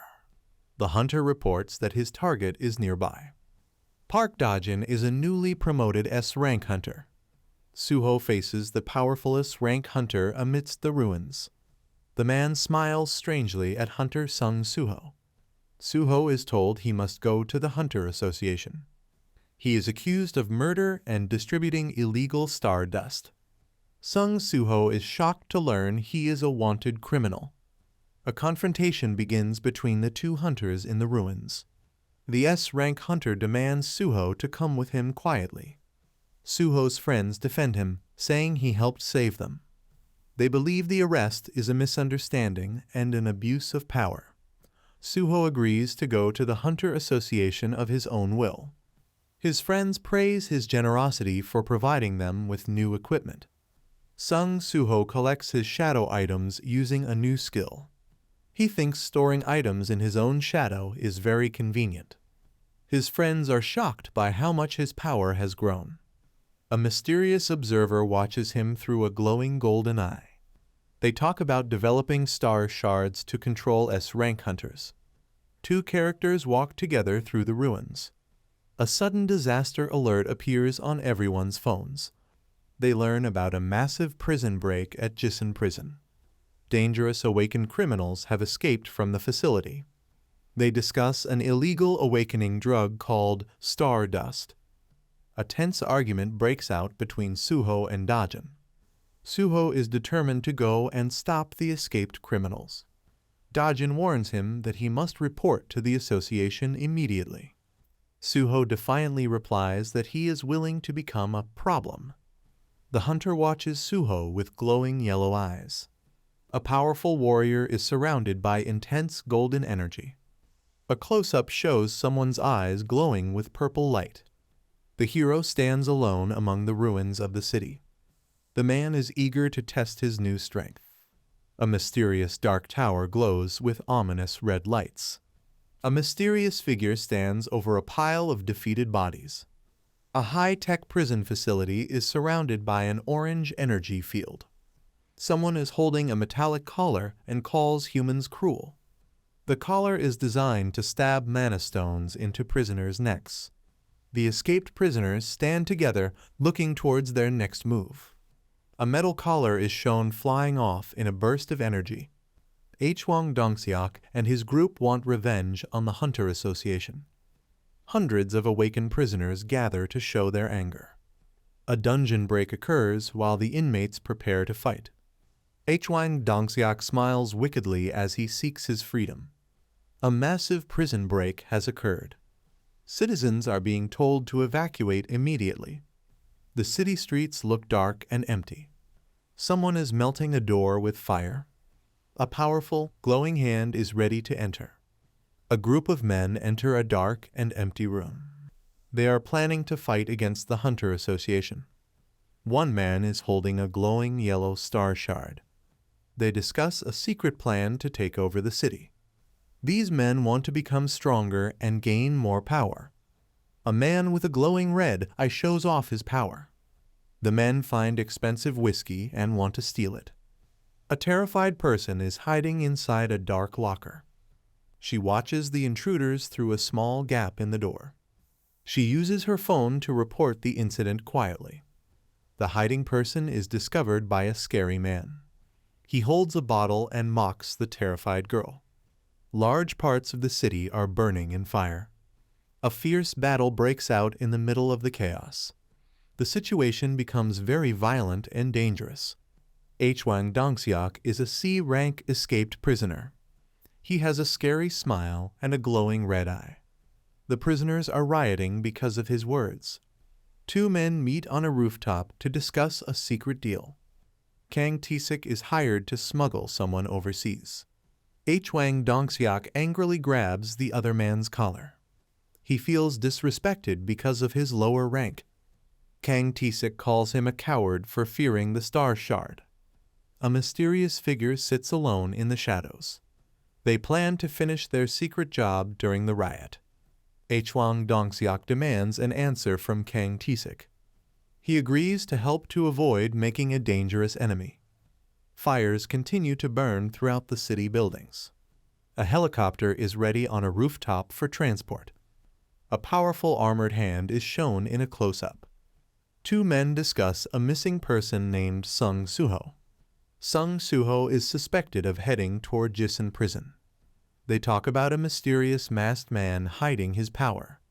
This unregistered awakener is involved in illegal star dust trafficking. The armored man prepares to join the mission to stop the villains.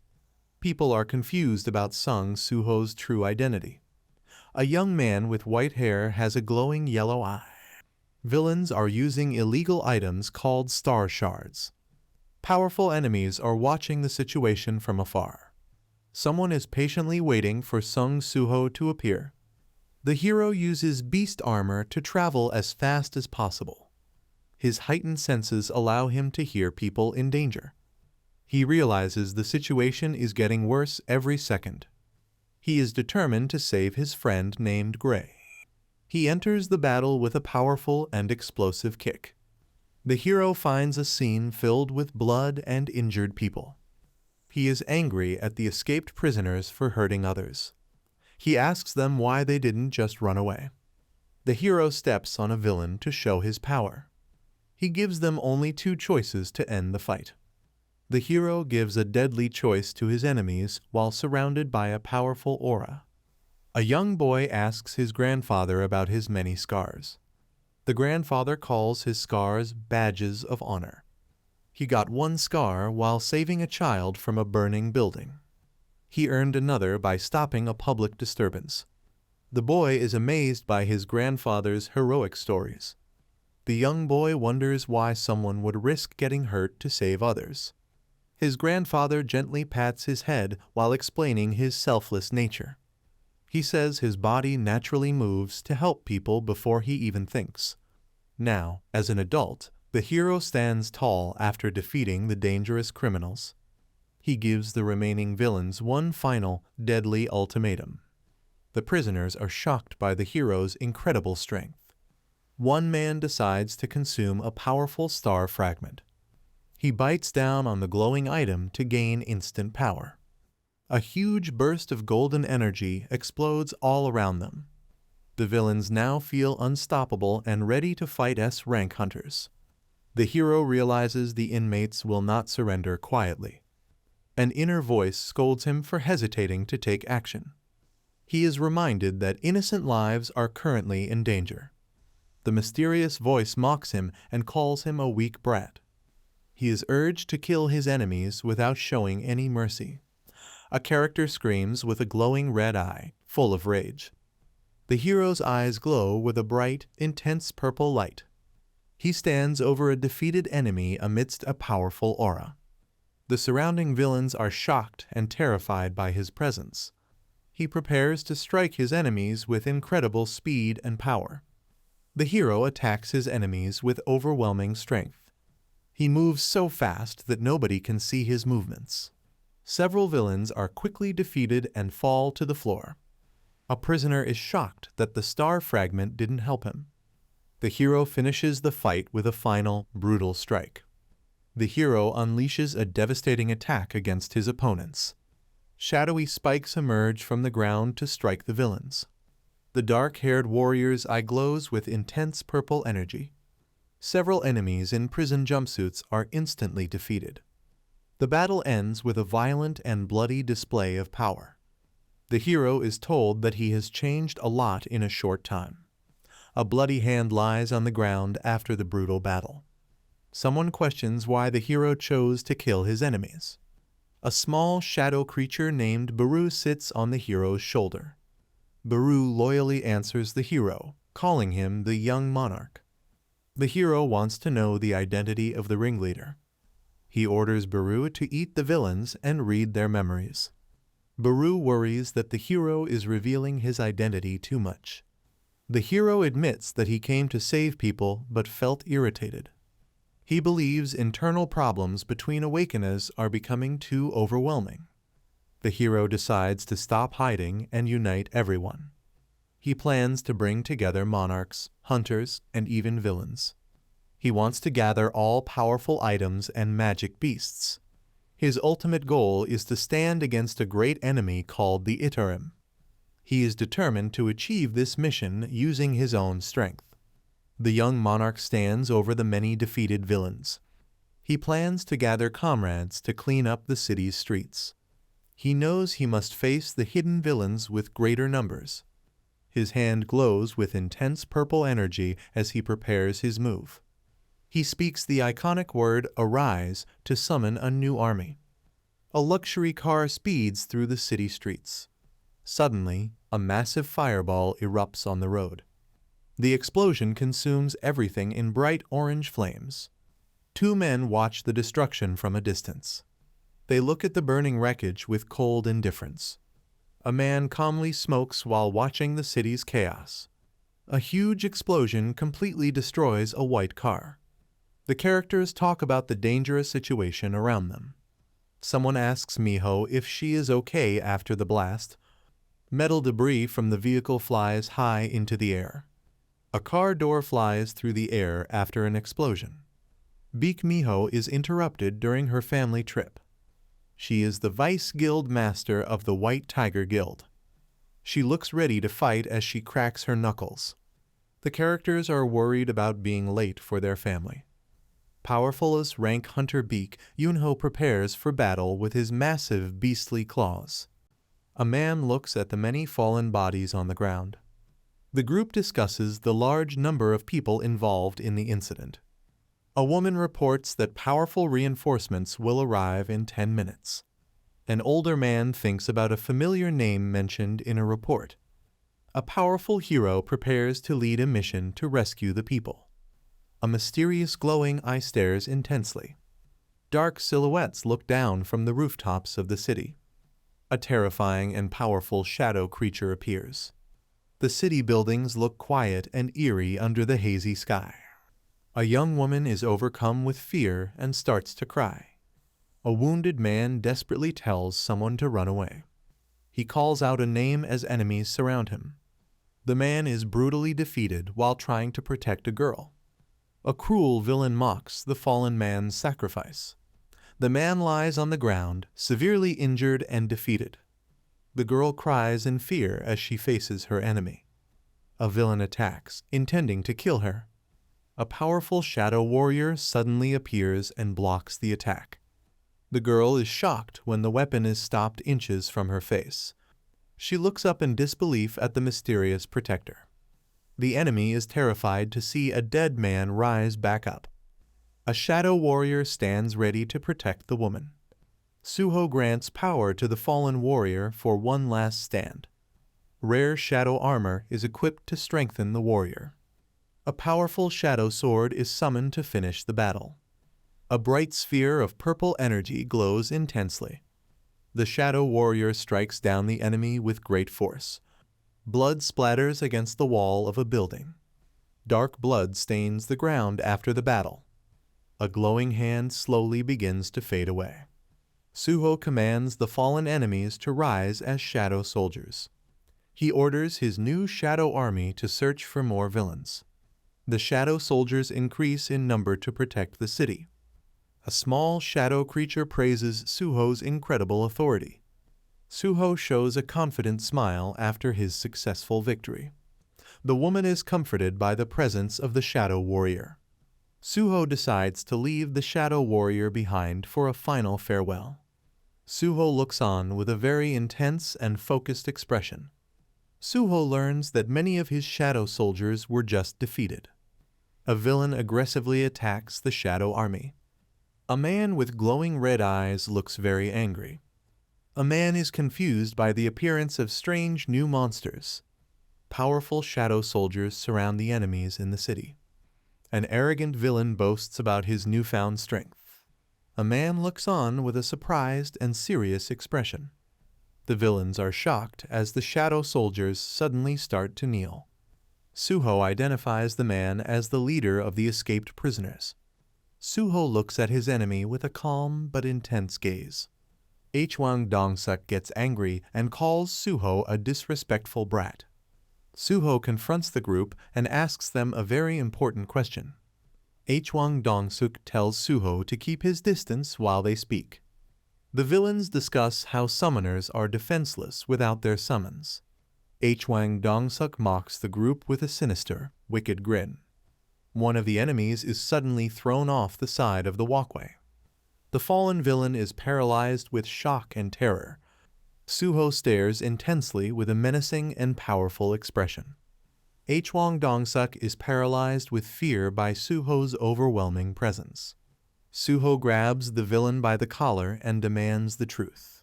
Suho's hand glows with energy as he ignores the man's desperate threats.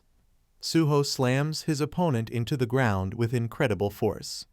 Suho ignores the villain's screams and demands an answer to his question. Suho stares with cold, glowing eyes after hearing the villain's excuses. The man feels terrified and decides to run away. A mysterious figure with giant glowing eyes suddenly blocks the path. The man is shocked as he observes the true extent of Suho's power. A mysterious blonde man watches the city from above. A strange yellow eye glows with a hidden symbol. Kang Tae-shik arrives on the scene with a powerful aura. Suho's purple eyes glow intensely as he focuses on his target. A flurry of fast and powerful strikes hits the enemies. A man looks completely shocked as blood splatters across his face. A lone figure stands in the middle of a quiet city walkway. The small shadow creature warns Suho about a powerful enemy presence. Suho smirks confidently while preparing for his next confrontation. A lone figure stands in a large courtyard after a fierce battle. A villain smiles wickedly while preparing to strike. A massive shadow warrior is hit by a powerful energy attack.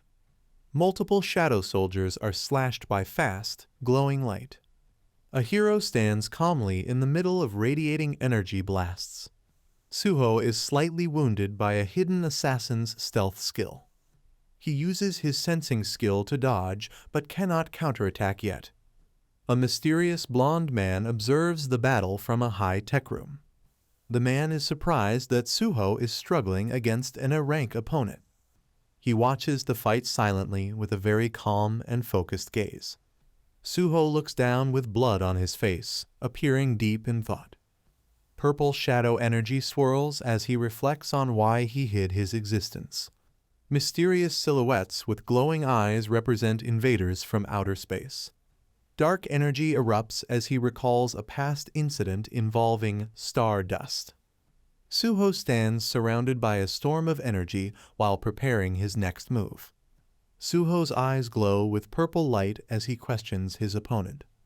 A mysterious yellow eye watches closely from the shadows. Suho decides to reveal his true power and identity. He commands another hidden force to come out and fight. A rare set of dark shadow armor is equipped to boost his defense. A powerful hero-grade shadow ring is successfully created. A notification appears saying a new item grade is unlocked. The system explains that naming the item will make it special. A prompt asks the hero if he wants to name the item.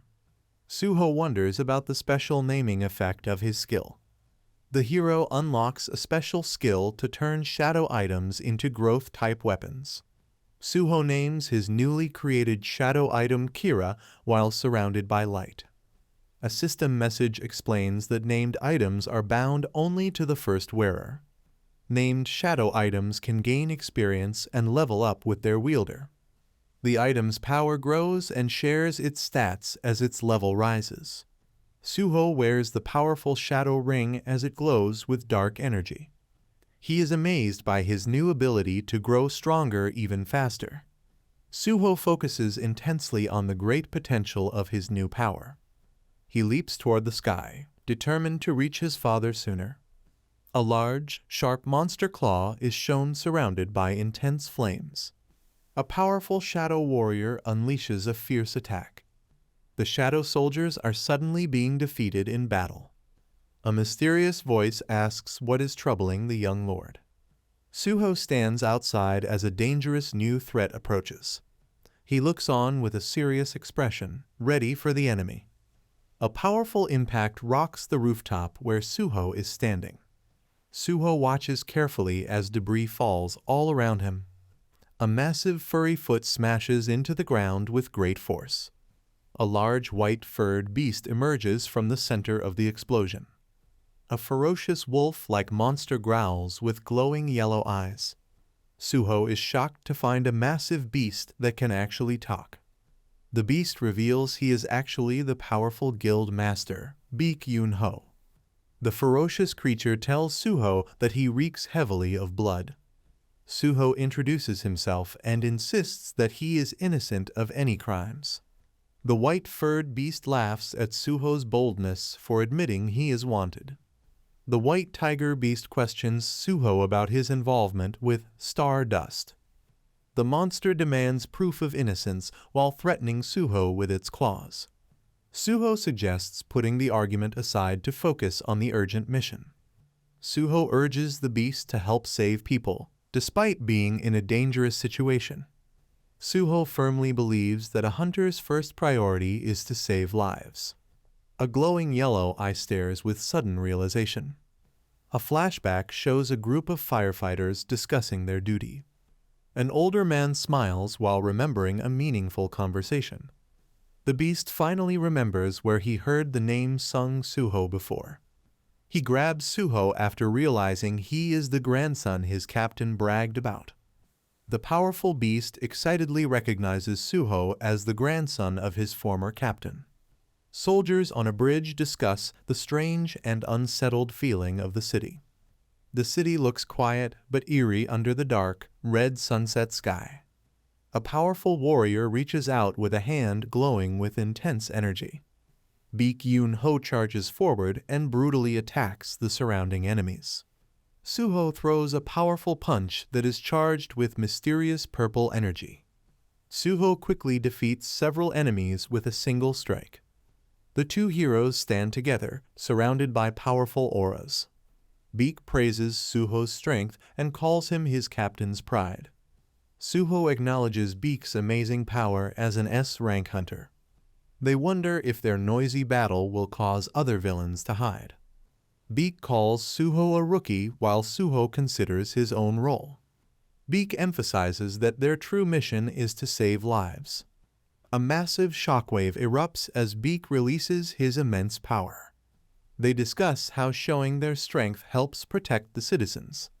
The confident guild master prepares to lead Suho on the hunt. Beak surprises Suho by suggesting he marry his daughter to unite their families. A rescue helicopter flies through the vibrant sunset sky. An official looks out from the helicopter while reporting over the phone. A hunter named Beak Maiho is identified as she prepares to act. Hunter Beak Maiho waves her hand after confirming the arrival of reinforcements. Beak Maiho successfully evacuates the civilians and hunters from the scene. Mysterious shadow soldiers appear on the city streets at sunset. The association considers eliminating the unidentified shadow entities. A powerful hunter prepares to fight the shadows and the villains together. Someone desperately shouts for the attack to stop immediately. Hunter Lim T. Jayu dives down from the helicopter. An official looks on with concern as the situation becomes troublesome. The powerful archer descends rapidly toward the battlefield. A mysterious eye glows with intense focus. A red target locks onto a mysterious shadow soldier. A shadow soldier is locked in the sights of a red target. The red crosshair focuses directly on the head of the shadow entity. Hunter Lim T. Jayu falls from the sky while targeting multiple enemies below. The powerful archer pulls back his bow to fire a lethal energy shot. A flurry of arrows rains down upon the city with incredible speed. A powerful beam of light strikes down a shadow creature. Suho's shadow soldiers are suddenly hit by a rain of energy arrows. Suho is confused, but Beak Yun-ho explains the attacker is an ally. Suho is relieved to hear that S-rank reinforcements have finally arrived. He smiles, knowing that the villains will no longer run wild in the city. A single eye stares intensely with wide, focused shock.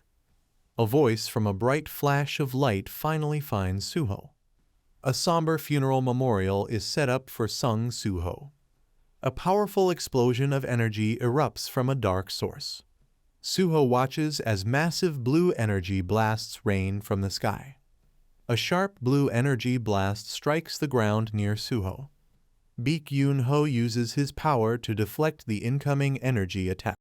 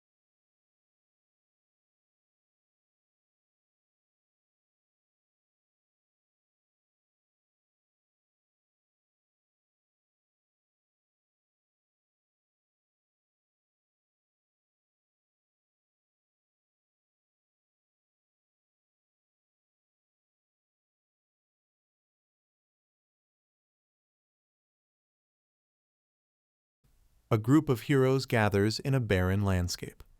Suho holds a mysterious key with a confident smile. The characters discuss their strange memories of a previous world. The woman looks shocked by what she is seeing. The muscular warrior declares his total trust in Suho. Dark shadows and energy swirl around the group of warriors. A woman tells her companion to think before he acts. The muscular man looks at his hands with a sense of wonder. A man sheds tears as he experiences a strange, emotional feeling. The armored warrior reflects on the warmth of his forgotten memories. The woman looks troubled by the current situation. The group discusses the reset world and the limitations of the key. The man contemplates starting a war with his followers. The woman is confused because she cannot remember anything. An intense, glowing yellow eye stares with great power. Suho is confused why he cannot recall his memories of the previous world. Suho explains to the shadow creature why some people lack memories. The woman makes the small shadow creature very angry by calling it a bug. A magical golden cup appears while they discuss the world's peaceful history. The woman is shocked to learn she might not have existed in the previous world. A close-up shows a character's intense and focused eye. Suho stands calmly while dark energy swirls around him. The man admits that he also lacks memories. Suho realizes that some hunters did not exist in the previous world. The young woman asks her father if she really didn't exist before. A character asks if the current peace is a wonderful thing. The heroes discuss the world that Sung Jinwoo chose to protect. Suho looks toward his companions during a beautiful sunset. A close-up highlights a character's serious and calm expression. A leader warns that invaders could completely destroy their world. Suho asks for someone to lend him their strength. The news reports that the major prison breakout has finally ended. The Hunter Association is praised for their quick response in the city. Citizens testify that a mysterious black figure saved them from damage. A news broadcast identifies Sung Suho as the person behind the mysterious power. The news reports that Sung Suho reawakened during the recent crisis. A hunter reflects on Suho's brave sacrifice to save civilians. The media celebrates Suho as a hero who saved countless lives. Suho watches the broadcast as the news tells his story. Officials discuss how to explain his rare reawakening to the public. A man with glasses decides he will no longer hide from the world. Suho stands firm as others discuss the impact of his irregular status. A companion reminds Suho that he has 3 main goals to achieve. Suho asks for help to grow strong enough to fight beside his father. The group prepares to gather powerful hunters to unite against the outsiders. The 3rd goal is to eliminate the Apostle of Itarim from this world. Suho plans to join his father once all his current goals are met. A man warns Suho that passion alone will not be enough to win. Suho realizes he must manage his public image to lead people effectively. Suho asks if the advice means the man is willing to help him. Suho is recognized as the descendant of 2 legendary heroes. The White Tiger Guild pledges its full support to Suho. The Hunters Guild agrees to cooperate to save the Earth. A leader reflects on successfully recruiting 2 powerful hunter guilds. The top hunters gather together to plan their next move. A character closes their eyes as they reflect on a difficult memory. Suho openly admits to the group that he killed the rogue hunter. The heroes discuss why Lee Min-seong was possessed by a dark power. The man realizes that Suho is not to blame for what happened. Hunter Lim Tae-jayu is asked if he wants to know about Min-seong's final moments. Suho explains that Lee Min-seong was actually smiling at the very end. A terrifying vision shows Lee Min-seong's demonic transformation and bitter smile. Suho observes that the man stayed true to himself until his final moment. The bearded man reluctantly admits that Min-seong left a very deep impression. He lets out a tired sigh while reflecting on Lee Min-seong's arrogant nature. The Reaper Guild joins the alliance and agrees to cooperate. Suho's sincerity successfully unites the three great guilds. Suho's presence reminds the leaders of the legendary hunters of the past. Suho listens intently with a very serious and determined expression. The leaders gather around a table to discuss their next plan. A man looks forward with a calm and steady gaze. He seems surprised when the name Sung Jinwoo is mentioned. The hunter looks skeptical and asks for confirmation. A close-up shows a character's deep and thoughtful concentration. The man with glasses thinks carefully about the current situation. Suho stands confidently with his arms crossed as he prepares to face the Hunter Association. A dark and mysterious sky hangs over the ruined city buildings. The fighter counts his final repetitions with great effort and sweat. He lets out a powerful roar after reaching his goal and completing the daily quest. A system notification pops up to offer a reward for the finished task. He lies exhausted on the ground after a very tough training session. The hero stretches his tired muscles after a long training session. A friend notices that his power and aura have become much stronger. He says goodbye and prepares to head out for his next mission. He explains his plan to clear dangerous dungeons to keep people safe. A group of leaders meets at a table to discuss the current crisis. The guilds reached an agreement after discussing some strict conditions. The hero prepares to step through a glowing portal for his next challenge. His loyal companions excitedly offer to help him on his journey. The girl looks surprised but accepts his decision. He waves goodbye as he disappears into the mysterious energy portal. His loyal companions watch him leave with a look of concern. The entrance to the D-rank dungeon is heavily guarded and ready. A powerful red-haired hunter questions the guild's new decision. She worries about how the new ownership will affect the guild's income. Another hunter expresses his growing interest in the mysterious situation. People are curious about a hunter who claims he can do everything alone. The woman believes the hunter is just bluffing. A fellow hunter decides to see the new talent for himself. A mysterious leader watches the events with a glowing eye. The scene shifts to the distant, misty mountains. The observers are shocked that the dungeon was cleared in less than an hour.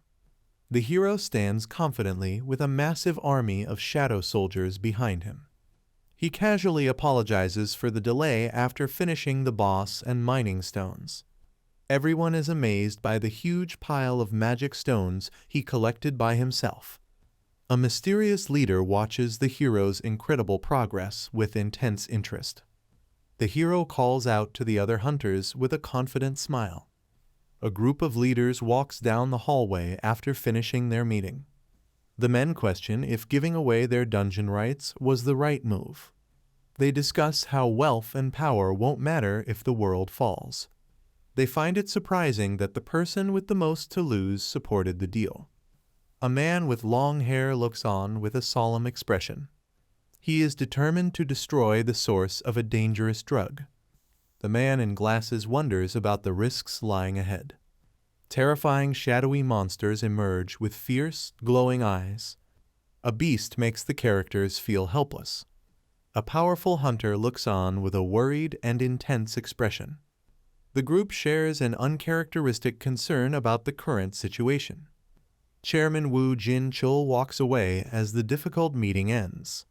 They worry about the massive backlash that changing guild rules will cause. The man explains that convincing other hunters of the danger will be very hard. Suho thinks deeply about how to convince the others. The chairman proposes a plan to persuade the guild leaders. He mentions the national power level as a way to gain cooperation. World-class hunters from the United States and China are revealed. A powerful hunter from India is shown as one of the strongest in the world. The chairman explains that some hunters are as powerful as entire nations. He believes that if Suho reaches that level, people will naturally follow him. Suho thinks seriously about the challenge of reaching such a high rank.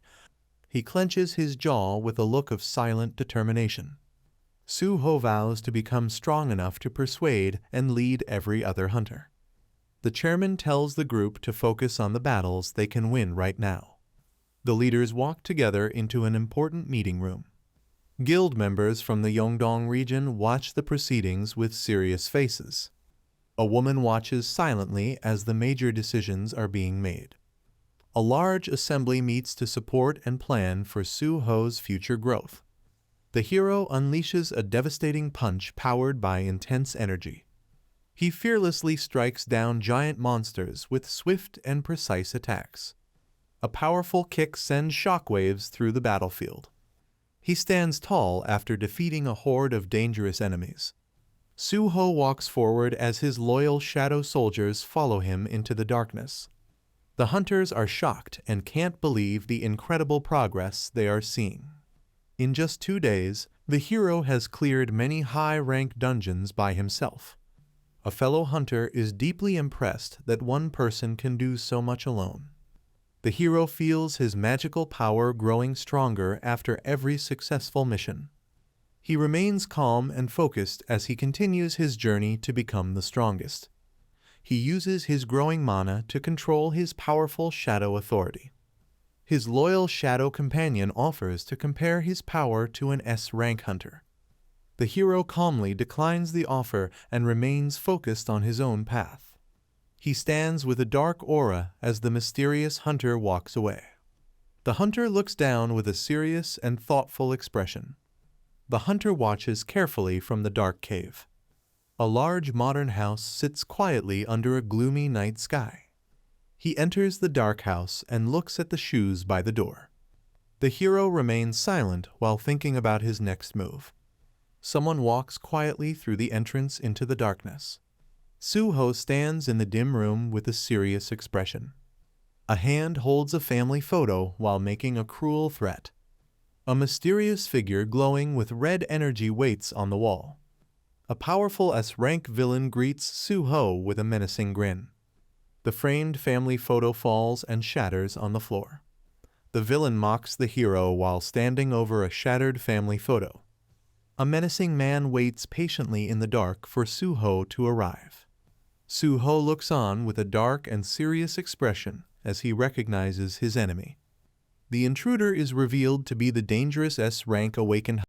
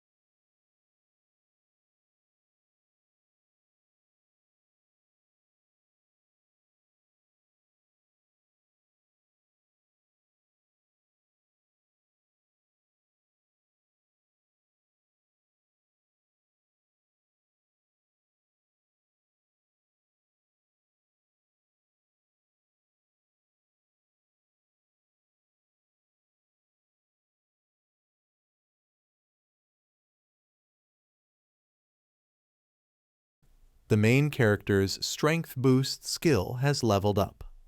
He is standing over a defeated enemy after a tough battle. He asks his servant what it feels like to be a shadow soldier. The servant replies that serving his master is a great honor. Shadow soldiers remain loyal and continue to fight even after death. The hero commands the fallen enemy to rise. His first attempt at shadow extraction fails. Only 2 attempts are left to summon the shadow. The enemy, Hwang Dong-soo, is resisting the extraction. The hero looks determined with glowing purple eyes. The shadow extraction has failed for the second time. Now, only 1 final attempt is left to succeed. The shadow servant is angry at the enemy for resisting. The hero says that he only cares about gaining more power. He is determined to take control of the enemy by force. A car arrives at the scene of a large explosion. 2 men are running fast toward an abandoned building. They are worried that their friend is in a dangerous fight. They find evidence that someone forcefully broke into the house. The men are surprised to see someone else waiting for them at the site. Suho meets with the Hunter Association members after the battle. He tells them that the intruder was the S-rank villain, Hwang Dong-soo. The men are shocked to hear that Suho defeated such a strong enemy. Suho confirms his victory with a confident smile. He stands proudly next to his powerful new shadow soldier. A new shadow item called Greed is created with powerful stats. A large crowd gathers outside the Hunter Association building. People use a special machine to measure their mana and power levels. A man feels sad because he only achieved a low D rank. People talk about working as miners if they cannot become high-rank hunters. Many people are waiting to get their ranks measured. So far, most people have received low D or E ranks. One man is hoping to get a B rank to change his life. He feels lucky and thinks a high rank is coming next. Finally, it is Mr. Sung Suho's turn to go inside for his test. Suho feels a bit awkward as everyone watches him. Kim Pan-seok is disappointed after receiving a low E rank. News spreads that a new S-rank hunter has been born in Korea. People recognize Suho as the hero from the prison incident. The media is excited to get an exclusive scoop on the new S-rank. Suho is officially asked how it feels to become an S-rank hunter. Experts believe his power will soon reach a national level. The leaders are now ready to move to the next step of their plan. Their goal is to clear all the remaining dungeons in Korea. They aim to unite the strength of hunters from all over the world. The characters discuss reaching the legendary power level of Sung Jinwoo. An illegal substance called stardust is spreading and evading investigations. The heroes realize that their enemy is much smarter than they expected. They decide that they must be very careful about who they trust. A mysterious man with white hair is being photographed outside the building. A photographer is secretly taking pictures near some bushes. A glowing blue portal opens up in the middle of a dark forest. The swirling vortex looks very powerful and mysterious. A group of people in white suits are fighting together. They have glowing halos around their heads while they use their powers. A woman with a sword stands over a defeated monster. The leader orders everyone to gather around him. Many followers with glowing halos are kneeling on the ground. The leader is planning to turn hunters into loyal cult followers. People watch news about Suho expanding his activities on a large screen. A character explains the rules of a territory claiming game. Many S-rank hunters are now joining forces with Suho. A follower doubts her chances of winning against him in a fight. Suho's growth rate has become impossible to measure accurately. Everyone is waiting for the arrival of the mysterious 4th fragment. Park Do-jin wants to steal the power of darkness. He is very determined to win the game. He plans to take the power of both the 4th and 5th fragments. His glowing yellow eyes show his intense desire for power. A woman walks toward him while he is deep in thought. A female hunter is happy to see Park Do-jin in the dungeon. She asks to join him because she got separated from her team. Suddenly, Park Do-jin attacks her with a powerful yellow beam. The woman falls to the ground, bleeding and badly hurt. He coldly says that no one is allowed in the Reaper Guild's dungeon. The injured woman shows that she has great survival instincts. She transforms her body and reveals her true name is Arsha. Park Do-jin is surprised and asks her what she really is. Arsha calls him the Apostle of Itarim instead of a hunter. She takes a beautiful new form to make a proposal to him. Arsha introduces herself and explains why she is there. She says she was investigating a drug called Stardust. By coincidence, she learned about an otherworldly being. She discovered that the man is the Apostle of Itarim. The man stays quiet while listening to her story. The man says his subordinates are experts at gathering information. A group of hunters suddenly attack Arsha with glowing weapons. She is stabbed through the head, but she does not feel any pain. Arsha tells them that it is completely useless to try and attack her. She reveals that the body they are attacking is just a fake decoy. Arsha gives a glowing golden star fragment as a gift to the man. She says this fragment can be used to brainwash powerful S-rank hunters. The man is surprised by how stable and strong the fragment's power is. Arsha promises to provide him with many more refined star fragments. Her main goal is to get his help to defeat Sung Suho and the Shadow Lord. The man asks why Arsha would want to help an invader like him. Arsha says she only cares about which side benefits her the most. She reveals that she is also an heir of a powerful monarch. Arsha explains that she cannot be allies with Sung Suho. She wants to team up with someone who can help her gain more power. Arsha says she has a different kind of power than Suho. She prepares to demonstrate her true strength to the man. A massive and scary monster appears right behind the man. The man asks if the previous ending was a bit clumsy. The giant beast opens its mouth, showing glowing green energy and sharp teeth. Arsha reveals her true identity as the heir of the plague. She shows off her power by controlling a tiny, dangerous insect. A giant green monster with sharp teeth creates a scene of chaos. Arsha asks the man what he thinks about her proposal. She says that since they have a common enemy, they should be friends. The man believes that teaming up will benefit both of them. Arsha uses a blue magical portal to return to her group. Her friends are excited to see her back and congratulate her. They ask if her meeting with the Apostle of Itarim went well. Arsha confirms that the man has agreed to lend them his power. Arsha's friends are very impressed by her successful negotiation. She thinks about how easily Park Do-jin agreed to cooperate with them. They both agree that the Shadow Lord is a major obstacle to their goals. Arsha believes there is a hidden reason behind every system command. She successfully completes a quest to become allies with the Apostle of Itarim. A young character with glowing blue eyes warns that time is running out. Arsha is determined to make sure their heirs become powerful lords. The scene changes to a quiet-looking building on a city street. Someone points to a document, calling it their best possible proposal. The characters are working quickly to finalize their secret plans. The Myeongseong Guild tries to recruit the S-rank hunter, Lee Yoon-seok. Lee Yoon-seok refuses to participate in any high-level dungeon missions. The guild members believe it is a waste of his incredible talent. He admits that he is afraid of being devoured by beasts in his dreams. The representatives are shocked by his refusal, and he decides to leave. Lee Yoon-seok talks about his nightmares of being attacked by beasts. He questions the value of being an S-rank hunter if he is still afraid. The man looks very sad and broken as he shares his feelings.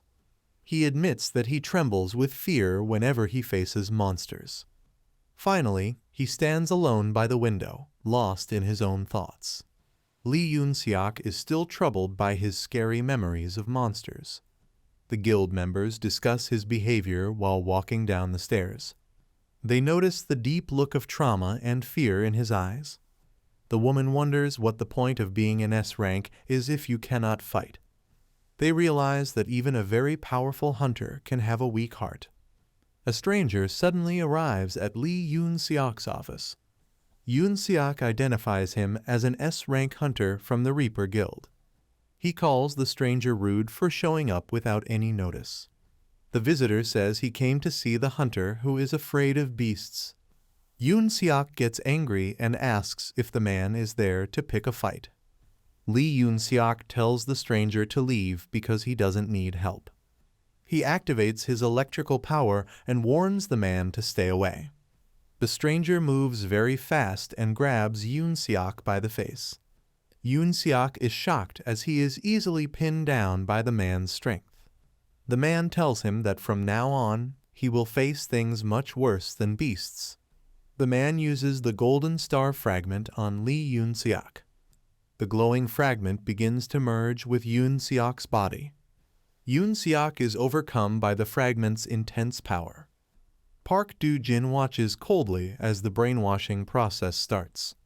His glowing yellow eye shows his determination to succeed. The game is changing because of the new heirs opposing the darkness. The villains are taking advantage of internal problems while the heroes are distracted. Lee Yoon-seok is now brainwashed and will be used by Park Do-jin. The scene shows the interior of an airport control tower. A pilot from Flight Cal 472 contacts the tower for information. The controllers are busy monitoring flights near South Korea. One controller is surprised by a strange question from the pilot. He wonders if it is actually possible for snow to fall above the clouds. The pilot is shocked by what he sees outside his window. A giant blue portal opens up right next to the airplane. He cannot believe his eyes because it defies common sense. The swirling vortex is glowing brightly among the clouds.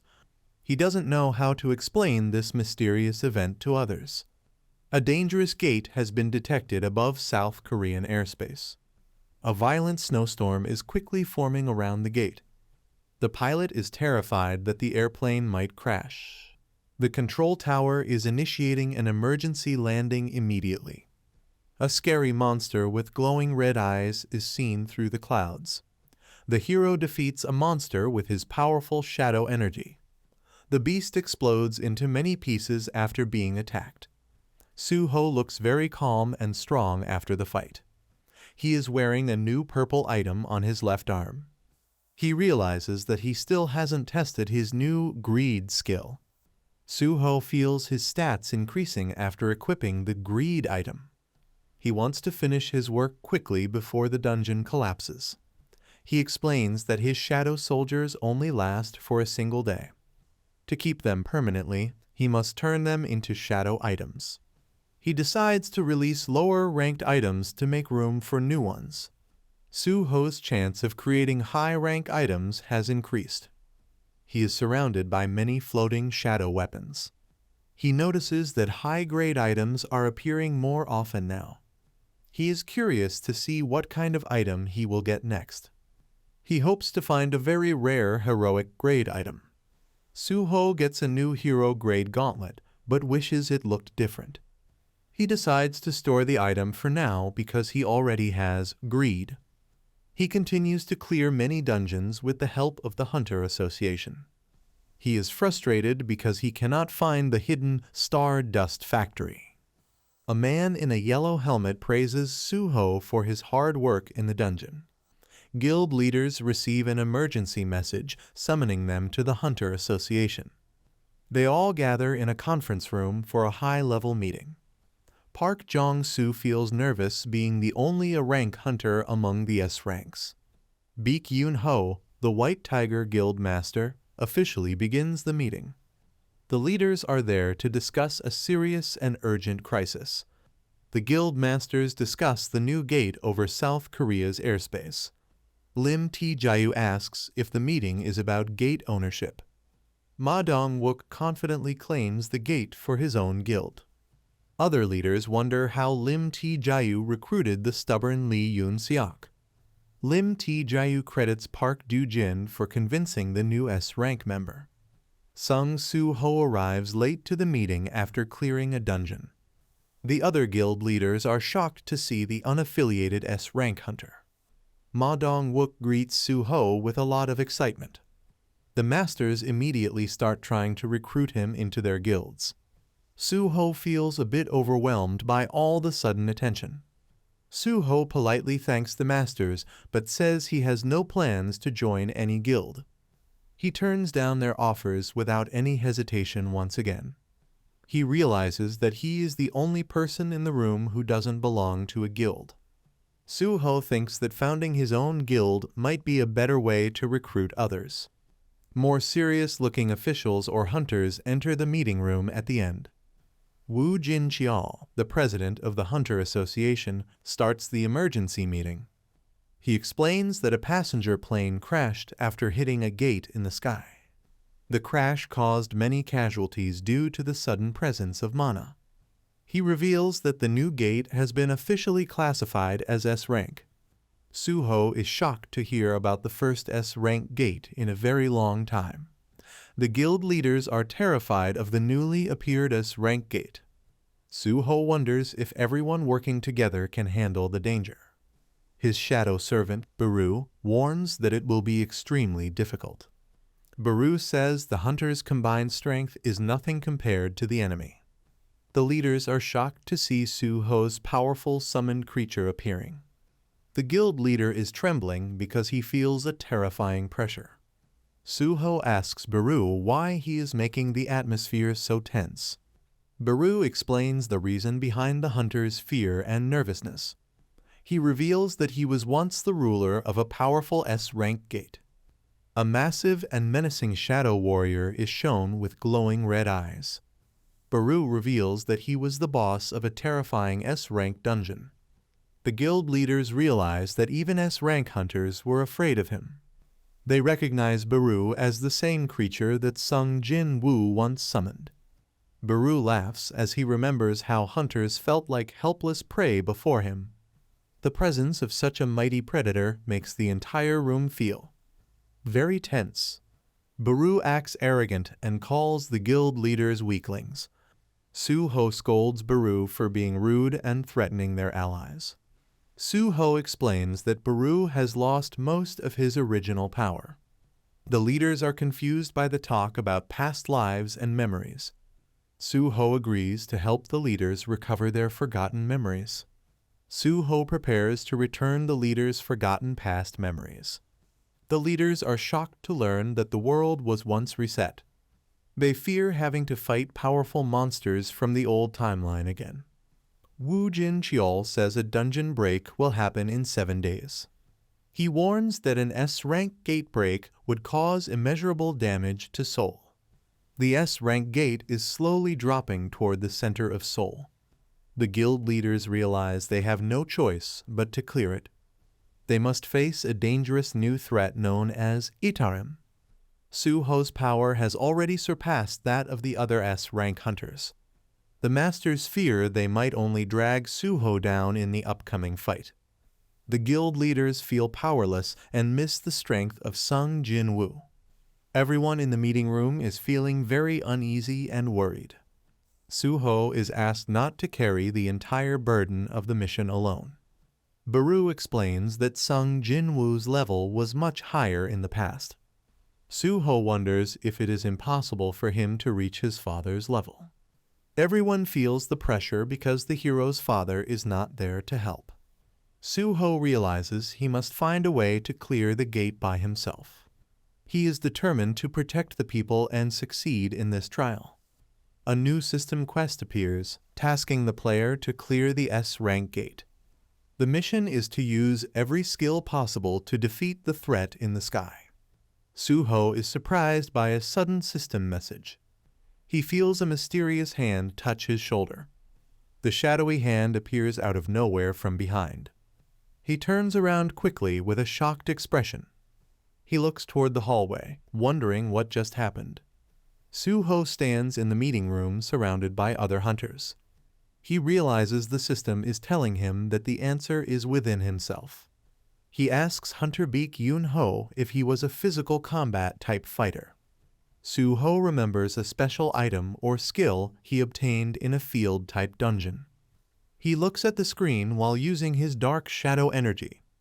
Suho creates a powerful heroic shadow item called Beak Goo. He asks Hunter Beak Yun-ho for help to test his new gauntlet. The Beak Goo gauntlet is a heroic grade weapon with special stats. The hunters arrive at a B-rank gate to begin their training. A dark swirling portal is seen behind yellow "Keep Out" tape. The hunters wonder what Suho is planning to do inside the dungeon. Beak Yun-ho uses Suho's shadow equipment to fight powerful monsters. Suho explains that he wants to test the gear created with his ability. The officials are amazed by his unique skill in making equipment. Suho says his power is a bit different from his father's summoning ability. Suho says his shadow soldiers only last for 1 day. He realizes he cannot do exactly what his father did. He uses his shadow creation ability to turn soldiers into gear. This special gear can level up and increase the wearer's stats. The officials are surprised that the gauntlet is a growth type item. The characters discuss if the wearer can grow stronger by hunting monsters. Suho believes that it is indeed possible for the gear to grow. He wonders if anyone besides himself can actually level up the equipment. The gauntlet given by Suho is described as being beyond imagination. A single powerful punch is shown completely shattering the rocky ground. A new active skill called Ambush was learned naturally during battle. This skill allows the user to move faster and deal more damage. Suho's shadow item, the Beak Goo Gauntlet, has reached level 2.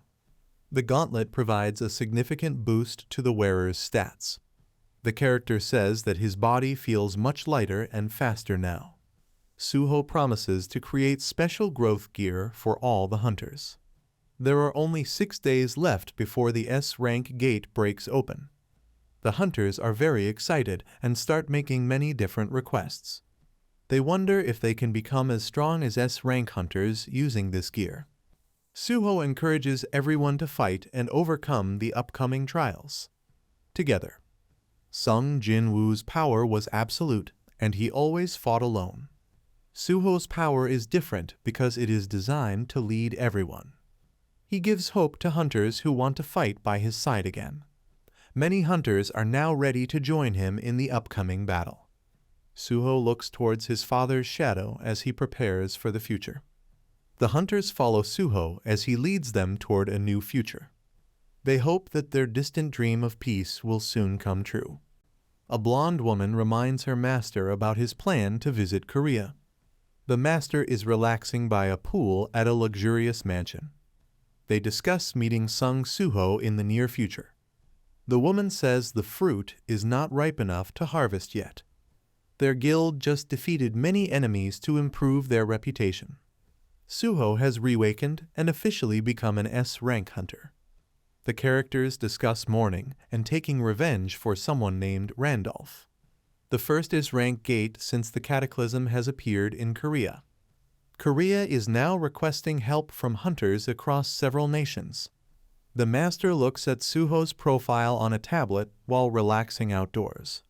The master says that it is finally the right time to take action. He orders his assistant to prepare the private jet for a trip to Korea. He promises to make sure that Randolph's death is avenged. A man looks very shocked by what he is seeing. A hand holds a mysterious circular object glowing with purple energy. Suho gives a heroic rank bracelet called Torch to Hunter Choi Jong-in. Choi realizes he can now grow stronger by using this special growth type gear. Suho has worked very hard to create growth weapons for all the hunters. Even though he looks completely exhausted, Suho says that he is fine. Choi is worried because Suho looks like he has pushed himself way too far. Suho is extremely tired after working for 2 days without rest. He fought many monsters to create powerful items for his allies. He has been using potions to stay awake and finish his tasks. Choi is amazed by Suho's dedication to keeping his promises. They are now heading to the Hunter Association to deliver a gauntlet. Suho learns that the legendary hunter, Thomas Andre, is visiting. Thomas Andre is a world-famous national power-level hunter. Suho and Choi walk through the halls of the Hunter Association. Suho is surprised to see a large group of people waiting ahead. A crowd has gathered right in front of the chairman's office. Suho and Choi Jong-in encounter the Scavenger Guild members. Suho remembers how this guild previously tried to steal their rewards. He wonders if these people will also join the S-rank gate mission.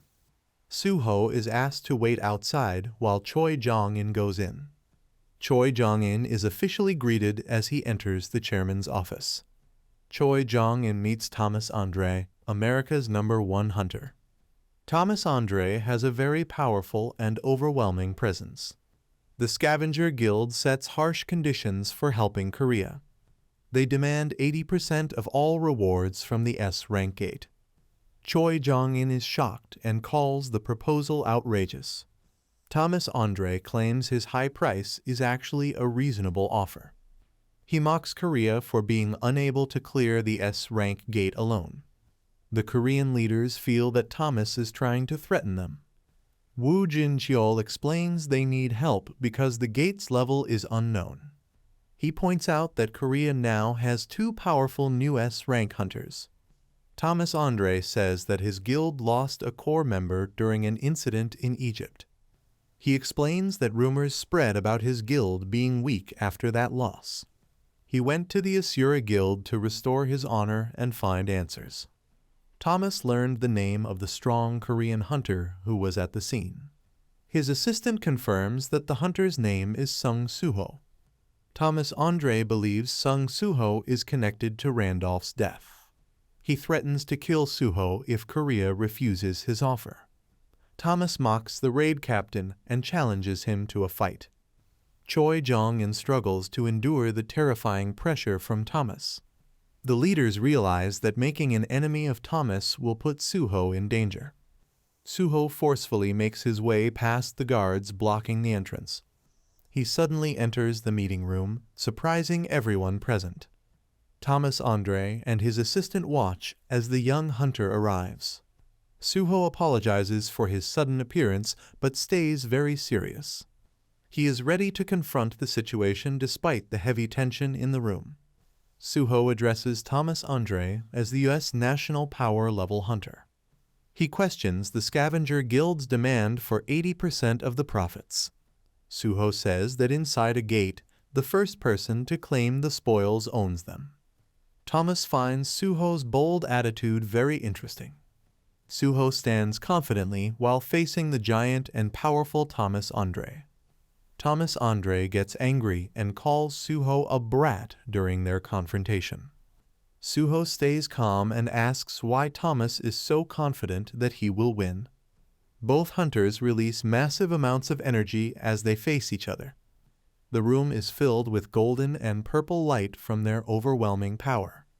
Woo Jin-cheol gives a briefing for the S-rank raid operation. He explains the difficulty of attacking a gate high in the sky. The plan is for hunters to enter the gate using an aircraft. They must defeat the S-rank boss within just 1 day. Some hunters worry if it is possible to finish the mission so fast. Thomas Andre decides that the Scavenger Guild will enter the gate separately. The hunters discuss a competition over limited resources inside the gate. Someone notices that Suho's chair is empty and wonders if he ran away. Woo Jin-cheol recalls how yesterday's conflict was barely stopped by a secretary. He worries that it is very dangerous to let Thomas and Suho meet again.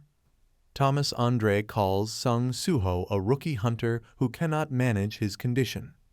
A new character named Park Dojin introduces himself to the legendary hunter. Thomas believes that Park Dojin has more potential than Suho. He offers Dojin a job with the Scavenger Guild for a much better deal. Thomas decides who will enter the gate first with a simple coin toss. Thomas tosses a golden coin to decide who enters the gate first. The Korean leaders watch the coin with nervous and tense expressions. They are anxious to see the result of this important decision. Park Do-jin watches the falling coin with calm, glowing yellow eyes. He has a confident smirk on his face while the coin descends.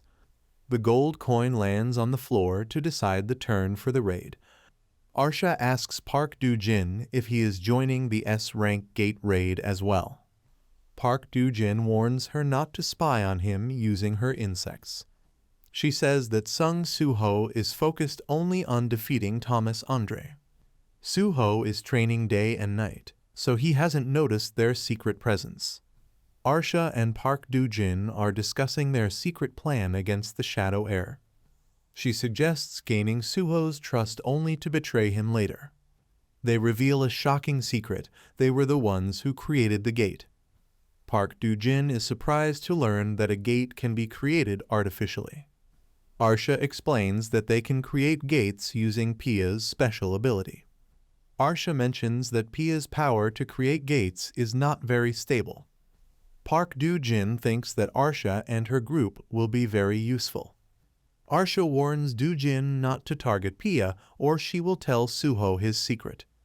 They agree to cooperate for the first time during the S-rank raid. Do-jin plans to turn Thomas Andre into a loyal believer in his cause. Arsha notices that Park Do-jin is recruiting powerful hunters very quickly. Park Do-jin says he only cares about their business deal, not friendship.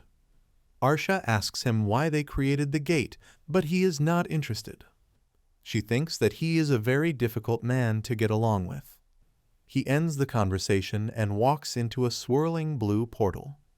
Pia wonders if the system is actually on their side or not.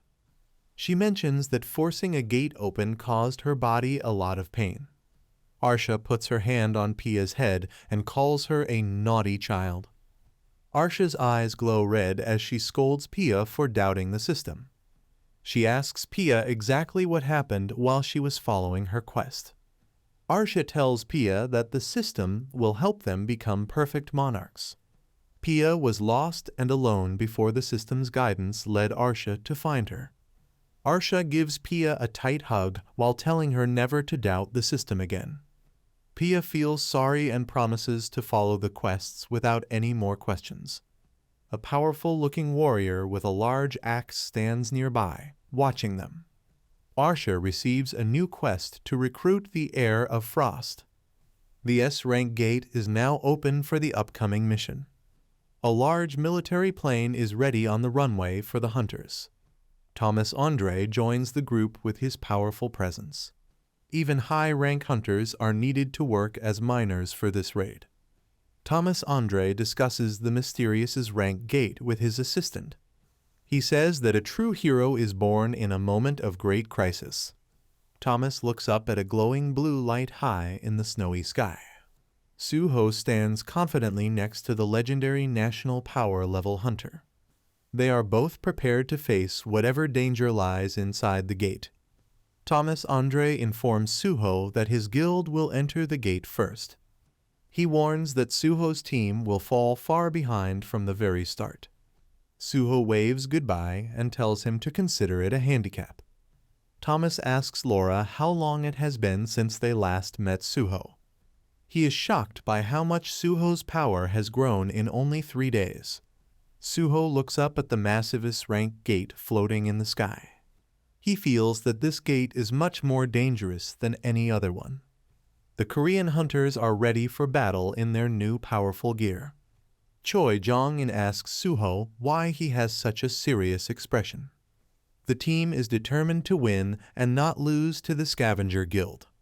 Suho has a confident and determined look on his face. Thomas Andre is grinning widely, ready for the upcoming challenge. Park Do-jin looks on with a very serious expression. A small insect is seen crawling near the feet of the armored hunters. The powerful jet engines are starting to roar for the mission to begin. The S-rank raid starts as planes fly toward the gate. A military plane crashes into a snowy mountain. Fire and wreckage are scattered across the cold ground. The mission becomes very dangerous right from the beginning. Suho remains calm and determined in the middle of the snow. Suho stands silently in the middle of the snowy wreckage from the plane crash. The hunters are on a plane, getting ready to enter the gate. Suho looks a bit nervous as he sits inside the aircraft. He discusses his concerns about the mission with Park Dajin. Suho is worried that the scavenger guild might take all the rewards. Thomas Andre used a coin toss to choose which team enters first. Suho wants to outperform the scavenger guild during the upcoming raid. The other hunters notice that Suho's mana power has increased a lot. Baek Yun-ho tells Suho that his summons give them a great advantage.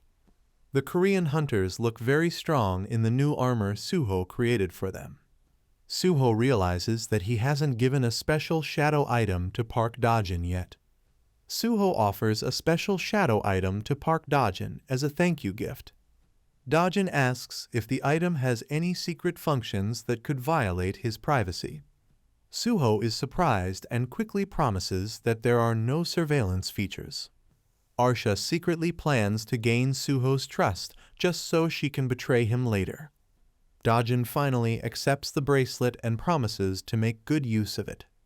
The plane finally enters the massive glowing S-rank gate. The aircraft loses power immediately after passing through the portal. The hunters see a vast snowy landscape inside the dungeon. They are surprised to see how big and dangerous the area looks. Everyone is ordered to use safety capsules to land on the ground safely. The main goal of this raid is to clear the dangerous S-rank dungeon. The hunters are determined to work together and overcome this trial. However, some characters have their own hidden plans for the future. They believe that things will not go as smoothly as the group expects. One character feels that the party is getting in the way of his own mission. A glowing light suddenly appears in the sky. The Korean team's airship has completely exploded. A massive explosion occurs in the snowy mountains. Thomas Andre calls it a flashy gate entry. He coldly decides to leave the scene without helping. Thomas Andre says that S-rank hunters won't die easily from an explosion. He tells his team to stop hesitating and prepare for the upcoming raid. Suho stands in the snow, wondering why the airship suddenly exploded. The team members were scattered all over the place by the powerful blast. Suho notices that the shadow items are still fine, so he knows everyone is safe. Suho summons his shadow soldiers to search for the scattered hunters. He decides to operate alone because the others are experienced veterans. He is worried about falling too far behind the scavenger guild. Suho heads toward a large, moon-shaped snowy mountain. He believes the dungeon boss is waiting on that mountain. The snowy ground suddenly explodes right under Suho. Large ice monsters emerge from beneath the snow to attack. These are the first enemies Suho faces in the S-rank dungeon. Suho fights the monsters alongside his powerful shadow soldiers. He uses his smash skill to deliver a crushing blow to an enemy. The hero Suho says that the real raid is finally beginning. There is a large stone entrance in the middle of a cold snowstorm. A young boy asks his grandfather how they will survive in the future. The elder looks very strong and stands in a grand temple. The oldest person in the village must prepare to lead everyone soon. The ice elf village was left with only children after the adults vanished. A young elf wonders if they are strong enough to lead everyone alone. A mysterious messenger on a flying dragon arrived from the sky. This was the first time the ice elves met a person named Chacha. Chacha protected the village and became their indispensable leader. The young ice elf is worried because Chacha will eventually leave the village. She feels an uneasy emotion whenever Chacha talks about the past world. If Chacha leaves, the young elf will become the oldest person left in the village. She realizes that she will have to take full responsibility for everyone's safety. The elf stands alone in the snowy wind, thinking about her future role as a leader. An enormous ice mountain giant suddenly appears before the young ice elf. She is shocked because these giants are not supposed to live in this area. The elf girl shows great courage and prepares to fight the massive beast. With a determined look and glowing eyes, she vows to kill her enemy. She leaps into action, wielding 2 sharp blades to strike down the monsters. The young ice elf is shocked that a monster attacked its own kind. Suho realizes they are facing a cunning monster that flees when it is losing. A massive purple giant appears, wielding a large weapon in the snow. This monster is the one that forced the ice mountain giants out of their home. The hunters must be more careful if they don't want to lose track of the enemy. The elf girl attacks Suho to protect the balance of the snowfield. She moves very fast with her sharp blades during the fight. Suho looks at her and asks if she is also a monster. Their battle takes place in a very cold and snowy environment. Suho encounters a young-looking ice elf in the middle of the snow. He is surprised to find a monster that looks just like a child. A massive purple giant stands nearby, holding a large axe. The ice elf looks ready for battle with a bow and glowing eyes. Suho moves quickly through the cold wind to take action. The young ice elf tries to attack Suho from behind. Suho handles the situation easily but finds it troublesome. He quickly pins the ice elf down onto the cold snow. Suho tells the elf that he does not want to kill her. He offers to let her go if she stops attacking him. The young ice elf begs Suho to spare her life. She cries and says she has younger siblings to take care of. 4 massive purple giants suddenly surround Suho in the snow. Beru admires Suho's power but notes that it makes children cry. Suho tells Beru to be quiet while he handles the situation. Suho searches his inventory for something to give to the child. He kindly pats the crying ice elf's head to comfort her. He offers her a bar of chocolate to help her stop crying. The little elf starts eating the treat while sitting in the snow. Suho realizes she only attacked him to protect her grandfather's grave. Suho and the little ice elf, Circa, introduce themselves in the snow.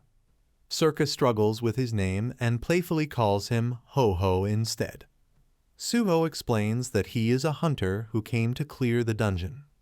Circa proudly claims she is also a hunter who hunts for her younger siblings. Suho is very impressed by the young girl's bravery and sense of duty. Suho wonders if Cha-Cha is actually the boss of this dungeon.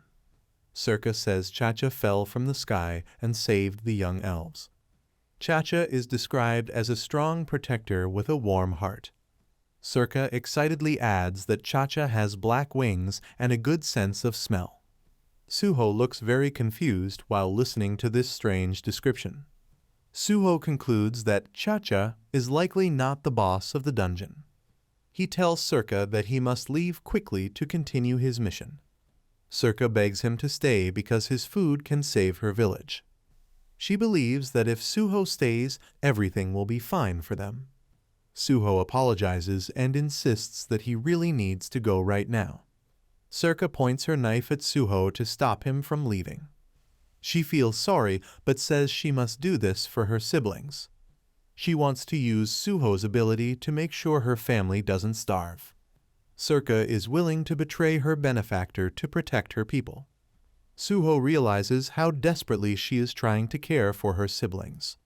Suho tells Circa that he is also desperate and cannot be stopped easily. He warns her that he is ready to fight if she blocks his path. Instead of starting a fight, Suho decides to offer a compromise. He summons a large box full of chocolate bars for her village to eat. Circa looks very surprised and confused by Suho's sudden act of kindness. Suho apologizes to Circa because he cannot go with her. He decides to leave a shadow soldier behind to protect her in the mountains. Circa is shocked and asks him why he is not going to kill her. Suho says that killing someone who is struggling for her family would be wrong. He feels sorry that he cannot do more to help her and her siblings. Circa pulls a heavy sled filled with food through the snowy forest. She is deeply moved because Suho spared her life and shared his food. She thinks of Suho as a warm adult who is hard to understand. Circa realizes that Suho feels very similar to her protector, Cha-Cha.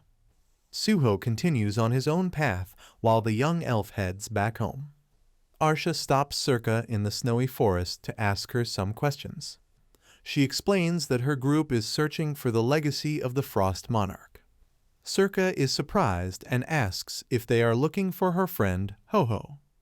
Arsha is confused by the name and smiles while listening to the young elf. Circa reveals that the Frost Monarch was actually her own grandfather. Arsha is surprised to learn that Circa is the Frost Monarch's granddaughter. She realizes that Circa is the true successor to the monarch's power. Arsha explains that they are both descendants born to become monarchs. She invites the young ice elf to join her group and rule together. With glowing red eyes, Arsha waits for Circa to accept her proposal. The young ice elf realizes that these people are not kind or friendly. She tries to leave with her supplies, but the villains won't let her go. A sinister character watches her closely and decides to attack. Dark energy suddenly strikes the elf while she tries to escape. Her boxes are destroyed and scattered across the snow during the chaos. Arsha decides to use force to make the ice elf their ally. The young elf is terrified as she is trapped by dark shadows. Arsha uses a glowing fragment to force the girl to join her.